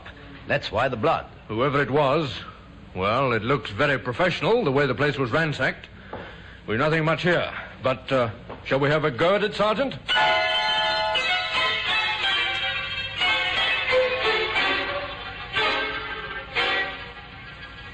Well, they had a go at it, the inspector and the sergeant. There's nothing in the woman's house. Not even a smudged fingerprint. But, as Sergeant Marshall put it... I've seen this sort of thing before. Looks like a house-to-house canvasser to me, Inspector. It has that familiar feel about it. Routine, Sergeant. The routine. Door to door, up and down the street. Questions, questions, questions. Did a canvasser call here Saturday morning, ma'am? Leave a card or anything? Do you remember anyone ringing the bell to leave a card, sir? Wanting to do repair work? Thank you, miss. Yes, you've been quite helpful. 5 houses up the street, 5 down the street. And strangely enough, results. A bit too careful, Mr. Knight. Too careful, Inspector? And too smart for himself. He left his card at all the houses on the street, and this one in the middle, he picked up the card before he left Saturday morning. Foolish. Bound to attract attention to himself. Knight. James Knight. It's familiar. Joe Knowles. His favorite alias is James Knight. Oh, I remember now, sir. 2 years in Dartmoor. Assault and battery on an elderly lady. Right. Well, call for a car, Sergeant. We may as well check the address on this card. Mr. Knight? Oh, yes. He used to live here. I see. Used to live here. Well, been packed up and gone these 2 months now. Quiet sort of fella, though I didn't cotton to him much. Thank you, ma'am. Thank you very much. Welcome, I'm sure. Not 2 days behind, Inspector.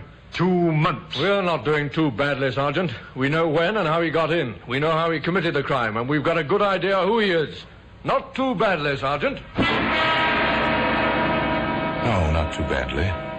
But the inspector forgot to mention the most important clue of all. The murder weapon. That selfsame hammer, which can be seen today in the Black Museum.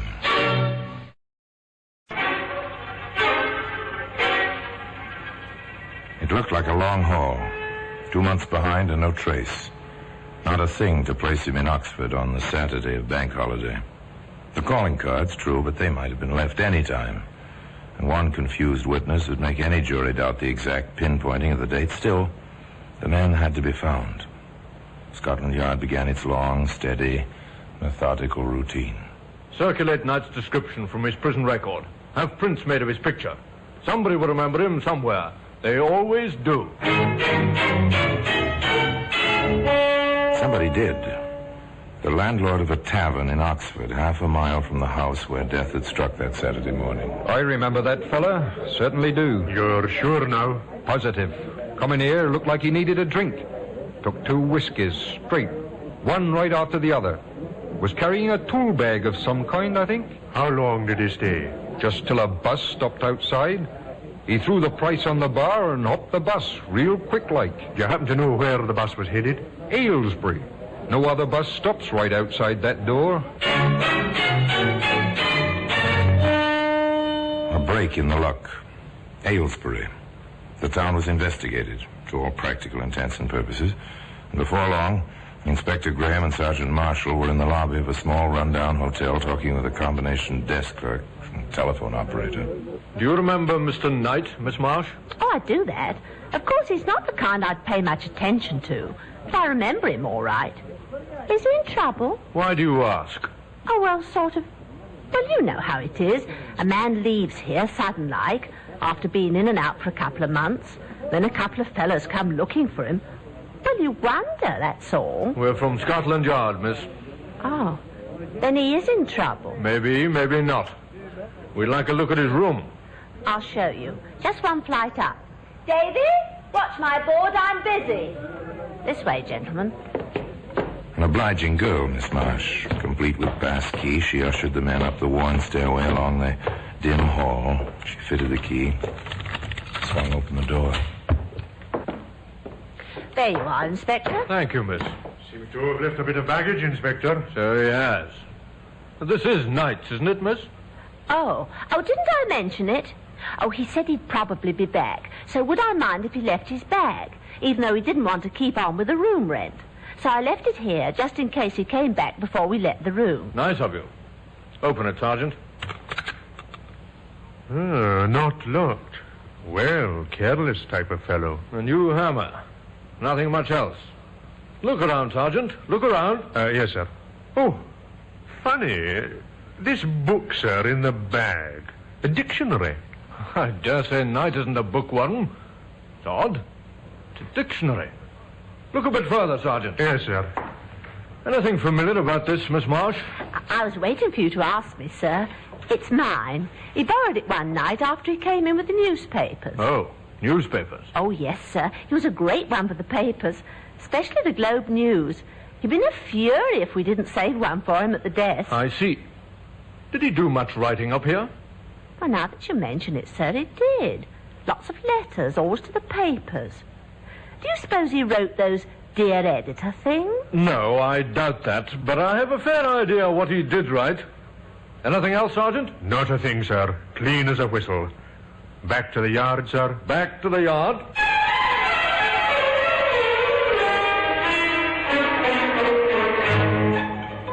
Odd, the man said. Odd indeed. A hammer, which may be a murder weapon, side by side with a dictionary. A possible killer writing letters to the editor. Or were they letters to the editor? The inspector tackled the hammer first. Canvass every ironmonger and hardware dealer in Oxford. Find out which carries this make of hammer. Check their sales slips for that particular Saturday. Try to jog the salesman's memories. Find out where that hammer came from. And then the dictionary, the newspapers and the mail. Ever look into the Globe News, Sergeant? Sometimes, sir. I'm not much of a crossword puzzle fan myself. Yes, Sergeant. Our Joe Knowles, alias James Knight, is obviously a crossword puzzle addict. I think we're due for a literary detail at the Globe News, with samples of our friend's handwriting from his prison record. Hop to it, Sergeant, and keep your eyes open. It turned out to be quite a problem. 10,000 entries per week in the Globe News' puzzle contest were the average number. Not a pleasant prospect. Not at all. Stolidly, the crew from the yard started to go through 10,000 puzzles, checking against the photostatic copies of James Knight's handwriting. The second morning of the job.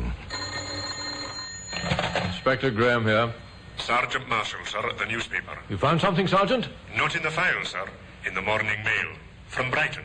An entry in the latest contest. Address 912 Leader Street. Name of John Kinder. But there's no mistaking the handwriting. They'll do it every time, won't they? Joe Knowles, James Knight, now John Kinder. Yes, sir, I noticed. Always the same initials on the aliases. J.K. this time. Bring the puzzle and the envelope. I'll have him picked up in Brighton. 912 Leader Street, you said? 912 Leader Street, Brighton, England. The order moved swiftly now on the teletype along the wires from the banks of the Thames across the North Downs to the South Downs, the famous resort city on the English Channel.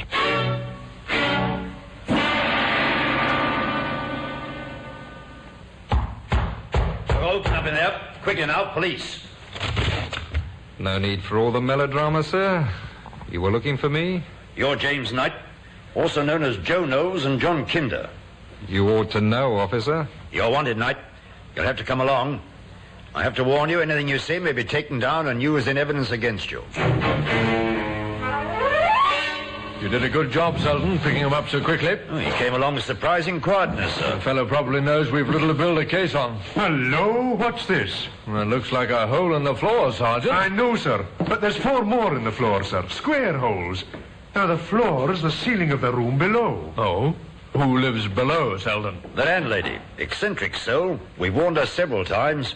She will keep her rent money in a jar on the mantelpiece. So that's why he watched her. That's your theory, Sergeant? Well, you can see every corner of that room, sir, through these holes. And they're recent. Well, the wood's still fresh and white, Inspector. Square holes. Why? When you dig a hole with a chisel, Selden, you not only get a square hole, you also can keep the shavings from falling in the room below. A chisel? Where would he have ditched it? Possibly through the window when you knocked. A chisel, Selden, is sharp enough to cut other things beside wood. A carotid artery, for instance. So you prepared a statement, Knight? Yes, Inspector. I've been informed of the charge you may lodge against me. I'm told it entails a murder in Oxford on the Saturday of the bank holiday. That's correct. You'll find my movements for that day accounted for in my statement. It may be troublesome locating some of my witnesses, but I doubt if you'll have much difficulty. You were in that street in Oxford, though? Oh, yes. Oh, yes, indeed. Trying to make an honest living, sir. No doubt. Strange you failed to leave a card at Mrs. Golden's. I rang several times on my way up and down the street. No answer. And you didn't push it under the door? No. Cards are expensive, Inspector. I prefer to explain my business first and leave a card if there's any interest. You're having this taken down, aren't you, Inspector? You got all this, Sergeant? Oh, yes, sir. And we'll enter Knight's statement in the record also. Yes, sir. I see no reason for holding me any longer. Do you, Inspector? You'll be quite comfortable. No rent to pay, Knight. Just until we check your alibi and find your witnesses. After that, Knight, well, we'll see. All right, Sergeant. Take this man back. The end of a trail. The suspect perfectly at ease, willing, even slightly over-willing. But they held him anyway. There are still some loose ends to tie up. One of those ends might be the key to the puzzle. One of those ends just might be the end of a hangman's noose. We've got a report on the hammer, Inspector. At last, eh? Where? How? An ironmonger in Oxford sold a hammer from his stock. Here's a sample. To a fellow answering Knight's description on Bank Holiday Saturday, sir. The sales slip is dated and the salesman is prepared to identify. The slip also includes a chisel. I see. Seems identical to the one we've had. What's this label? The salesman says it's all on this type. High-class steel forging. Nothing on ours, is there? Oh, no, sir. Let's have a look in that valise we found the hammer in at Aylesbury. Yes, sir. An empty traveling bag. Just lint. A few tiny crumbs of something. They might have been dried dough or... Even breadcrumbs, Inspector. Or paper, Sergeant. Would you pass me the sponge there, the one for sealing envelopes? I think there's enough water in the dish. Gently now, Inspector. Moisten the tiny pellets of dough-like substance on the glass top of your desk. Gently now. Roll them back and forth. Loosen them. Spread them out on the desktop. Slowly. Gently. Patiently. And then... We'd better have this photograph, Sergeant. I doubt if we can preserve them for the trial. Yes, sir. We've broken his alibi. Knight was in Oxford that day. He bought the hammer. High-class steel forging. He should have burnt this label, Sergeant, not merely crumbled it in this way.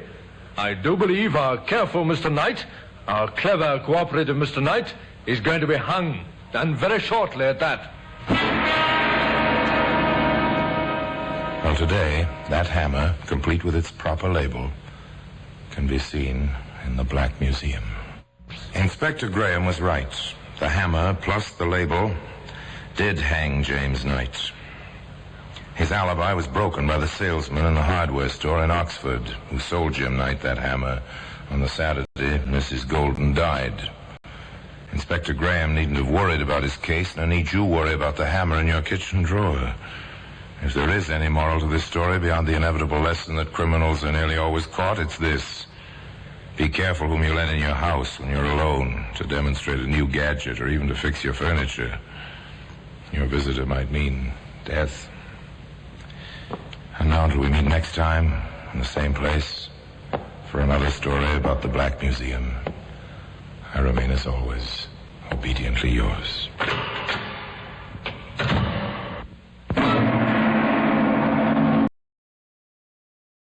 Well, how'd you like those episodes? The Black Museum. We'll be back with more Black Museum later tonight, I think starting around 11 p.m. or midnight Eastern Time. Going all the way through the overnight and into Monday morning, Monday afternoon, maybe even Monday evening.